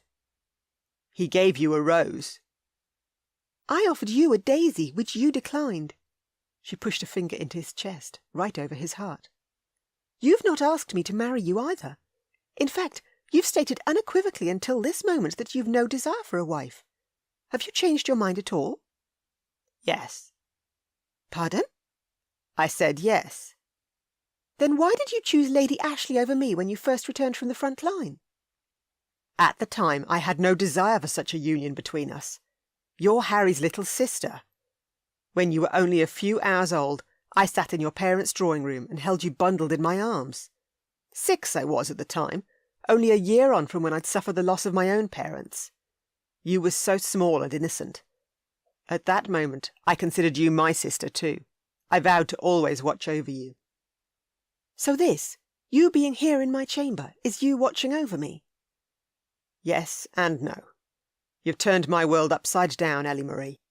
You've dragged me out of my self-exile with your decree that you're to run away with another man, and I can't allow that to happen. You've forced my hand. I forced no one's hand! She gasped, shocked and outraged. I wanted to remain in seclusion, but now because of you, I no longer can. Oh, trust me, I've no intention of forcing you to offer for me. That's not what I meant. You told me once before that you neither wanted my sympathy, worry, or interference. The same goes for me. And here she'd thought he actually might hold tender feelings for her. Instead, she'd forced his hand, and that hadn't been her intention at all. Lady Ellie? A knock on her door, Penny's soft whisper drifting through. Is all well? I heard some strange noises. No, everything is not well, Penny. She pushed the drapes open and shoved a finger at the window. You can't be found in here, Your Grace. You must go. We haven't finished our conversation. In fact, we've barely begun. I understand exactly where this conversation is headed, and if you're found in here, you'll no doubt feel honour bound to ask for my hand. And, well, I'm not accepting any proposal other than the one I've already accepted. Another rap at the door. Good grief, Ellie. Leave! Another jab at the window. You are one very stubborn woman, and we shall speak again first thing in the morning, right after I've requested your hand from Winterly. I will make you my wife. He nabbed his jacket and greatcoat and whisked away out her window. No, he wouldn't make her his wife. Not if she had her way. Chapter 17. Ashton had been furious with Ellie after he'd climbed out her window, had decided he'd needed to rid himself of his frustration and fury before returning home. After imparting instructions to Watts to remain a vigil at the Trentburys' home, that he would return in the morning to speak to Winterly, he'd ridden out of town, then charged hard across the wide fields of the countryside. And only once he'd exhausted his anger had he finally turned around and ridden back to Blackgale House. Now, with the dawn sun close to rising, he dismounted and handed his reins to his stable hand just as Watts galloped in. "Your Grace!" Watts launched himself from his saddle. What's happened? His footman would never have left his post outside Ellie's driveway unless an emergency had arisen. "Lady Ellie, she—" He hauled in a staggered breath, half bent over and winded from his fast ride. "She left the house not long after you did." What do you mean, she left? His heart stopped, and he thumped his chest, got it beating back into line again. "She had Harry's carriage brought forth from storage at the rear of the property. Her driver left with her ensconced inside. No maid, although her maid had left earlier in a hack. I wasn't sure what was about until I followed Lady Ellie. She met up with her maid who'd arrived ahead of her at Mr. Tidmore's residence. He too had a satchel packed and stepped into Harry's coach. The maid remained behind, all tearful and begging her lady to take her with her to Gretna Green. Lady Ellie declined the maid's offer and instructed the lass to speak to her sisters and inform them that she'd brought her leaving forward. She handed her maid a note to pass on to her brother as well. I can't believe this. How could Ellie leave him after their passionate kisses last night, before he'd even had a chance to make a formal offer of marriage for her hand to Winterly? His stallion was exhausted and would never maintain the pace he needed in his chase of his wayward lady. He bellowed to Rhodes. "Saddle 2 horses. I need to ride out immediately. Gorman!" Gorman hurried across the front lawn, all afluster. "What do you need of me, Your Grace?" "William, pack me a satchel with all that I'll need for a journey out of town, for yourself as well. Lady Ellie has run away with Mr. Tidmore, and we must find her, then ensure she is brought back home to Blackgale House." He bounded inside to change his sweat-soaked clothes, Gorman hard on his heels. "I have myself a bride to catch, my future bride." "It'll be a delight to join you, an honour and a privilege." Ashton passed Dorothy, his housekeeper. "Fetch some water and fill my bath. Make it quick." "Yes, Your Grace." In her apron skirts, Dorothy, his groomsman's wife, rushed toward the kitchens, calling out for 2 of the lads to bring pails of hot water to his chamber. Inside his room, he shucked his boots, then sent the rest of his clothes flying, while Gorman packed clothing into a satchel across the other side of his room. The lads arrived, poured warm water into the tub before the fireplace, then he dunked down and scrubbed himself clean with a bar of soap. He dried off, donned the deep blue jacket and buff breeches Gorman had left on the bed for him, then muttered fiercely under his breath. When he caught up with Ellie Marie, he was going to throttle her. Chapter 18. What an endless day it had been, stuck inside Harry's carriage as it had bumped along the country road toward Gretna Green. Ellie's mood had dropped further and further into despair with each hour that had passed, and all because she'd had no willpower where Ashton was concerned. Thank goodness she'd seen the error of her ways in time and had sent him on his way. Now, after so much time had passed with her being alone in Tidmore's company on the road, she no longer had a choice but to speak vows with him, because if she didn't, both she and her family would surely become the talk of all the evil gossip-mongers. "You're very quiet, Ellie." Across on the padded seat, Tidmore frowned, a deeply worried crease furrowing his brow. "If you've changed your mind, all you need to do is tell me." "No, I will never change my mind. I'm so sorry. I don't mean to worry or upset you. I'm simply quiet because so much is about to change, and my thoughts are all askew." Such guilt besieged her too. She desperately wished to clear the air between her and Tidmore, to admit her indiscretion with Ashton, since the man before her would soon be her husband, and he deserved to know that she'd allowed another man's kisses the night before. "Why don't you tell me what thoughts are most askew? We Americans don't always adhere to the hard and fast rules of society, so if you wish to speak openly and honestly with me, I would be most glad that you did." He stroked his jaw, his gaze assessing. "Is this about the Duke?" "Yes." She twisted her fingers in her lap. "A burden shared is a burden halved." "That is very true." Tidmore had also given her the opening she needed, and no more could she withhold what she'd done. She cleared her throat and began. "Certainly, it pained me to see Ashton place himself in isolation these past 6 months, and to bear witness to the ugly rumours circulating about him, particularly when I've always held such a girlish fascination for him. In my youth, he was rather like a hero to me." "In what way?" "He saved my life once." "This is a tale I need to hear. How, exactly?" "Mamma had warned me time and time again never to get too close to the edge of the river bordering our property with Ashton's. But one morning from my chamber window, I'd spied Ashton and Harry slinging their fishing poles over their shoulders, then tramping down to the river. The moment my governess turned her attention to Sophia and Olivia, I slipped out of the house and followed them to their favourite fishing spot. Ashton had set his pail and pole next to the sweeping boughs of an elm tree, while Harry had trekked a little farther around the bend upstream. I'd been so thrilled to have made my escape, and I skipped along, and, well, the recent rains had made the embankment soggy, and I slipped in a mucky spot. I went down, under the water, could barely kick back up. Then Ashton was there. He'd dived in after me, then kept us both afloat as we bobbed downstream in the fast-flowing water. Where it pooled to one side, Ashton kicked us to safety, and I'll forever owe him my very life. I was 8 at the time. Has this girlish fascination continued into adulthood? She needed to be completely honest with him, so she nodded. Yes. In what way, exactly? He leaned back against the royal blue padded seat and crossed his legs, his forest green Cossack trousers loose about his legs and tucked into calf-high boots. His black velvet jacket sat folded on the seat beside him, the silver buttons gleaming in the last rays of the day filtering through the window. We've kissed rather recently. Her chest tightened at her admission. I'm sorry. And your decision about this kiss with him? He made my heart race. I see. He coughed, then waved his hand in a continuing motion. Is there anything more? I still hold my innocence, that I can assure you. I believe you, Ellie. Will you forgive me for the kisses I've shared with him? Of course.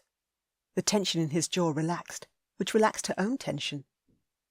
I'm glad you've shared what's on your heart, and I appreciate your honesty. I would also like to share some of my own past feelings. Oh, go right ahead. I too held a boyish fascination for a young lady in my youth. She was 5 years older than me, and when she wed it near broke my heart. 14 I was at the time, but I'd been fascinated with her for nigh on 6 years. That being the case, I do understand what you've said. What was her name? She adored his honesty, and his declaration made her feel far less guilty. Elizabeth Montgomery, but everyone called her Lizzie. He turned his gaze to the window and watched the darkened trees whizzing by, the forest rising high both sides of the wooded road they travelled. A minute passed, maybe 2, such a heaviness crossing his face. What happened to her? His pain touched her heart, made her want to comfort and soothe him. Lizzie passed away in childbirth. Scrubbing a hand over his face, he eyed her again. The child perished not long after she did, a son born with her golden locks and enchanting blue eyes. I'm so sorry. I actually held her son as he took his last breath. You remained close to her after she wed? Yes, particularly since Lizzie married my eldest brother right after she'd fallen in love with him. Oh, my! He would understand her better than anyone else could. He'd held desire for another who hadn't reciprocated that desire. Yes, but I did my best to never let on to her about my feelings, and from the day she wed Trevor, I became like a brother to her in every way.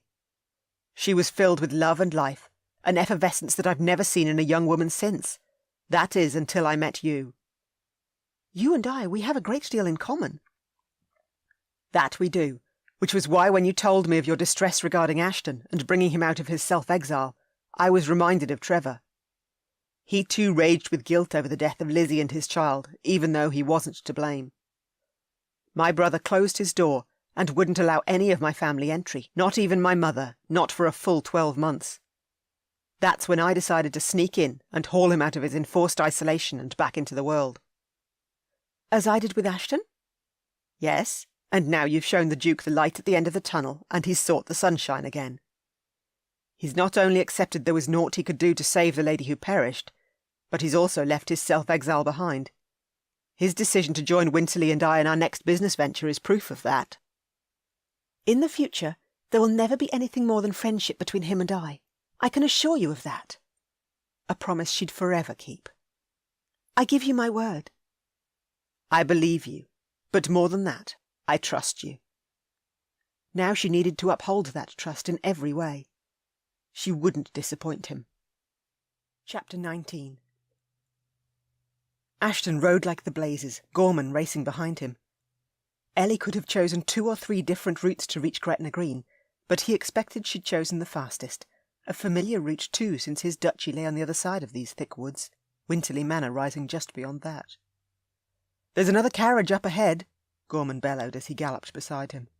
This is an invigorating ride, Your Grace. It certainly blows the cobwebs out. He couldn't tell if the carriage was Harry's, not with the dark of the night closing in, and drat it all, But Ellie had been alone with Tidmore in Harry's coach for 18 hours, a blasted long length of time, in which they might have even consummated their upcoming marriage vows. That thought had his gut twisting. Up ahead, the rattling of the carriage's wheels over the dirt and stone road rumbled louder with each horse length he gained on the coach. So close! He dug his knees into his horse's flanks and spurred the beast on. Atop the conveyance, the driver's shadowy figure became clearer, as did the 4 horses drawing the carriage. Misty air billowed as the beast snorted, although the animals would be tiring, a rest needed for certain, and the King's Inn, which sat within his duchy, was close. As the coach broke free of the woods and the rolling fields lay spread before them, he finally drew even with the coach door. The familiar crest of Harry's personal insignia gleamed in the rising moonlight, a coiled rope circling the initials of Harry's name. To Gorman he yelled, "I'm going to join Lady Ellie and Tidmore, so watch my horse for me while I do, then have the driver pull over at the inn up ahead." "Of course," a salute from his man. Ashton hauled the door open, and without any hesitation, jumped. He landed heavily on his bad leg, then rolled across the floor between the bench seats. Ellie screamed, and Tidmore dived on top of him, gripped his shoulders, then shook his head as he got a better look at him. "Is that you, Ashton?" "Yes, and I do apologise for the way I've bounded in, but I've heard there's to be an elopement, one I completely and wholeheartedly disagree with." "Thomas, let him up!" Ellie, her face ashen, fluttered a hand over her heart, her lacy wrap slipping from her shoulders. "What are you doing here?" "Are you hurt at all?" Her pale pink day dress held a streak of dust across the front. "No, but I've never seen you act so recklessly. Are you hurt?" She straightened her silk bonnet. "Why didn't you just ask our driver to pull over? Smithy would have recognised you and done so." "It was a matter of urgency, and I was out of my mind with worry." He had no other excuse. Mad he most certainly was. "Here, up you get." Tidmore pushed to his feet and held out his hand. "If I manage to throw myself in here, I'll manage to get back on my feet." "As you wish." Tidmore eased back onto his seat across from Ellie and frowned at him. "I intend on speaking vows with Lady Ellie as soon as we reach Gretna Green, and no one is going to halt that from happening." "You must at least allow me another attempt at changing her mind." "The lady will always have the right to choose who she wishes to wed, but I won't have her mage to feel uncomfortable with any possible tongue-lashing." Tidmore waved him to continue, which grated on Ashton. Perhaps the man was certain he'd never be able to change Ellie's mind, thus why he was happy for him to speak his piece. He heaved to his feet, dusted off his buff breeches, and sat on the bench next to Ellie. He took one deep, stabilising breath. "I've had Watts keeping an eye on you, and after you left your home and collected Tidmore, he informed me of what was afoot." "Nothing new is afoot. I already told you of my intention to elope." "Yes, but not until the night of the masquerade, which is in full swing right now, I might add. I've been forced to race across half of England to catch up to you." "I didn't ask you to follow me." "Listen to me, Ellie." He caught her arm, such pain washing through him. "No!" She glared and wrenched her arm free. "I'm well aware of your thoughts, and that—" "You are a cheat and a coward. That's what you are." I... She gasped, shock and outrage flaring across her face. "How could you say such a thing to me?" "We kissed, and you ran." "You chose to pursue Lady Ashley over me." "I didn't realise the depth of my feelings for you until now." "And what feelings would those be?" "Anger, for one." "Oh, wonderful!" A snide answer, one she broke off with a huff. "I have never been so angry at anyone in my whole life, either. You're an ungrateful wretch, your Grace." "Yes, but I'm your ungrateful wretch." "Not any more. Mr. Tidmore is an honest and trustworthy man, the man I intend on marrying." She lifted her dainty nose and arched a brow at him. "He gave me a rose." "You gave me a daisy." "You declined it, said you had no need for a daisy right now, and I've taken you at your word." You were well aware that I intended on returning to speak to Winterly, that I intended on asking for your hand, and you ran away instead." "I would never force your hand." "I wanted to be forced." "Oh, please." The carriage slowed, and rolled into the front drive of the King's Inn. Smoke puffed from the chimney of the quaint stone building, ringed with night-shrouded trees. Tidmore cleared his throat and stood. "Well, now that you've both gotten your feelings out, how about we alight from this carriage, stretch our legs, and enjoy some hearty food? The horses need to be changed, and then we can continue on our way." "A superb idea, Thomas." Ellie smiled broadly at the man who Ashton wished he could hate, except Tidmore was far too nice, and an immensely honourable man as well. "Allow me to escort you inside." Tidmore opened the door, stepped down onto the gravel driveway, and extended a hand to Ellie.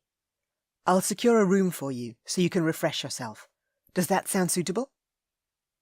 "It certainly does. Thank you for thinking of my welfare, Thomas." Ellie shot Ashton a narrow-eyed look over her shoulder, one that silently stated, "And that's what I expect of a gentleman."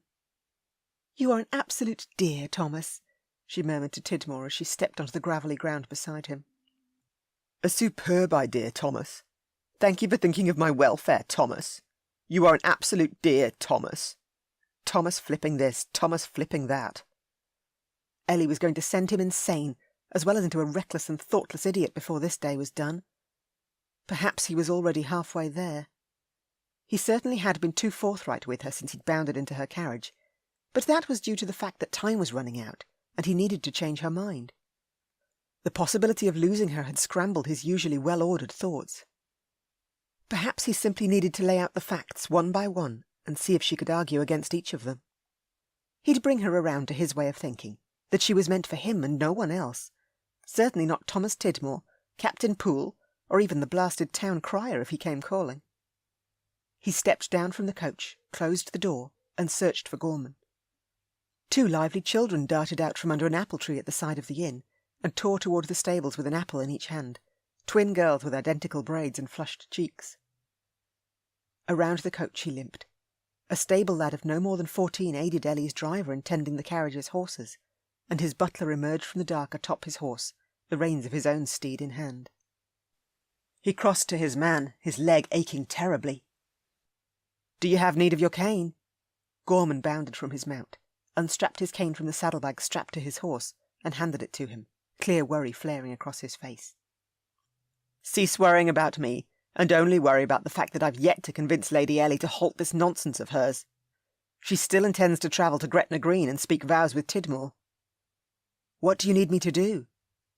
"The lady will be taking a room to refresh herself, and that's the only time I can possibly speak to her alone. Can you distract Tidmore for me? Keep him busy, and I'll do whatever must be done with Lady Ellie." "At once." Gorman handed the reins of their horses to another lad who dashed forward from the stables. Then he thanked the lad and hurried toward the front door of the inn. Gorman opened the door, stepped aside, and gestured for Ashton to enter first. He marched inside, stomped the dirt from his boots on the mat inside the entrance, and searched the main room. Tidmore and Ellie stood to one side near the fireplace warming their hands before the fire, while Thompson, the innkeeper, turned the coals with a fire-poker.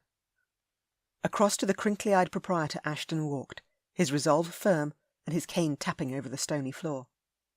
"Good evening, Thompson." "Your Grace, welcome home." Thompson slotted the poker into the iron holder and brushed his hands against his trouser-covered legs. "The wife has mutton stew cooking, and the fire is blazing a real treat. Choose a table and I'll have you served." "My thanks, Thompson. First, though, Lady Ellie is after a room to refresh herself." "One moment. Maggie!" Thompson yelled over his shoulder. A flush-faced woman with long strands of brown hair trickling free of her topknot tottered out of the kitchens, the swinging door swaying behind her as she wiped her hands on the brown apron tied around her ample waist. A stricken look crossed her face as she caught sight of Ellie. "Oh, my lady, you look exhausted, and your face is so pale." "I'd adore a room to freshen up within." Ellie smiled at her wide. "That you do, for certain. The chamber you usually freshen up in when you're passing through is all yours. The first door on the 2nd floor. I'll dish you up some stew and hot bread, and bring it to the corner table." Maggie slapped Thompson on the arm. "Yea, my husband must cease bellowing my name too. How many times must I tell you that?" "Once more should do nicely." A cheeky grin from Thompson. "Thank you, Maggie. The room would be greatly appreciated." Ellie stepped back and bumped into Ashton.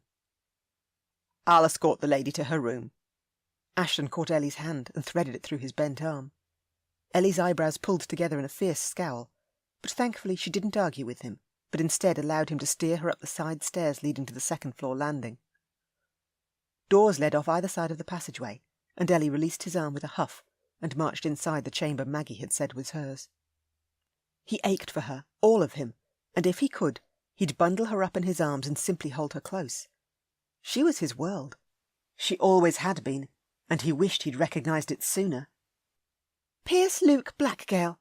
She tossed her wrap and reticule on the large bed, planted her hands on her hips, and doubled the intensity of her scowl.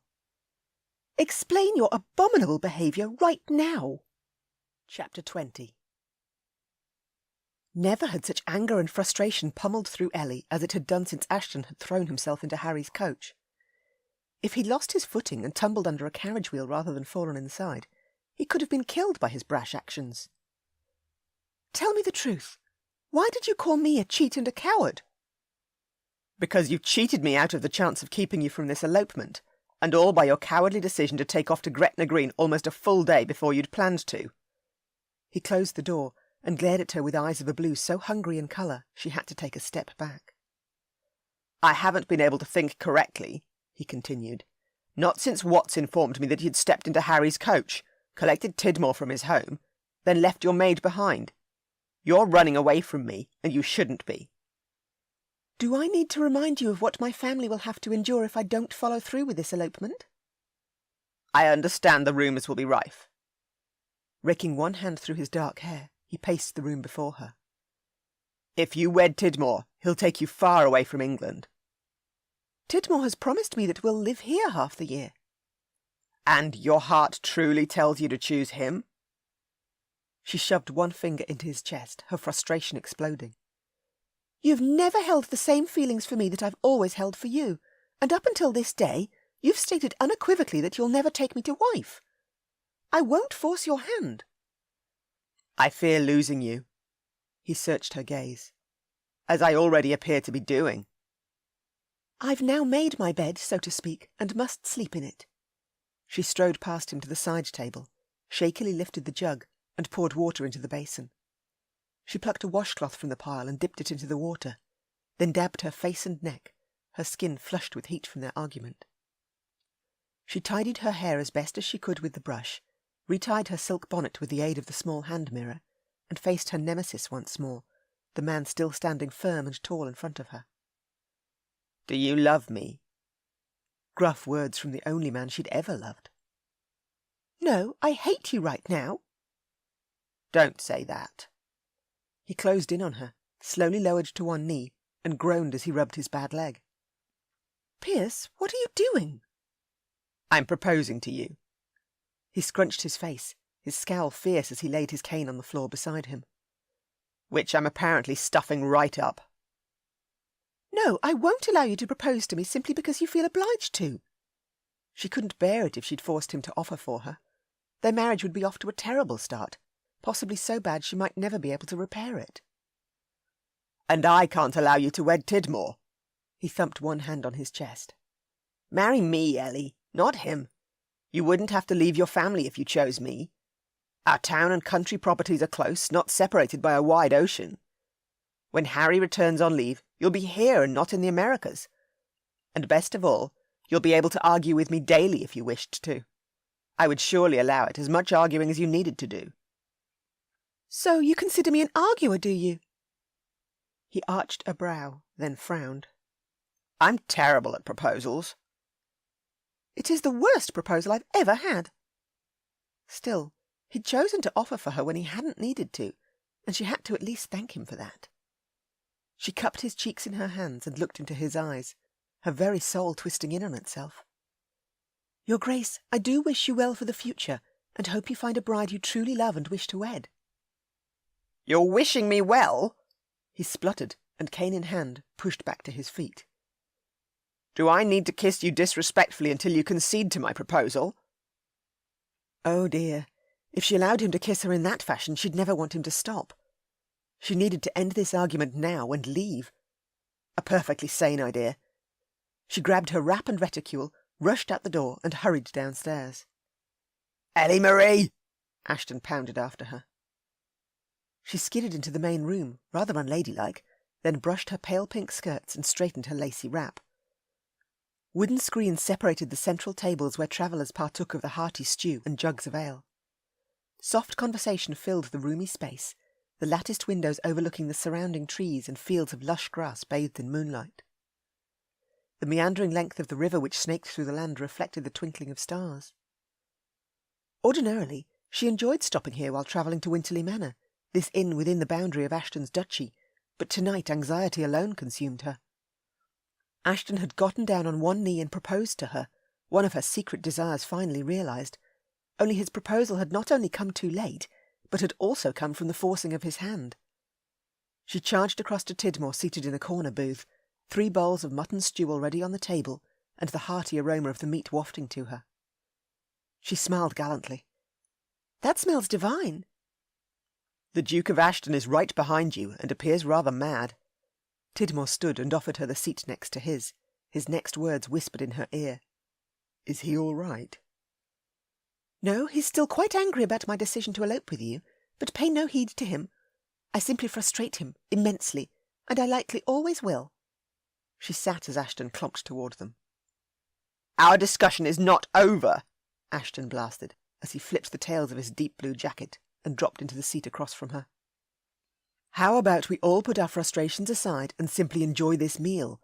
Tidmore offered, as he too returned to his seat. "The only concession I will make right now is to have your agreement that I accompany you both to Gretna Green." Ashton continued to glare at Tidmore. "Surely you can't deny that Lady Ellie requires a chaperone for the remainder of her trip, and I am her brother's dearest friend, and have known her since the day she was born. I can act as a suitable chaperone." "Ashton!" She wasn't having that. He wasn't suitable, not in the least. "We've already ridden this far without a chaperone, and I don't—" "Good. It's settled, then. I'll ride with you and your betrothed. Gorman and I will be your witnesses when you speak vows. You do need 2 witnesses, in case you weren't aware." He shoved the basket of bread in the centre of the table under her nose. "Care for some bread, my wee daisy?" "No, thank you, and I am not your wee daisy." Yet she snatched the bread, tore a hunk off, and jabbed it into her stew. She bit into one end, then moaned at the delicious juices trickling over her tongue. "Oh my, this is a very tasty stew. Maggie has outdone herself tonight." "Maggie does make the finest mutton stew in all of England." Ashton spooned a mouthful between his lips and moaned too. "I missed breakfast and luncheon, so I do apologise if I act the hog right now." "Then we shall both be hogs together, for this is the first meal I've partaken of all day as well." Ellie couldn't suppress her giggle, her anger at Ashton sliding swiftly away, as it always had in the past after he'd riled her. He could charm her with one single word, and this time it had been hog. She truly did adore him. He was here because of his worry for her, which she couldn't fault him for, terribly misplaced proposal and all. She reached across the table and touched his arm. "I'm sorry for saying I hate you." "You're forgiven." "You're supposed to apologise too." She kicked him under the table, and he grunted. "I apologise, and I believe I'll leave it at that. I've no wish to get myself into any more trouble tonight." Tidmore chuckled as he glanced between the two of them. "This all sounds suspiciously as if you two just made up." "We have." She motioned to Tidmore's legs. "Which leg do you favour for future kicks?" "None, my dear lady. I never intend to get your gander up as Ashton has done." Chapter 21. In the early hours of the following morning, the dawn sun having just arisen, Ellie tried to block out the sliver of annoying sunshine streaming through the gap in the curtains over the coach window she sat beside. Tidmore and Gorman slept across from her, their heads propped against the backrest of the coach, their eyes closed and chests rising slowly but surely. Beside her, Ashton sat with his eyes open, staring straight ahead, just as he'd done each time she'd peeked at him during the night. Slowly he turned his gaze on her, then said not a word as long minutes passed.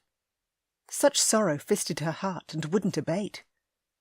Why couldn't she have just said yes to Ashton's proposal and not worry over why he'd issued it? That's right. Because she didn't wish to take advantage of him. Keeping him for herself would have been selfish. Breaking their eye contact, She leaned her head against the side of the coach and closed her eyes. All her life she'd always been able to rely on Ashton, just as she had with Harry. He'd even saved her the day he dived into the river, and held on to her until they'd neared the shallows farther downstream. He'd always been a huge part of her life, and she couldn't imagine a time when he wouldn't be around if she absolutely needed him. We've butted heads often over the years. Whispered words in her ear, Ashton having moved closer, although she kept her eyes closed. Gently he tucked a lock of her hair behind her ear, his fingers soft against her skin, and his voice lowering further as he said, "I'm certain we always will." She remained quiet. Answering him wouldn't be helpful. "You and I have always belonged together, and I wish I'd seen that sooner." He grazed a knuckle across her cheek. "It scares me to think I might not be able to convince you of my sincerity in time. Yet I have every reason to fight for you, and mark my words, I shall." Goodness, but this man could capture her heart with his words when he wished to. Still, she kept her eyes closed and her resolve firm. "I can't return to London without you, Ellie, or go on as I did before. I need to be able to hold you close, to be surrounded by you and your family. I never wish to let you go, and it's beyond time that I finally followed my heart and accepted the truth between us." Oh, he was laying on the charm now. She also knew the truth, and it wasn't what he'd just said. Clearly he'd dug in his heels, his determination to change her mind intense. "I wish to seek out adventures with you, to always be at your side, and for you to be at mine, for every day that's to come. I wish to raise a family with you, to give you children and your mamma grandchildren." She needed to remain strong and not allow him to sway her mind. She had her family to think about, Thomas Tidmore too, and she'd given her word to Thomas that she'd speak vows with him. Never had she gone against her word before, and she didn't intend on starting now. Yes, because to do anything else would be to place her family in a terrible position. She drifted towards sleep, Ashton's soft lips brushing the top of her head, his touch soothing her as nothing else ever would. Blast the man. Chapter 22. The snorting of horses echoed within Ellie's head first. Then, as she stirred, she sensed the absolute quiet and cessation of movement. The coach had come to a complete stop at some point, and she stretched and pushed her eyes open. Her slippered feet, now tucked under a blue and white patchwork blanket, were propped on the bench seat, and she lay sprawled across it with no one else about. Gritty-eyed, she balled her fists and rubbed them until she'd worked the crusted sleep free. The warmth of the late afternoon sunshine seeped in through the open coach door, along with the delightful pine freshness of the forest. The twittering of birds drew her outside, and she searched either side of the dusty road lined with a thick copse of trees. "Lady Ellie!" Smithy waved at her from atop the driver's seat, his shirt-sleeves rolled to his elbows, and his thick grey coat folded beside him. "It's a lovely afternoon." "Yes, it is, Smithy. Where is His Grace?" She adjusted her lacy wrap. "Check with Gorman." He hoisted one thumb over his shoulder. "Other side of the coach." "Thank you, I shall." With her pale pink skirts in hand, she trekked around the tail end of the coach and walked across the lush grass within a small meadow. Gorman sloshed a pail of water between the horses tethered to a tree. The coach's geldings had been removed from their harnesses, and now munched on the grass along with Ashton and Gorman's steeds. "Good afternoon, Gorman." "Afternoon, m'lady." Gorman, now dressed in sandy-coloured trousers and a black vest over a white shirt, set his pail down and crossed to her. He eyed Smithy and instructed, "Pass the lady's valise down, if you will." Smithy dropped the valise, and Gorman caught it. "If you wish to change," Gorman murmured as he led the way across the meadow, "there's an abandoned woodsman's shack just through the trees. I gave it a sweep when we arrived, removed the dust and the cobwebs." "You brought a broom with you?" She followed Gorman as he led the way into the woods, and 20 feet in, a woodsman's shack indeed appeared through the trees, one with a thatched roof and wooden beamed sides. "No, but I fashioned a rather good broom out of a long thin branch with a pine bough knotted to it. His Grace changed inside, and declared the spot safe and secure for you as well, once you'd awoken, of course. Smithy and I were instructed to allow you to sleep for as long as you needed." A heave against the door, and Gorman set her valise inside and held the door open for her to enter. "Where would His Grace be right now?" She stepped inside the windowless shack, the remains of a straw mattress falling to bits along one wall, although the straw had been nicely scooped in front of it, and the makeshift broom propped in one corner. Indeed, not one cobweb swung from the rafters. "He took some line down to the river from Smithy's box, intends on catching some fish for dinner." "Oh, I see." No matter he was a duke, Her Ashton had always enjoyed fishing.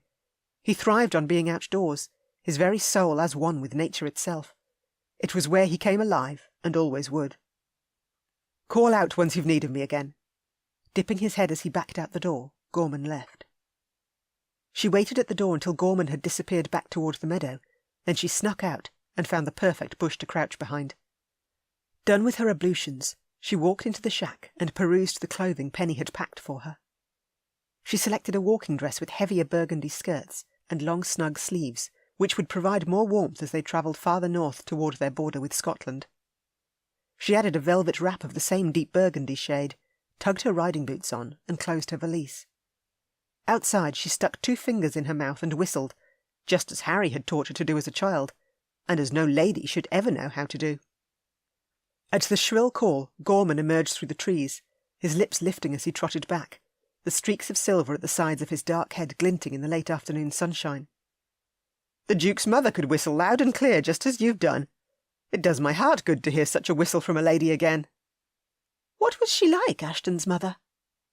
The Duchess was a rare beauty, like a butterfly with glowing, near-translucent wings that sent her soaring high or dipping low. Every sweet and radiant flower she touched bloomed even brighter because of her fingers upon it. She adored all those at Blackgale Park as well, would visit the villagers within their duchy, spend time with the families of the servants, whether they were from the household staff or the outdoor staff. She enjoyed tending the flower beds with the gardener, would wander through the huge stables and feed apple slices to the horses. And of the 300 staff at her beck and call, she knew each and every one of us by name. "I wish I'd known her." "You are so very like her, both in your sweet nature and fierce spirit." "Thank you, that is a huge compliment." One she adored. "Gorman, I'd like to speak to His Grace, if you can show me the way to where he's fishing." "Absolutely. I'll escort you to the river, then I'll see to the return of your valise to the coach. His Grace certainly wouldn't appreciate it if I allowed you to walk about unattended on your own. Mr. Tidmore either." "Oh, my, yes, where is Mr. Tidmore?" Good grief! She'd not once thought of her betrothed since she'd awoken. "The gentleman is also fishing, although a little farther downstream from the Duke. The 2 are enjoying a competition as such." "To see who can catch the most fish?" Whenever Ashton and Harry had gone fishing, they'd bet on who could bring home the most fish, the winner receiving a prize from the other, of whatever they'd chosen as the stakes. "Yes, that is correct." Gorman led the way through the trees, and she followed. Within 100 feet, the trees thinned, and she stepped into another small meadow, with lush grass lining both sides of the river, fast-flowing water cascading over rocks and splashing around the bend. Ashton stood on a rock jutting out from a mound of rocks, his fishing line in the water and a pail beside him, the tail ends of a few fish poking out. His navy breeches hugged his tight backside to perfection. The cuffs of his billowy white shirt rolled back a few inches to expose the crisp hairs on his forearms. He'd discarded his jacket and cravat, which sat folded in a tidy pile on the bank, and of which Gorman swiftly collected, then disappeared with his armful along the trail they'd just traversed. She moved closer to Ashton, taking care not to squish the daisies waving from within the thick grass. Merriment twinkled in his piercing blue eyes as he turned and caught sight of her, although he said not a word, but instead smiled wider. Sometimes one didn't need to say a word to understand what another was thinking, and his smile certainly conveyed his current thoughts, that he was once again in his element, at home with nature where he most desired. As his line got tugged, he turned his attention back to the water and dragged in another fish. It bounced from the end of his line as he brought it up onto the rocks. He crouched, tugged the hook free, and dropped the fish into his pail, his leg not appearing to be bothering him at all as he strode back across the rocks with barely a limp. He set his pail down at the water's edge, scooped a handful of sand, and scrubbed his hands clean before dunking them again and washing the sand away. Over the tops of the trees the sun dipped lower, the afternoon almost at an end, but not yet. She wished to collect some of these sweet daisies waving their heads within the grass. She fashioned a makeshift bowl in her skirts by pinning together the velvet at the front, then plucked as many daisies as she could, and wandered back to Ashton, who had remained watching her with a slightly silly grin on his handsome face. "Are you going to make me a daisy chain?" The look of hope on his face was impossible to miss. "That all depends on who caught the most fish." "Hopefully me. I just hooked my 5th fish. Don't let go of your skirts." Gently he cupped her cheeks in his hands, his smile smouldering as he pressed his body so close to hers. "What are you doing?" "Wishing you a good evening, since the night is almost upon us." "You're touching me." "Yes, and if Gorman weren't within shouting distance and Tidmore fishing just a little farther down the river, I would instead be toppling you onto the ground and kissing you as disrespectfully as I possibly could." "Then I should go and see how my betrothed is." "It's interesting that you've come to see me first." One wicked smirk. "I'm simply taking the chance to say a fond farewell to my brother's dearest friend while I can." She reached up on her toes and kissed his cheek. "There truly is no need for you to chaperone us to Gretna Green." "There is every need, my sweet ray of sunshine." He wrapped his arms around her waist and dipped her back off her feet, a smouldering look flickering in his eyes. "What are you doing? I'm going to drop my daisies." She fumbled to keep them contained. "How many children would you like to have?" He licked across the seam of her lips. "Ashton!" She opened her mouth to growl him further, only he groaned and covered her mouth with his. He kissed her, so sweetly and passionately, and her world tilted. "I'd like 5, he murmured against her lips as he eased back an inch. "The same number of children as what you have in your family. I've always thought that a good number. There aren't too many siblings as to get under one's feet, yet also not too few that one can't have at least one brother or sister close at hand if needed." "You told me you have a remote third cousin who shall inherit your title and lands upon your death, that he will do fine enough as your heir." "I've changed my mind on that front." "No, you are still attempting to change mine, and your ploy won't work." "Ellie!" A shout echoed through the trees, Tidmore's shout. "Oh, goodness!" She wriggled out of Ashton's arms, thankfully without dropping her daisies. She breathed deep and tried to compose herself, just as Tidmore strode through the thick foliage with a welcoming smile. "There you are." He waved with one hand, his other gripping his pail. "Did you have a good sleep?" "Yes, and thank you for allowing me to continue resting after we stopped to water the horses." She pecked his cheek. "How many fish did you catch?" 4. He tucked a loose lock of her hair behind her ear, then arched a brow at Ashton. "What about you, eh, Duke?" 5. A rumbling growl, Ashton's jovial mood now at a clear end. Thank heavens for that. An angry Ashton was far easier to deal with than a determined Ashton. Chapter 23. Ashton paced before the crackling fire Gorman had lit, where his man had skinned and cut the fish he and Tidmore had caught, before propping the meat over a rack to cook above the flickering flames. Smithy sat on a log he'd pulled up to the fire, and was currently whittling away on a piece of wood, fashioning it into the shape of a puppy by the looks, one strikingly similar to Beast. He nicked out tiny ears and added a wagging tail. Yes, definitely a replica of Beast. The last of the sun's rays lit the sky a streaky red, then the sun sank and the night closed in fully around them.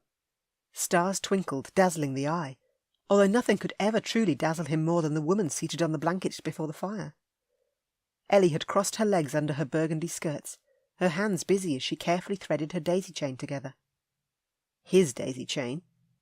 He'd won it fair and square by catching more fish than Tidmore. Tidmore sat close to her, his brown trouser-clad legs kicked out and crossed at the ankle, his gaze fastened on Ellie's creation. His new business partner, a man he both admired and hated, still stood in his way of capturing Ellie back, and right now his window of opportunity was dwindling by the hour. He needed to make tonight count, which he would. Lizzie used to make daisy chains. Sad, yet softly spoken words from Tidmore. She did? Ellie raised one perky golden brow. Yes, and she used to gift them to my brother. I pinched one of them once. The man's gaze softened, as if memories had surged forth this night. I placed it inside the pages of one of my favourite books. I still have it. Who's Lizzie?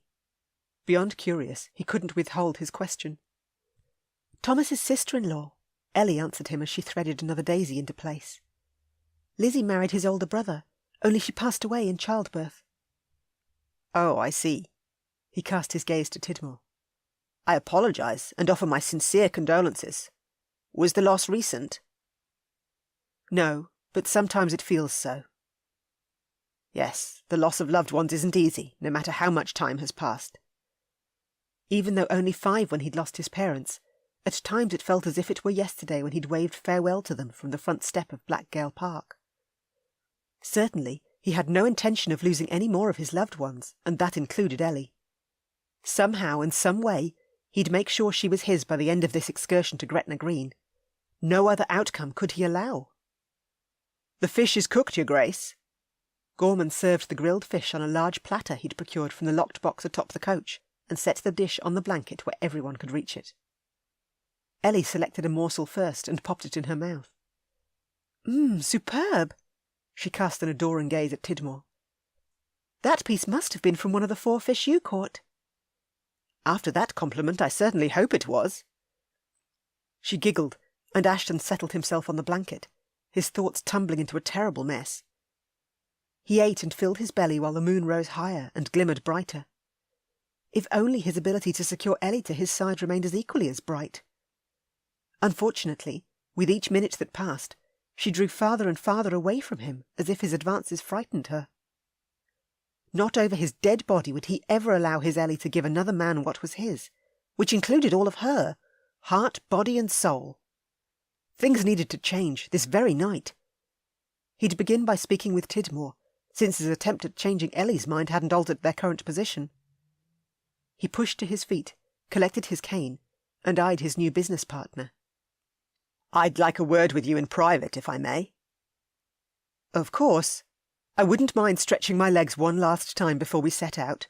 Gretna Green awaits. Yes, it does. He clasped Smithy's shoulder as he passed the driver.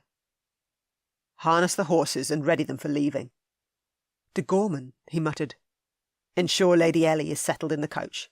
Tidmore and I won't be long, and will leave as soon as we return. Done dispersing his orders, he scooped up the daisy chain Ellie had completed, and looped it around his neck, and with his treasure, walked into the trees toward the river with Tidmore at his side, the moon lighting their way. Once he reached the water's edge where he and Ellie had kissed, he turned to the man who currently called Ellie his bride-to-be, and drew in a deep breath. I'm not sure how to say this, Tidmore. You love her? Tidmore crossed his arms, his legs planted wide. It's clear to see, old chap. I do, deeply, but she'll never change her mind about marrying you unless you step down. I understand what it's like to lose the one you love. Tidmore's jaw tensed, yet compassion shimmered in his eyes. I can also see the love you hold for her, and which she holds for you in return.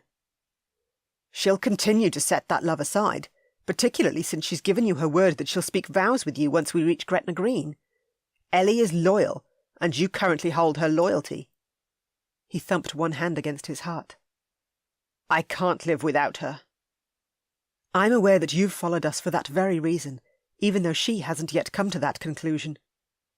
Tidmore stared up at the night sky, then eyed him again. I'd also be a fool to steal her away from you, to try to recreate the love you two hold and claim it for myself. I'd be doing none of us a favour if I did. Then I have your agreement that you'll step down?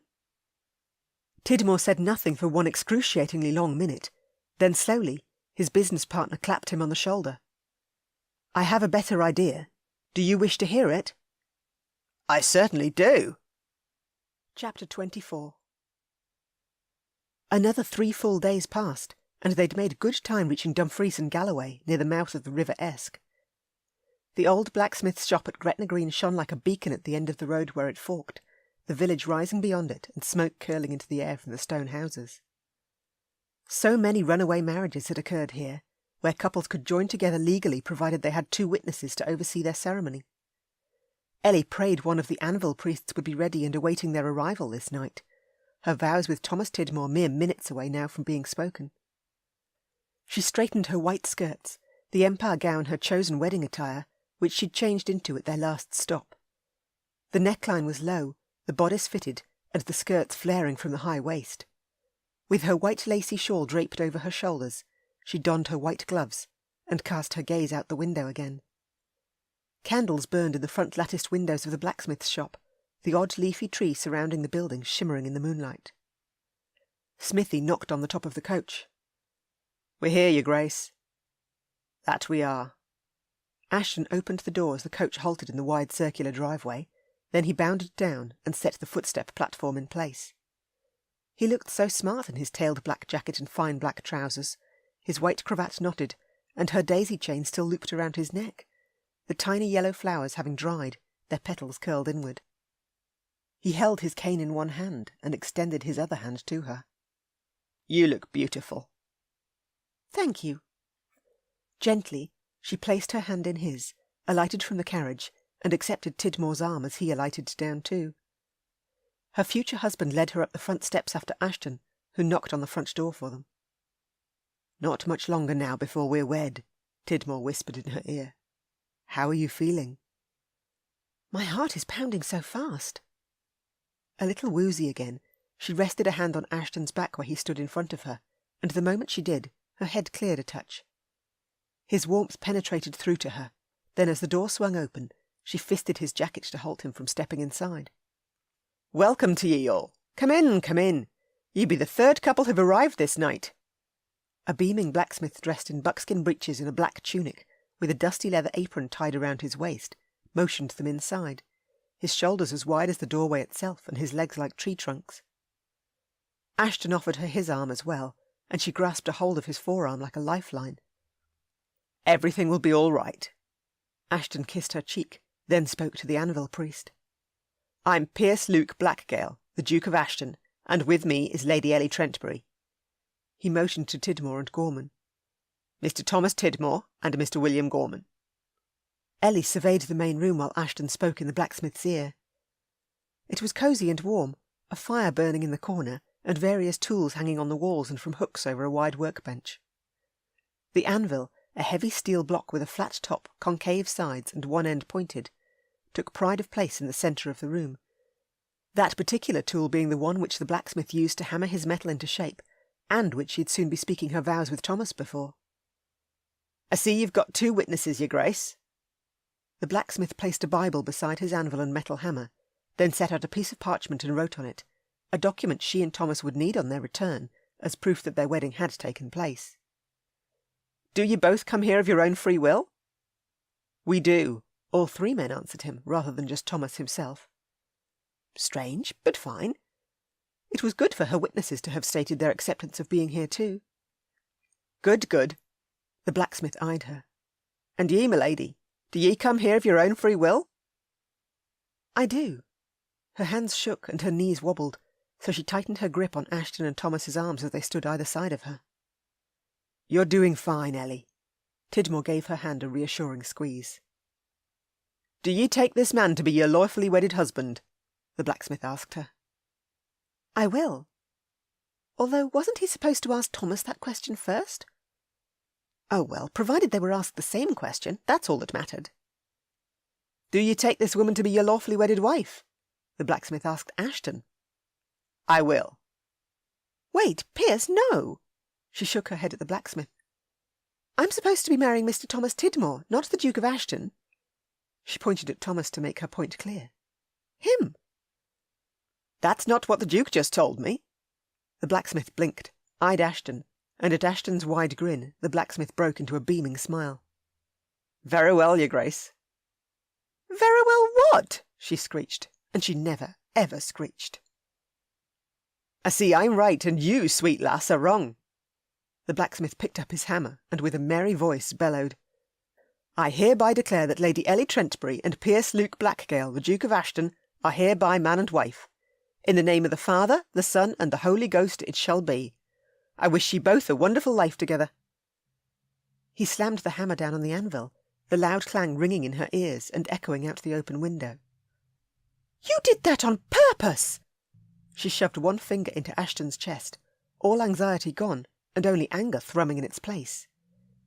You... Wait! She turned on Thomas and jabbed his chest too. Did you know that was going to happen? You're just like my Lizzie, loyal and generous, and loving everyone around you and needing to be there for them.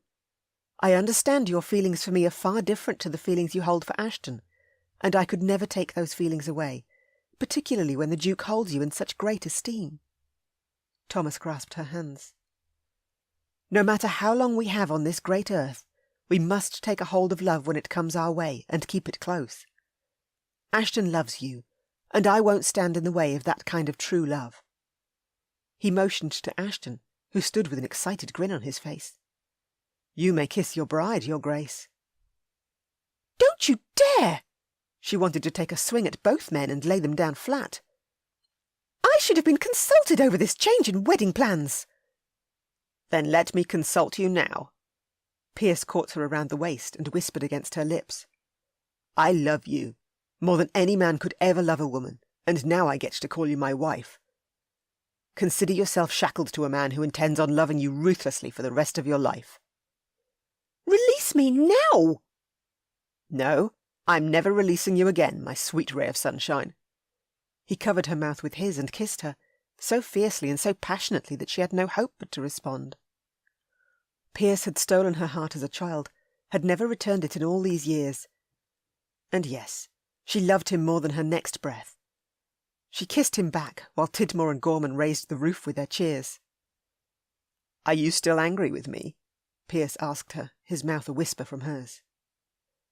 Yes. Why didn't you tell me you loved me before now? I thought it was obvious. No, it wasn't. She slapped his chest. Wait, my love. He caught her hand before she could slap his chest a second time. Are we having our first argument as man and wife? I'd say this is our second argument, and a great deal of grovelling will be required if you wish to mend both of those arguments. That I can do, along with a great deal of disrespectful kisses, too. A twinkle in his beautiful blue eyes. Do you agree? Yes, that I most definitely agree with. She grasped his lapels and drew his mouth back to hers. He was hers, forever, and never would she let him go again. Chapter 25. I can barely believe that happened. Ellie walked out of the blacksmith's front door and breathed deep of the blessedly beautiful night air. Believe me, it happened. Ashton accepted the reins of his mount, which Smithy brought him, boosted her into his saddle, then slid in behind her. He strapped his cane to his saddlebags, and with his arms around her waist, grasped the leads and nudged his horse to follow the rest of their party, who'd already stepped into the carriage. Why aren't we riding with the others? Not that she wished to complain about having him all to herself. I don't want to let you get too far from me. You should have told me what you intended on doing. I might have even gone along with your nefarious plan. I couldn't take that risk. Husky words in her ear. Did you worry at all that things wouldn't go your way? She relaxed back against him as they galloped along the road meandering through the fields and into the wooded forest. Stars twinkled high above them. I feared it more than I've ever feared anything in my life. He nipped her earlobe. 5 children. Don't forget that's what I'd like. She laughed. We might need to negotiate on that number. I want you in my bedchamber right now. Another nip of her ear. Is it time for bed, Your Grace? Unfortunately, it'll take another 4 days to reach my country estate, but I swear, the moment we ride in, I'm hoisting you over my shoulder and tearing upstairs with you. I intend on locking you inside my rooms and keeping you there forever. He rubbed his chin over the top of her head. That is non-negotiable. Pierce. She half turned and smiled at him. The breeze flapped his dark hair about his shoulders, the longer length adding a rakish look she completely adored. I've always wanted to be your wife. These past few days I've been pushing you away for your own good. Deep in my heart. He stuck one hand in his trouser pocket and pulled out a gold silk ribbon. I've wanted to be your husband for a very long time. Is that the ribbon you pocketed after pulling me from the river? Surely he hadn't kept it all these years. She'd never forget the moment when he'd removed it from her bedraggled locks after saving her life so many years ago. "Yes, and it's always been my good luck charm. Wherever I go, this ribbon goes. I even kept it in my shirt pocket, close to my heart, while in the Hussars." "If you'd told me that before now, I would have known you loved me." A myriad of emotions tumbled through her, love the strongest of them all, and she squeezed her eyes shut, this moment one she'd been waiting her entire life for. "Look at me, Ellie." She opened her eyes and breathed slowly in and out. "Kiss me." A gruff request. She ran her thumbs across his divine lips, which were made for kissing. Then she stroked down his neck and played with the daisy chain she'd made him. She adored all of him, his fierce and domineering nature, as well as his endless love and devotion. Breathless and a whole lot dizzy, she touched her mouth to his and got lost in the wonder of her new husband. "I love you, Pierce," she whispered against his lips. "Thank you for sabotaging my wedding and making me your wife." "I never would have allowed you to wed Tidmore. I love you, and I apologise that it took so long for me to realise the truth and come after you. My heart is yours, will always be yours." He was all she would ever desire in a husband, and she'd be forever grateful to Thomas Tidmore for stepping aside and allowing her to wed the man she'd always loved and adored. Her bond with Ashton was one that had sprouted in their childhood, had bloomed through to adulthood, and which now overflowed her heart. She kissed her new husband again, falling ever more deeply in love with him. He was the man who'd first stolen her heart, and the man who would forever hold it. To sweet love, gold ribbons and daisy chains. May they be present in their lives for all time to come. The End. This has been The Duke Who Stole My Heart by Joanne Wadsworth. Narrated by Catherine Bilson. Copyright 2019. Audiobook production copyright 2020. Coming next in this Sweet Regency Tales series is The Earl I Adore, Book 2. You can find more information about all Joanne's books by visiting her website at joannewadsworth.com.